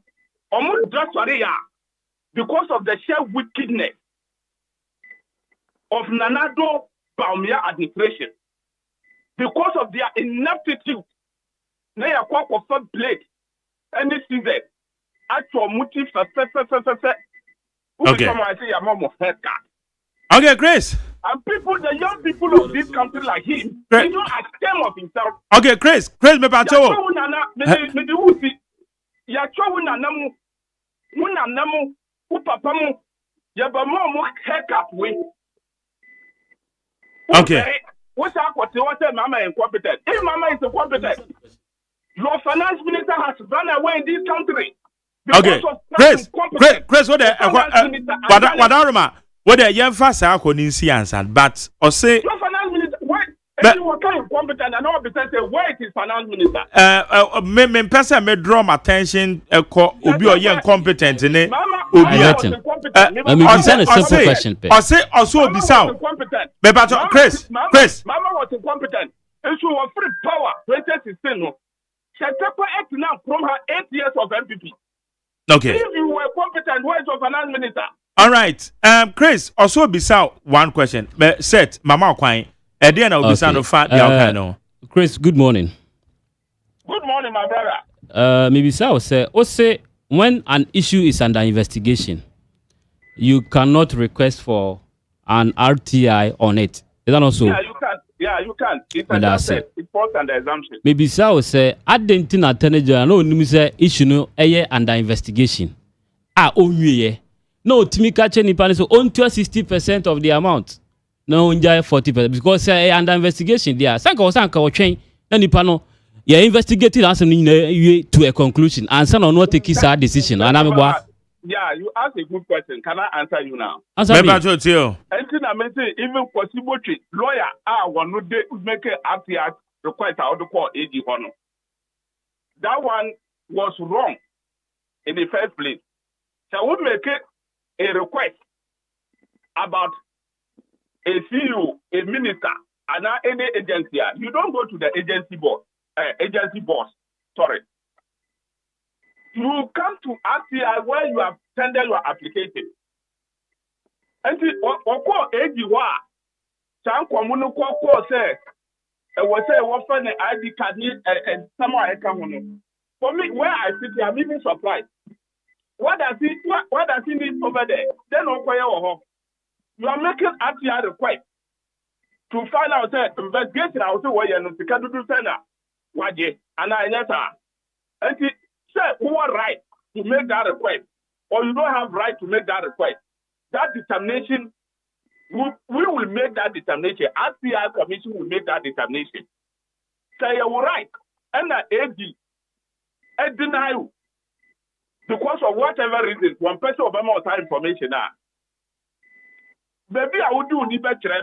Maybe I would do application at the buyer, RTI Commission. Then we will make a determination. Say he's violating the act. And for that matter, we will, based on the act, we will compel him. Does the RTI ask say Nipano personally should submit an ID? The RTI does not in any way say Nipano should present the ID. Chris, hold on. Chris, Obi request information now. On for the Ghana card and come on now. I don't know. We don't. You need not ask for any Ghana card. Okay. That's required. You bring your application to the commission. That's right. The commission will write to the whichever agency is concerned. Anything I can say for you know. So the application buyer.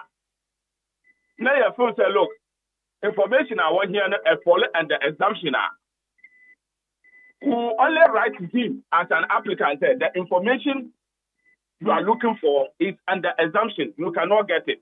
Okay. But the information, if it doesn't fall under assumption, the best we'll do is that we'll write to the agency or the institution, yeah. And it's an institution also say one by year now, we will go straight to make a determination. We don't only make a determination for him to release the information. We will find that institution. After finding you, we will compel you to release information to the commission. Then the applicant will come to the commission and take the information. That is how it is done. Okay, Chris, that's it. Maybe I am in Namaya and say, me wunya possible after applying or after you have triggered RTI request. You don't have anything to do with the institution. The open information and the for 3-2. For whatever reason, or for 3-2. Just trigger RTI request and deal with the commission. Okay. And the information in there, you will not get it from the commission. You don't need to go to the institution again because institution in there, even though the commission has not come out with a determination, but to you, with the application, but because in your own opinion, you feel that what they are doing, they are violating Act 989. Section 7, the Akase. And the Akase Commission will make a determination. And you don't deal with the institution again. Okay. For him to go to IG, for him to go to Attorney General, yeah. Oko AG bisa no ID card na dia de no. Eyem na kakra mayira wo ho. Okay. If you trigger RTI request, you need not go to the agency again. All right, madam say Chris, I need your madam. Okay. How you need 100.9 80 30 seconds. Section 7 no Yes. can clear. 30 seconds. I'm informing. The fact is that I did not lie here. And he must also learn to listen. Now, Ebanison Attorney General, what's it? The outcome in way. What's it? Attorney General besides one van the ID card. Sir, or say, and Tissa, after I confirm your say, Unim the Intimo, yes, and I'm boy.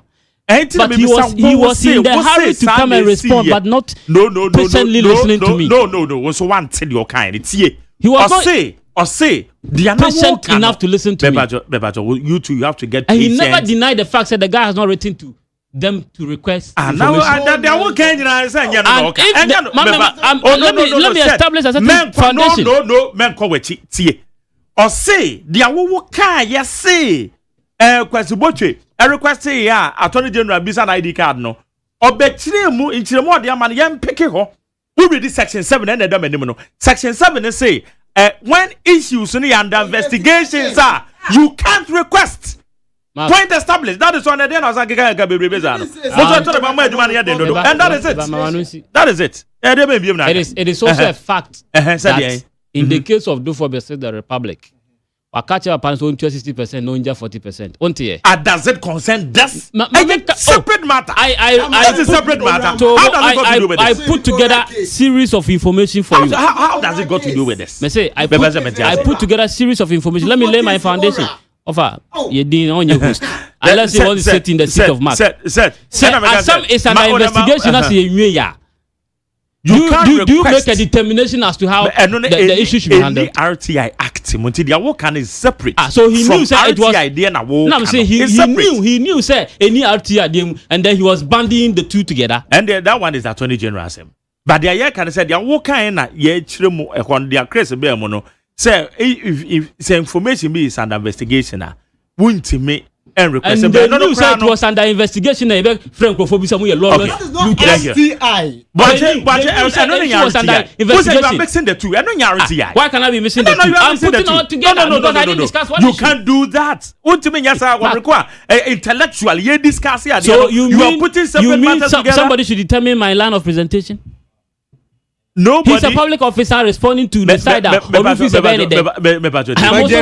also presenting my side of the issue. Okay, you can decide which other aspect of it. Pass you better say you make program educative, you know. I am on pese ebeyesa. And nipet ye nipa nim. And the educated say make obianka say we can true. Baby wo ye oversight wo ko no na me correct but one person what am say obianka say we can true and request kwasibo twetro and request okoye no information o man farm no and na RTI commission e ba mu commissioner kire say section 7 and you no mpo na kire me ba bi edamadim section 7 e kire say very good. It is section 7 say information you can request na na unim na na usa ma me kaza say me kan answer na me ba don't do that. Mike Jerry. Denied something that is supposed to have been given to him. Oh. Let him take the right to get it. Mike Jerry, before Mike Jerry, you can't say Dr. Baumia, you're liar. No, permanent tag. Dr. Baumia, if you're able to justify, no problem. Dr. Baumia, is liar. Would you justify that? That's your problem. I don't pay attention to them. Obi a liar, Obi incompetent. And the other which is mine. Jerry, my main child. Answer na me ba me nwe yasem so na de ba ko ha me di hia me pa no pai. One lawyer Sammy Jenfi. Bra wa bo good board. Me sure say what is say wa triple revenue or good board. I bet you na woche. Mr. McJerry, where they be am can say party ye jim bunu didie. Ye nyina afa ye ho no. Se minu your fair ti he na kode ne ho adon NDC a. Anko metna ha McJerry and na wa che ne mre o.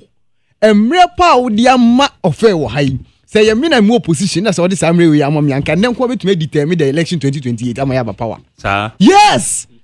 Sa mra udia mani mra udia mani se obi enya sa mra no se CPP ni enya sa mra no na no pe ya election 2028 CPP be more vote than MPP because woman the look at the number of people who are listening to you this morning. You have the opportunity to talk to Ghanaians about your flag bearer, about your aspiration for Ghana, and now what you have to say is Jerry. Someone can only the left from right. From RTI, basically Mahama you corrupt, basic corruption. So someone can let us give it to the audience to decide because he doesn't even know what he's talking about. Now me they have me RTI because me new craze abekele am one also dey what man hu no kure wom di na onyintum the fact say onyintum so nche say enye no kure. Now me the one problem I have with the MPP is say no long ago your general secretary opinion ye party register say ye register amount for no mo NDC for yan for bibia anto ho say o ye MPP ni na so call radio so ko ka no kre a o be dan NDC ni by force yan for sa de na nka ho o it is o ye MPP ni na so call radio so na TV so a o to be ka no kre wa asem bia mu no nche so be dan NDC ni et mi nu ofe sa kontompo ko ni fokpa benkum nyina o ye wa ha no pe no. I was expecting you to be honest for once. Be honest to us. Jerry, be honest. I say my everybody say, what's that freedom so? And let us take him there. Jerry, do so we say. Oh, I mean, no, mammy come as my Jerry, yes. Or that freedom so. Doom so I o krum hano. Say doom so anyone can chroma time cronk for koso moma. It tells you say doom so is not a problem that we are seeing just today. And like you said, it's a nationalistic challenge. Not long ago, one now wa bem. O 2 for something in a boni diane emu so. My Jerry. Onu aka kire say. Na po aba mi fie. Na nim yadum kanea ma mi fridge asay. O 2 for something in you. And e kan sa asem no. Is it not nationalistic? Yes. That's how we move opposition. So my Jerry. That is exactly what they are doing to you. Yeah, one position am there. They can say. Move for timetable mre say. Mo say dum so aba. Mo say dum say. That's fine. For timetable bre ne who say. Time say your light ni beko time say ebeba onim de onepo ka kire including the santin na wa make sa complain so onu na poni hunu dum so the santin na hunu dum so onu na po hunu dum so sanfu na hunu dum so na po hunu dum so asofo na hunu dum so na po hunu dum so eti wa odi say dum so aba no koyo timetable. Look at the arrogance that you gave. Arrogant response then, and he was punished. It's now you. He was punished for what? When did the Pope got punished? When that Ghana for about one more two and you're punished for Ghana for that one is there. And that one is a periodic punishment. But he just said he was never punished by his political party. And he was even rewarded by the political party. No, by Ghanaians. He was rewarded by his political party for insulting Ghanaians. He was elevated from the position of a minister to a running mate. For insulting Ghanaians. That is why MPP was punished. That is by Ghanaians, by the political party now. No, that political party now, and that political party has no moral grounds to talk about the matter. How? About doom so. I didn't. Muna mababe doom so krumha. And then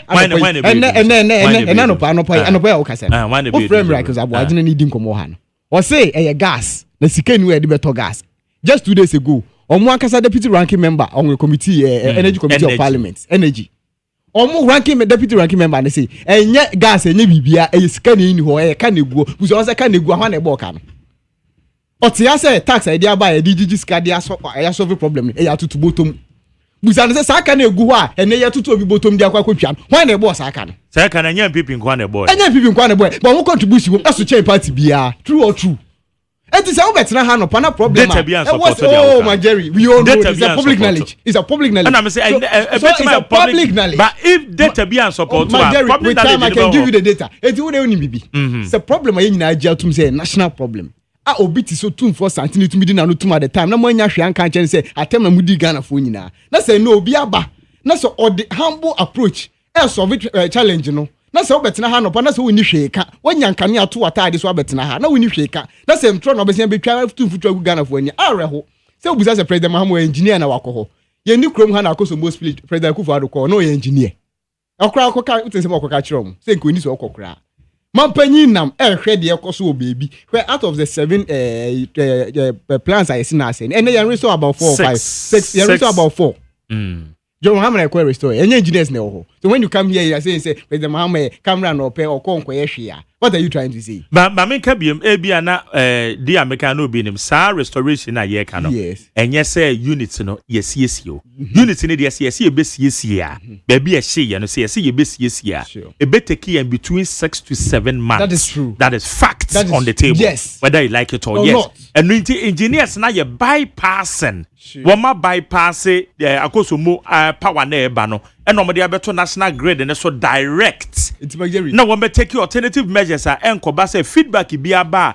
e be result to the power generation plant no edo how beba it is this is what they have done that is one that's correct and it's you can say ye ma menyim the pan say wow yeah can you that's all who hear UTV a unko bisa say UTV transmitters need FM afa na bepe be transmitters who dey say obeti sempa yes say ma me awo ne wa wonu bia ye nwia so oba obema wo tie de ni say John Muhammad Roman kan ya ni begina so amaye say ne so obeteki ni 1 year to even repair the asset no kra na ye de ye kan say ye sori anopa enya nkania ewi nkania nyure nkania na jo nkania eno na ye pe okroma na eno no so ye de ahobrase na ye say na energy minister Adaroma ye man nkania ejina so na san nkania ya amafo complaini na ye nti say energy minister be di obi atema be ka kasantwie bi a kire obi a okroma no ma Jerry mimi so ye mo papa na baso abotra wanya na me wahu nipa ba kwa ne ho ba asem no long ago but ne wo se me bo na baso ano pepa eye papa ya abo ni di Muhammad big I've listened Mahama, to him yesterday. Enra, yeah. My Jerry, there are some challenges but that no me bora basu ne nyina oni mendi ni because next anko ne me kasa Tuesday menene chat so Jerry also ne be kasa afi me be fro afi yeah say na opego kasa but when you na go be blow no me hands oh my Jerry let's say what kasa wa me nkum my Jerry so there are some of the challenges that require your national stance that require you to take a national position because si yedum kania emfa ho ne NDC ni fie kania enyim MPP ni fie yedum kania eko baby ya papa na kiro say even at the time I no ho no one say there's a problem and that problem didn't start from time on no buy no it's a problem that has been there yeah existing ye nyina then ye bo what say be so and before this challenge even the time on no kasa mo tan na dun so ni won na change transformers okruma na change until that time no na why na cause our problem why incompetence na cause our problem Tama otu santi hini mu ade na no to dum so say ni fridge ase no na ho na madun so aba who was that incompetent person so when you come and sit here this morning na sa asem bia pe say fi wanu mu ba wo be wie no na wo vote cry wo 38 na so ate about 28 and you shouldn't be doing that enti my Jerry me dia anopa me bo waba so de bia me kan ye be na wanim ha you are the master of the show and you have always been the master of the show you correct you regulate you control and that is the best oti hensem wo ka nyina want to ye bia o dia to ye ne nyame hira wo waye nyame so ade meaning so oti we so give me the opportunity so I so me yes no aka do nyame hira yes and never member ka say be defend the MPP oh my god they be won defend the MPP me dey bia me ka kire so obi ka asem a omo ka say no be correct omo ye ndisi obi ka bi mo de onye MPP sa suban no me dey me ka say me dey bia me fa me hunyim enti my Jerry dey kan say dum so aba dum so maye de enim say nkane ani nyina so say ye dum so dum siesie o nkane ani nyina so aban na me yehu say otu anamon ba akomienu ye nyina so ahunu bi say nokre ni nyamieni aban no bo ne homoden eno na yepe aban no mo ne homoden na animanimu ya nkane ani nyina so mayen say ne odiden na eyo so odiden na eyo de ye da ne say ye sorry ye no ye won kane a ye ntwia sika twamene bo bia so anse ne ye say ye san kane ano eno na Ghana fo epe nti ye sere Ghana fo so bia kana komanto ni yem challenge we ye ba mu na wo ho ye be inherit as a matter of fact ye magana fo hu bonne ni dwiri ni katasehia akoso energy sector such challenge we inherited this challenge not even 3 days in government and ye identify this challenge Ghana fo hu ahoden a ye di hyem e ma anoma gina so sa ahoden na ye more than that and I share the current situation mu aye dey ye solve it Ghana fo nyina come akoma ntom yem very very soon we are going to see the end to this problem. Jerry, having said that, I will come straight to the you kind of saying Electronic Communications Act. This Electronic Communication Act, I would not want us to do politics with it. Because when we are talking about matters of journalists, a nationalistic problem. Journalists, it's our problem with Macca since 2008. And the GJ Kokoti, they say, Sam Rana, ya crunching, Eddie Buomai, especially the Eddie regulatory media, Okrumhan. Rano, F baby, money in your home. And it says, "All see if you see my girl can't send for be when I say, and you cry. They even say, can see their criminal liability be anyway. And can you pack around for your day? Defamation on family courts. Civil damages be it is an action for the courts. It is a civil action for the courts to decide, and not a criminal action to be invited to the NIB, CID, or whatever. Many Ghana Journalists Association for Yajini to some large extent. But my Jerry, baby, you see a shiny year pounds on the say. Oh, Mrea, come once a mean. And random make you points beer, a honor see a green who ye and sad that you will never to me. So my Jerry, Mranaka say, Obia, Obakan wants some money beer, whether you a media, my journal. You see, this way, bloggers are by native true. So, okay, we any background found court and Kwa, my Jerry, and we are that once in a bit court, not court, Dinashi. Yet, I say. And now my Jerry T higher presenter will need FM. Say watch jam me ko gina baby a say. My Jerry say bi my Jerry empire my Jerry ato bi mu na enti on say mfata so betena ha. Say bi my Jerry mrane se fa me kokot na me ko yimi ho anu nya sa na tie. Utumi de me kokot na mako yimi ho anu. Eno me no wontemu asema. Enne wo ye host e wo ha. O kira na my Jerry appointed the say gold boy CEO. Obi ani say efe de enye despite nkwasi ka na edi twa my Jerry ka. E de o man nyina ato na eden. Etwa Magerica. Me kwa kase Mageria di oman sika. Ekutwam tron se mo anim eka egu Mageri so a. Anhwe yi a ene se mi si form no. Na emranti omobati suso party fo a omubu afu Ghana fo a komodi won. Edrem Rikaba office aba be she office no. Se kobasa isn't it a matter that is of concern and it is a matter of national security? It is. Mageri says no. It shifts from just a civil matter to a security involved matter. Because I call you mine nipa na ye kanu. The same Jerry yesterday wasn't a public officer. O can ask him the way be kon different. The same Jerry tomorrow is a public officer. So I can ask him the same as him now. And where ya nyoma de be kosa ni properties ni office no so no. Because it will be a matter of national security nti. So why am security be aso amehye mu a e ho no e de ye ni beba. It is a case ye court say court ne limits to which when we say obia kasem in the law the wording is too broad. It court ne limit court ni security for any film na ye hu say a civil matter for the court to decide alone and not security to be involved. Ebedu baby no security no ya na ye be say atena half free security because we will not be able to control it. Court dan kwan why be no. So we should also look at that aspect of the law and see say yes to send ya minua bobia aside in the case na e buy or say first lady at the time after my sassy my Jerry say be a first lady that time no say onye first lady no oti ni baby a nke no ani say o kan you de ne court but because was the first lady no why hwe yi a party for bi o mu afu e de America be den e be cause first lady we say so be na egu first lady so it is a matter of national security and that time the security must be involved. And to me, them who say, Emrano, yes, it will be better we amend certain things in it, but not to completely eliminate that involvement of security agencies. No, say Kobasa be hardly. To say they now know Abronya DC, MPP Abronya DC, Odia so for Atemu Obi and Pachewi. Abronya DC bien and no Kroma. Shansampa Oka. Sometimes he speaks to the extent of inciting people against public officials. If these people are not checked, there are journalists in this country who have often spoken to incite people against public officers. And we have seen the result of it. A bit more quite to the extent that party executives we cry say party offices because of just allegations at the end of the day are finding out saying no cray.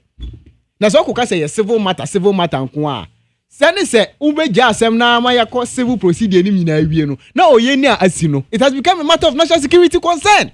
Then who solves it if you don't involve the security apparatus in this matter?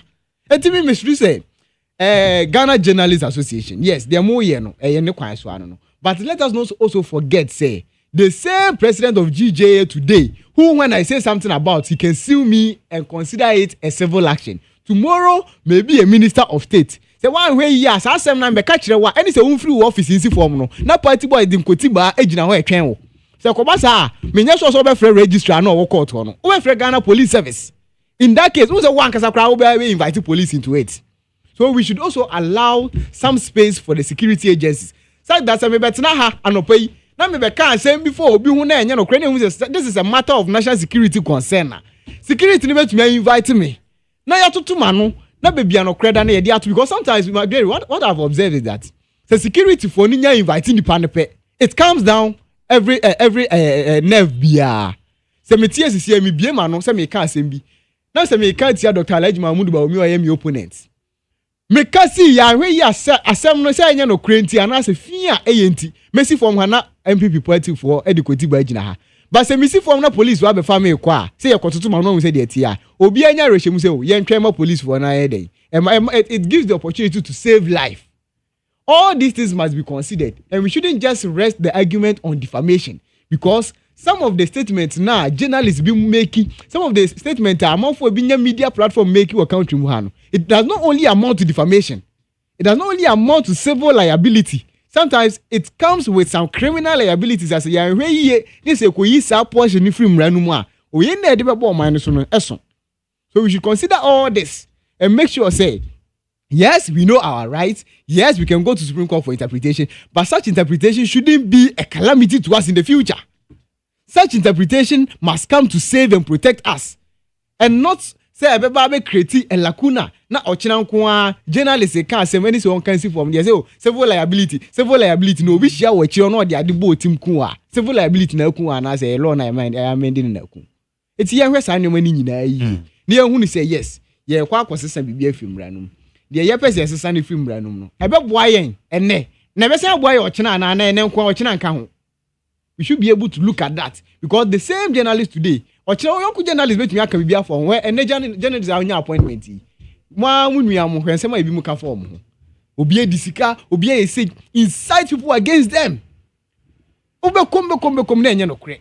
Some of the people even talk to the extent say defamation now all can say all can for obi ho a nipa kro nya asundwe kra so be nanti kroma freely. It's a matter of security. So when we want to take the security out, so the word they know too broad, say way too broad. Be hard. Me MPP time make time way much amount for from 2021 just recently. Omochi way no much way nipa be 10 NMPP for this idea. Meanwhile, President Akufo-Addo in 2011 was the same man condemning this provisions. I think section 70, section 76 or 74. Condemning it say we see a film or be a president on one person na ye dey chichi amount for on one be who say Debbie me and I'm a human rights activist and I believe to this morning my brother of will confirm that me and I'm a human rights activist me and me who say we now so say be ejire ya hwe ni ye na say yi fi wa and where do you know it's not sometimes I talk about the nationalistic positions. These are things that people who know the law better have examined, have seen, and they do not touch it. Let it remain same if possible. If not, say be amendment be we should make a prudent amendment because we have done amendments in this country. I say I come back akofa niam ni bia ba. But you don't him say dia wo kan nyina me na oyadwe. Yes. Issues in you ha e say it me hu ni say yemfa ye petty partisan politics. Sure. Nanka ya address ni said yet. Ba me challenge am won say some opposition aya mu nim sa de no. Mo ba ben ma na mu hu say ete say ya address insem be nationalistic. Meka enye NDC aba ben mu nti na meka. SF ban na MPP for so danedi. Sure. MPP for esu same. So opposition normally wo mo hu ni sa. Wo mo ba ben ma ena wo mu hu enwaman different ekwane na menti ase ya wo kan kasa that you. Yes, but the one what I see is sometimes what I see is that sometimes it's the individuals involved and not necessarily the party's position. Sometimes individual be person or score political points. It's not akwa say or it's say na no pay amiti but chi jan kan bia na akoba say NDC for crack or NIT FM say me wanna any part in the position. I mean, there has been times yeah, baby, when you pass my sick, I do and come and say, I don't know, Uncle Bassa. We try to. But I'm part in a major benefactor. I was saying, and a beneficiary. A woman in so you also have to accept the blame. The party has benefited. So that is why we are saying that. Look, we have a nation to build. When we are building it, it takes some of these minds to understand. Say, look, this was the position yesterday. This has been the shift. This is the evolutionary trend. Let us take it. Let us stick to it. And you might be a buying way, yeah, if you say, yen to us, you might be a buying, yeah, and Kokase, and yet you must not condemn everything just for political gain. And I believe that some of us, for this, I can speak about it. Say, some of us have maintained that nationalistic positions. And you might be because and but if you are also that's say yeah, I will say and I believe say for example, a policy like free SHS in opposition, we said it wasn't time. The government brought it. We came out to elaborate the various challenges with free SHS, giving the opportunity today. We haven't collapsed the system. We are now building on it, trying to address the challenges associated with, and that is how governance must be. MPP for who say health insurance, for national health insurance, and then new as I save your mind. So they are some of these things. But you see, you will get people who will not look at things from these nationalistic positions, only come and condemn whether it is good or not, whether it is going to be beneficial to the state in the future or not. They only say, "Mama Koka say, party no what power no, or yes say, say be I do me beba." But and also one who sometimes it doesn't even make you attractive. When the very people you are talking to know best that idea okay in foot na utu aguni penenia. Am I where she the more. Na muni ma de ba kon so eno so maka wa ha. Say manwoni bia osua de di frame ne say. Enei entro na wu twa no. A wo de tu mfutru a wo party e benefit no. Se bridu na wo pedibia bi e wo party mu internal internal. One party for the benefit ye no. One more ebesign edia ye case edia social media never forget. That's right. No matter yes. Agwa we open chairman do a party mo okotwa ntro we a wokoka we opponent ni benya ye. Eti de na wa dwe say wo ye kra de abo party no. One man be so asan de tia our party dem. E bra wo position edi. Yes, now no other MPP corporate then ye hu. Videos upon videos. Videos upon videos. Screenshots upon screenshot. Oh man, asan de ba. 10 cents of wine, 10 cents of wine. One na de ba. So sometimes we are getting to that stage 2026. Was ye hu say look, there are certain things that do not necessarily win us political power. It's year shifting. The Gen Zs who are coming into politics, they are coming with a different perception. Right. Different knowledge. And I was here to me who on no trend no na you're setting Nyoma in that direction and not necessarily to come and condemn even when we know it is going to help. So GJ for mamamu. Yes, we wish you well. But let us also be very careful in our quest for our fundamental human rights. All right. Ebenezer the free kwabenya that now we can me message kakre bi ntwam. Well, it's a good morning to you, McJerry.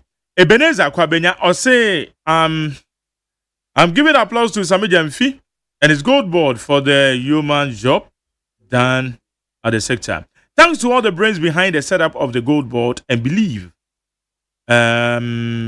we can help the nation to achieve the success. Also, Peter Akwesi Mensa. Peter Akwesi Mensa.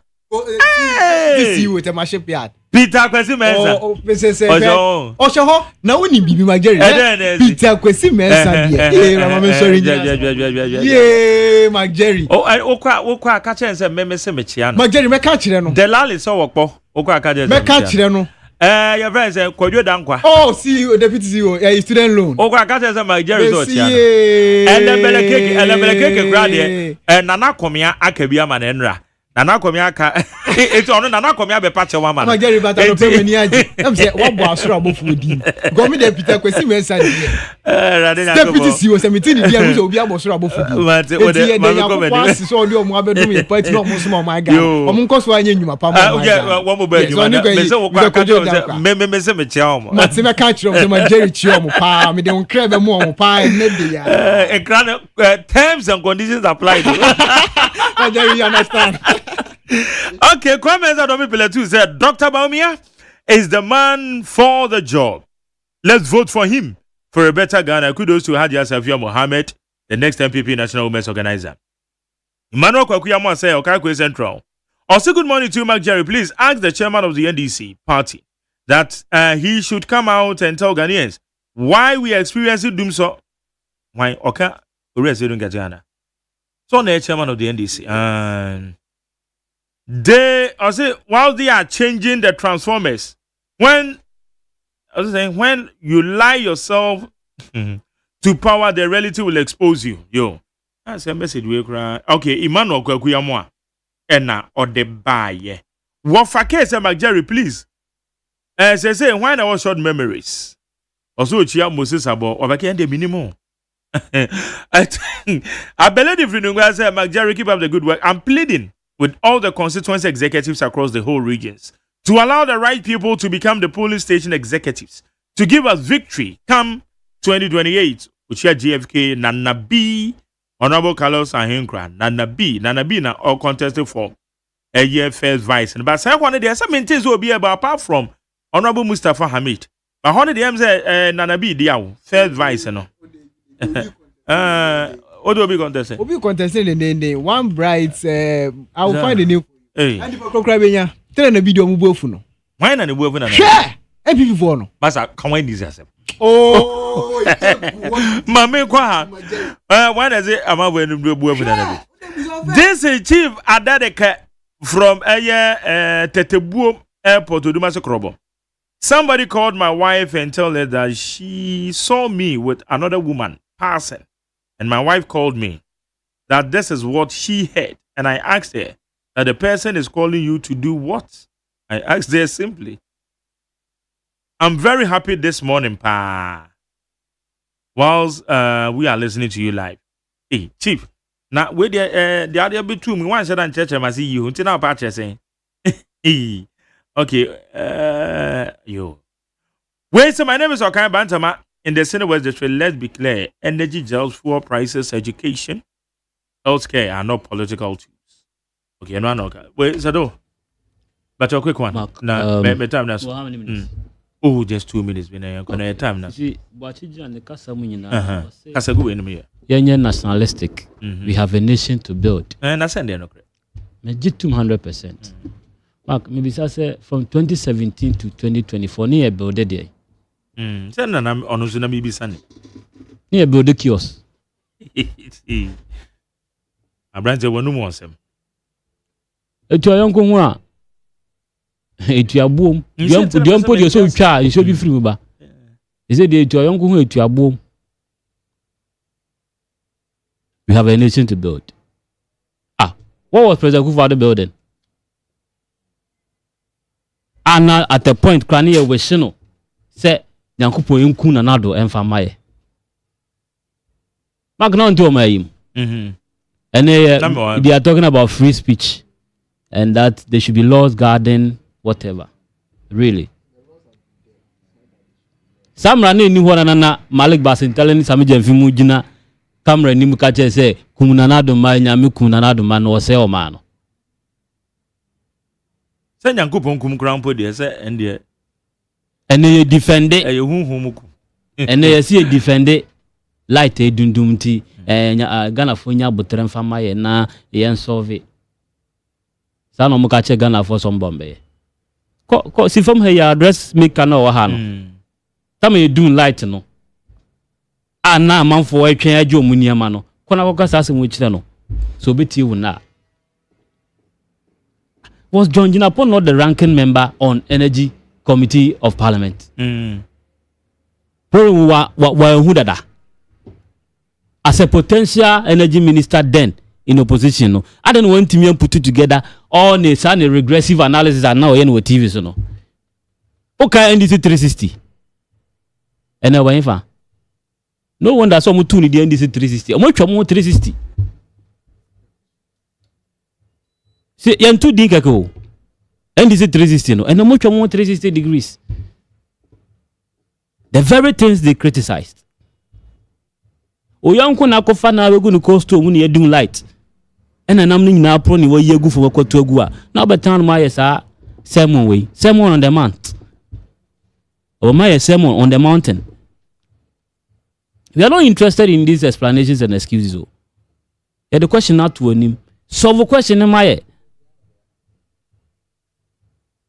I mean, is he who journalists are here arrested or day in, day out? And so what TikTokers near arrested or political parties, functionaries near arrested or all in the name of protecting the national space, national security implications. Really? Ni e kacha president Kufuor na busu afo so mo wi o ma sika nyina ma ya japade nyina okwabra ni tun kwatwere ejapade book e de beto ho e be sin ne ye hu the author of ejapade book. Majili sa ade bia nka betwe bia wo the owner. Who are the owners? Maklas me bisa o say Gabia Saro Chredako Kanu Furata Oma Penso any day mining concessions akasia at this the moment. Oh, Uncle Studio Hankabinyason, I will show. And they say you must be intended. Hankabinyason, I will show studio. Mining concession, yen contractor who do I them individuals. Chief of staff, friends, the deputy chief of staff, Crampo, the company, Koreka. $11 million. Rambo, what does it mean? Diamano. Deputy. Obia. He's a direct appointee of the government or influencing major decisions. Let me secure such a huge amount of contract. And they say, she see. Okay.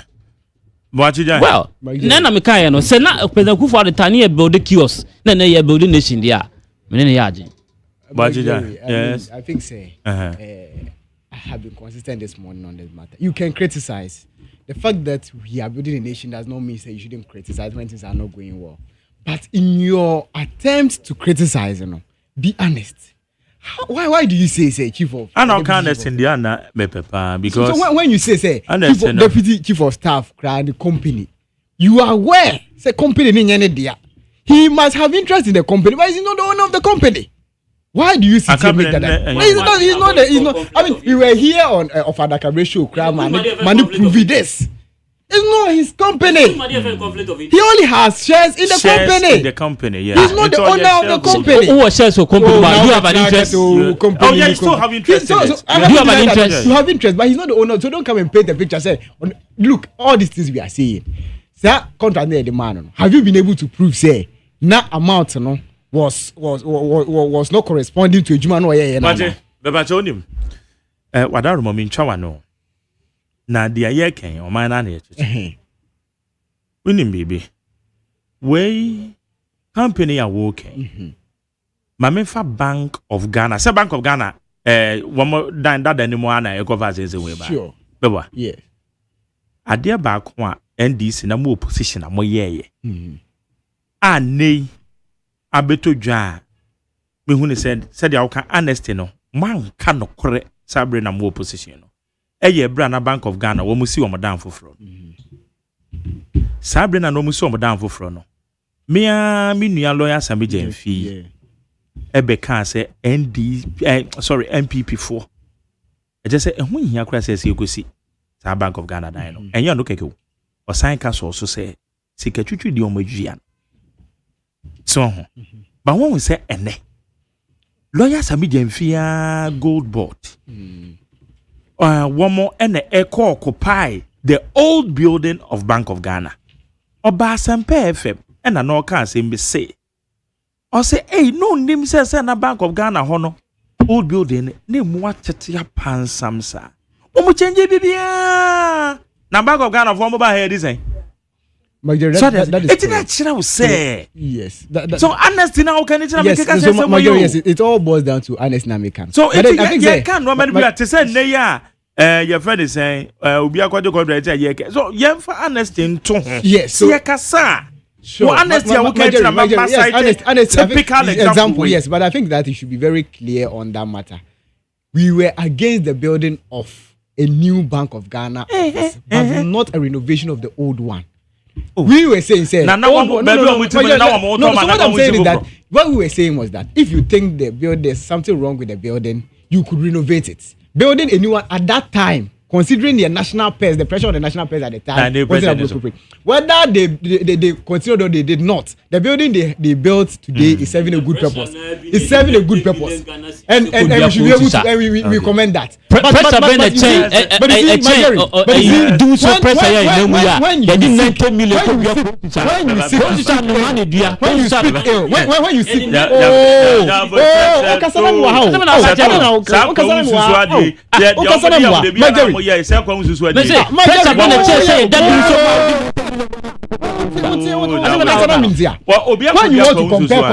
want to compare contrast, in the case of Baumia, okay, Sunyani Airport, patching of portals, 58 billion Ghana city square. Go there and see what he did. Go there and see. When you finish, come and sit here and say the same. Anyway, Madam say, sir, media medical can say, some Tizadi Americano, may say, some more family and friends and more Kekano, me. Many will be some of family and friends, and what you my Jerry. I mean, who say, oh, no, but my woman, what their castle, met my idea now. My Jerry, can say, look, we are building a nation. The country is on the right track. Okay. We are going to the right direction. We are making sure that we are giving the Ghanaian people what they need. And we are making sure that we are even serving the next generation, even the generation unborn. Eti say ye ka bibia President Mahama ni vision nyina ne say dan kwa ma bi obefi abemu akone ebeba na ebebo ni diti say ye bo kwa Nkrumah din no ne ye bo ni din fa adeboni bia mata ho eti ne ebe ya ma President Mahama ni dia ka nipa no de ebe ya ma gidi Ghana fo nya we ndisi mu no akoso atena ho afebo ene ye obi ka say ye nya nyoma say nya say unim ya aka ya mpamu meda say Haye ni 100.9 obiso beka cho so unu me yank yampamu 2016 mo na mudi kan set record na abi before be break I didn't go for okay 0302257902 0302243540 ochena ye mani ntireja me mama kwai kakra mo be kan afi ye ne nzorenko me ba cho ba che yes abra yanko yo me da Mr. Forte ayo Bagere Tiamnya ito me ma uso ayiko ya dazio ya da na ko pasi the problem na ba akosobo no ya fix that and say Canada so energy minister and engineer said do mo asi me ba to bra Kania ne de metima ka say insakraye kakraba because enra me monetize nemom enyina na nan so said ya hwehwe no but insakraye kakraba pacho wadaroma kana me karo me say insakraba you say dia minister ka say problem we that solve within the week no ampa yehu ehun boye na FPP dia na ka your almost wish say mama emfeli na so that boy ma kiso mama best subsidy na Ghana economy share FPP one ajobu ni mu ani enum mass put bemu 8 years they should mention a single plant akufa do nipa wia de bo ma gbe mama and the American plant buy or the car power buy or say she atwago gas be gas e dia fidie no o hand over makufa do nipa wia manage keke almost be manage every day light off your car almost do see said that when you are the car no get the focus the process o my timetable o did get the fact say yes you copy the timetable today they are talking about do something and I say the same thing no one sabre na wo mu siesie na no mu siesie no kwese no mu siesie okay o say the get the say who be my timetable taba mama pressure do somebody my timetable but timetable or did they get the fact say yes secretary for a timetable okay today these people are talking about do so because they don't have shame. Me dan say mama fa de odi hoy me ba cho ma che ma dere the MJ abede oh unso who rest kwa benya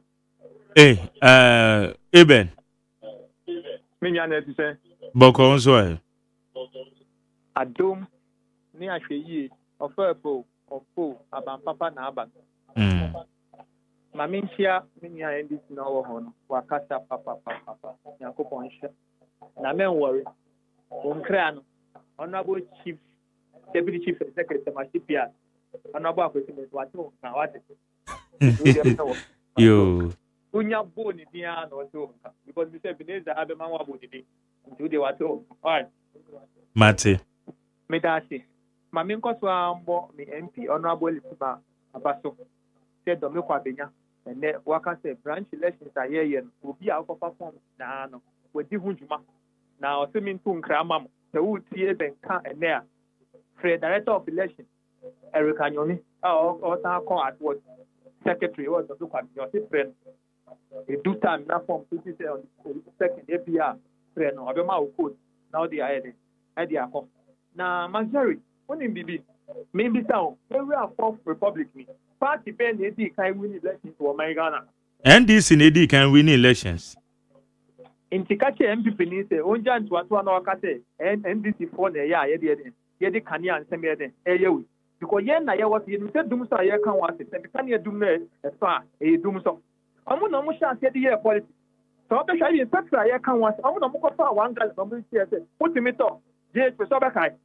Yedi ya mo no maka sidi nti mo na mo hwa ase se mo ja ye se be ja enna me no ka se o tira ye first me for ba we ba ni si ni bi se so what ya say because ba hu ye hia se ye am substance there then ba ya so ya se oh in case mo pa ba na mas na me ka se it's actually John Dramani mama or set a good legacy that is why you move ha ye see ba ye be kan the question here okay tania no ye hu bibi ma me nchia incoming chairman me da se ba ma me fa you na ye so ye bre ne ko me ba to majo hey afro mache o chan holiday nti de do a shawa na me kasa na me say o chena ye holiday nti de tell him to chena holiday nti de ya na akasa afi na wo kan ye no chena holiday no ka o chena holiday now the terms and conditions na ka ho na be say o de source na o chena holiday nti me yende okay jo MPP ni no ne NDC ni na man wa your man who don't know mo nyina so ya mo mantina no pa betra ho na ye nyina ye kare kan na de wo ye wo no ne afa na ye ni ye na ko yi minia MPP for no ya no wo ya mitri mo 15 month ana 30 month movement mo bo aba we to ball electricity no mreko a ye di ye nyina ye taxes ekofa kebu efi abono ni ba ye say ye mba mbesisi ye electricity system fa mine na munim ta ban we de oba on fa light system ndi agro oba be boy o light system mu ko ton container no 10,000 e ma mu via container ni de ko ye mu container ni be ti ene mo sa twam wa na jo dia o kikan so anu se da ben no na container de ba container na ila wa abo no ya se wa mo ko ton 10,000 10,000 mo to 10,000 for the no mo kan so me ba chen we dia minim no kreni o se container me de mani ade akire pa but minim so wa mo ko ton 10,000 communication officer na me send him say we are chairman of NDC serial callers and texters yes and the minim say how bon so there we do what into my partner information how can dey minim na make a choice and then me the man who ba bita na share the make an me boa and NGO bia container no muto ndi man nipa what I say because of abro omunim ta ba we ba your lighting system there you better wintinu and omu yeta and mama akoto mo na omu che da chomu say nipa na shilo say no na shilo and okọ tanka everything na tiswa anka me show say ka Ghana nyanke odunsom and then me look at all say na petrol price that about form. Ya tiso ene obe petrol trako.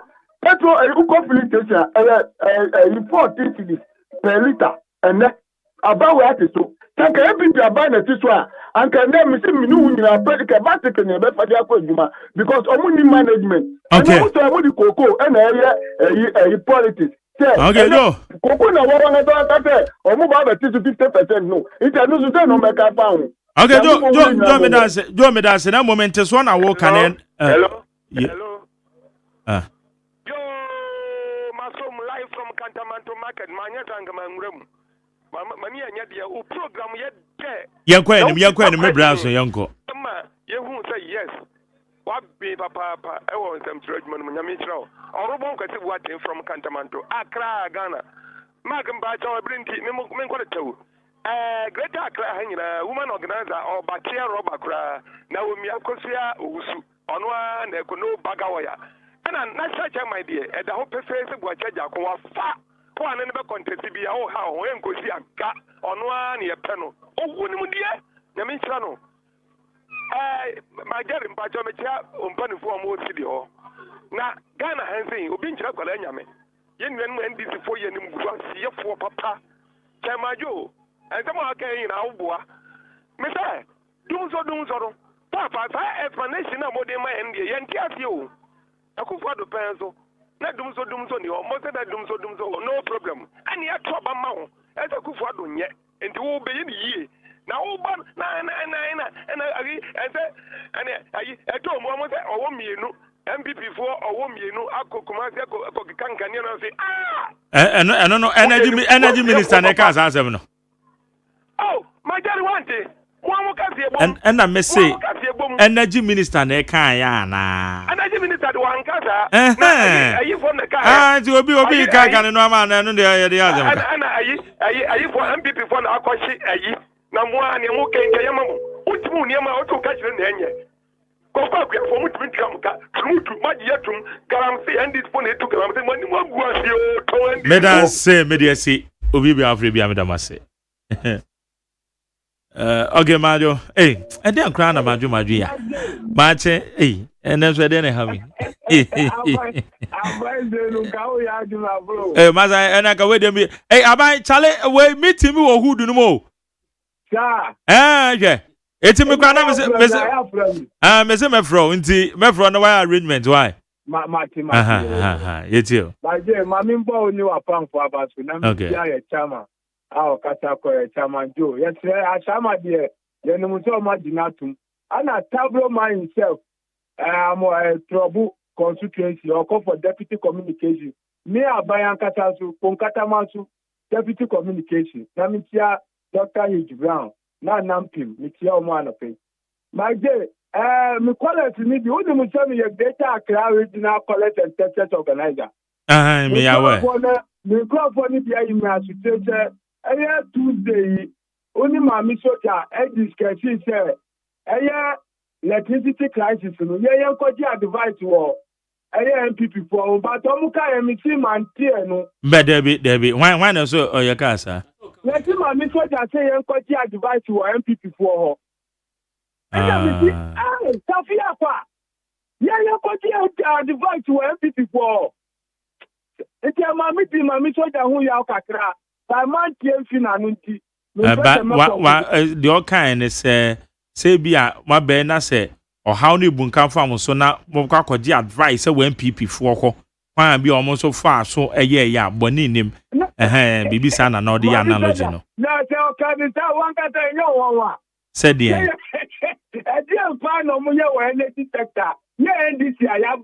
Oh, but MPP banner can you dundum? There be one more be free soon and can you dundum? Oh, my dear. Yes. And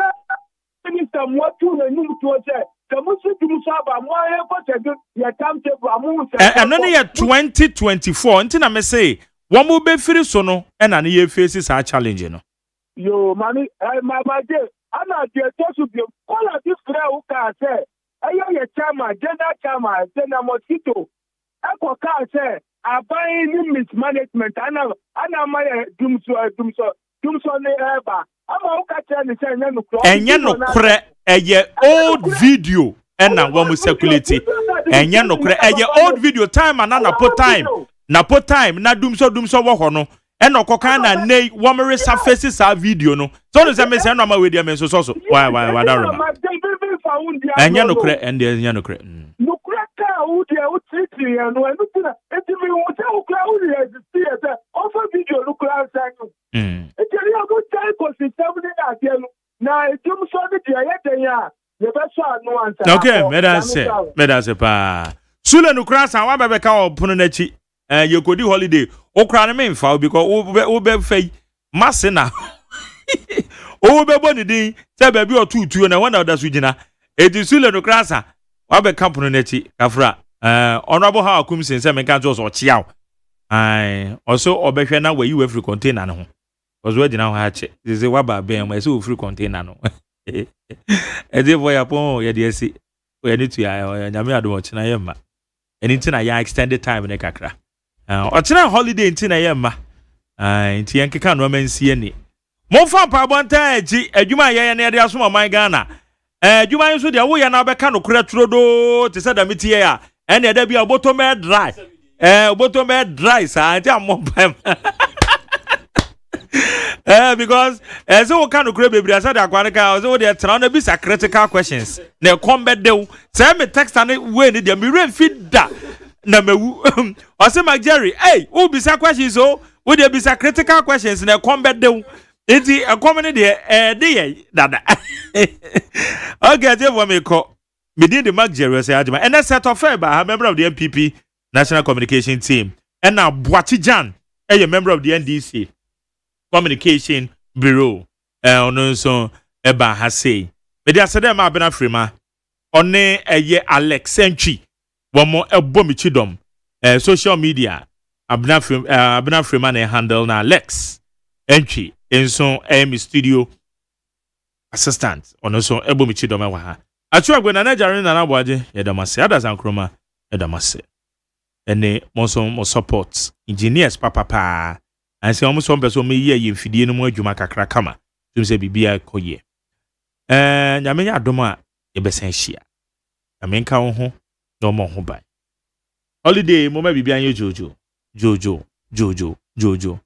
so obawi bia to obo na we that is here obawi bia wa yie abedin to wedding bi okoji wani e be ya oka na pakisi baabi oji wani wi a na wape eye yanom fo edie bi na akwakosi tasi do abia na ma na kosi wo fi eno ne ye eno du fi a utumi don pabo akora da ye mfa ho wo pabo ano fada watade ye so no fada wanware kora ye mfa ho onam kan fa koda na se ndie ono anase na mom se wona girlfriend e koda de a eji udware na wo hu spray kama ana ono wife be ba on chen ndi e ba ne sa na se udware memfa mpa wan konkoda ho wamreko oba da won chen a ye hu neat na dampa no so so da se na bibia koyi ana bebwa ade wa yako amiso bibia list ni nie enyo ma beto to dia me baba no ho ade no hwem so betumi a ashew na obeka ya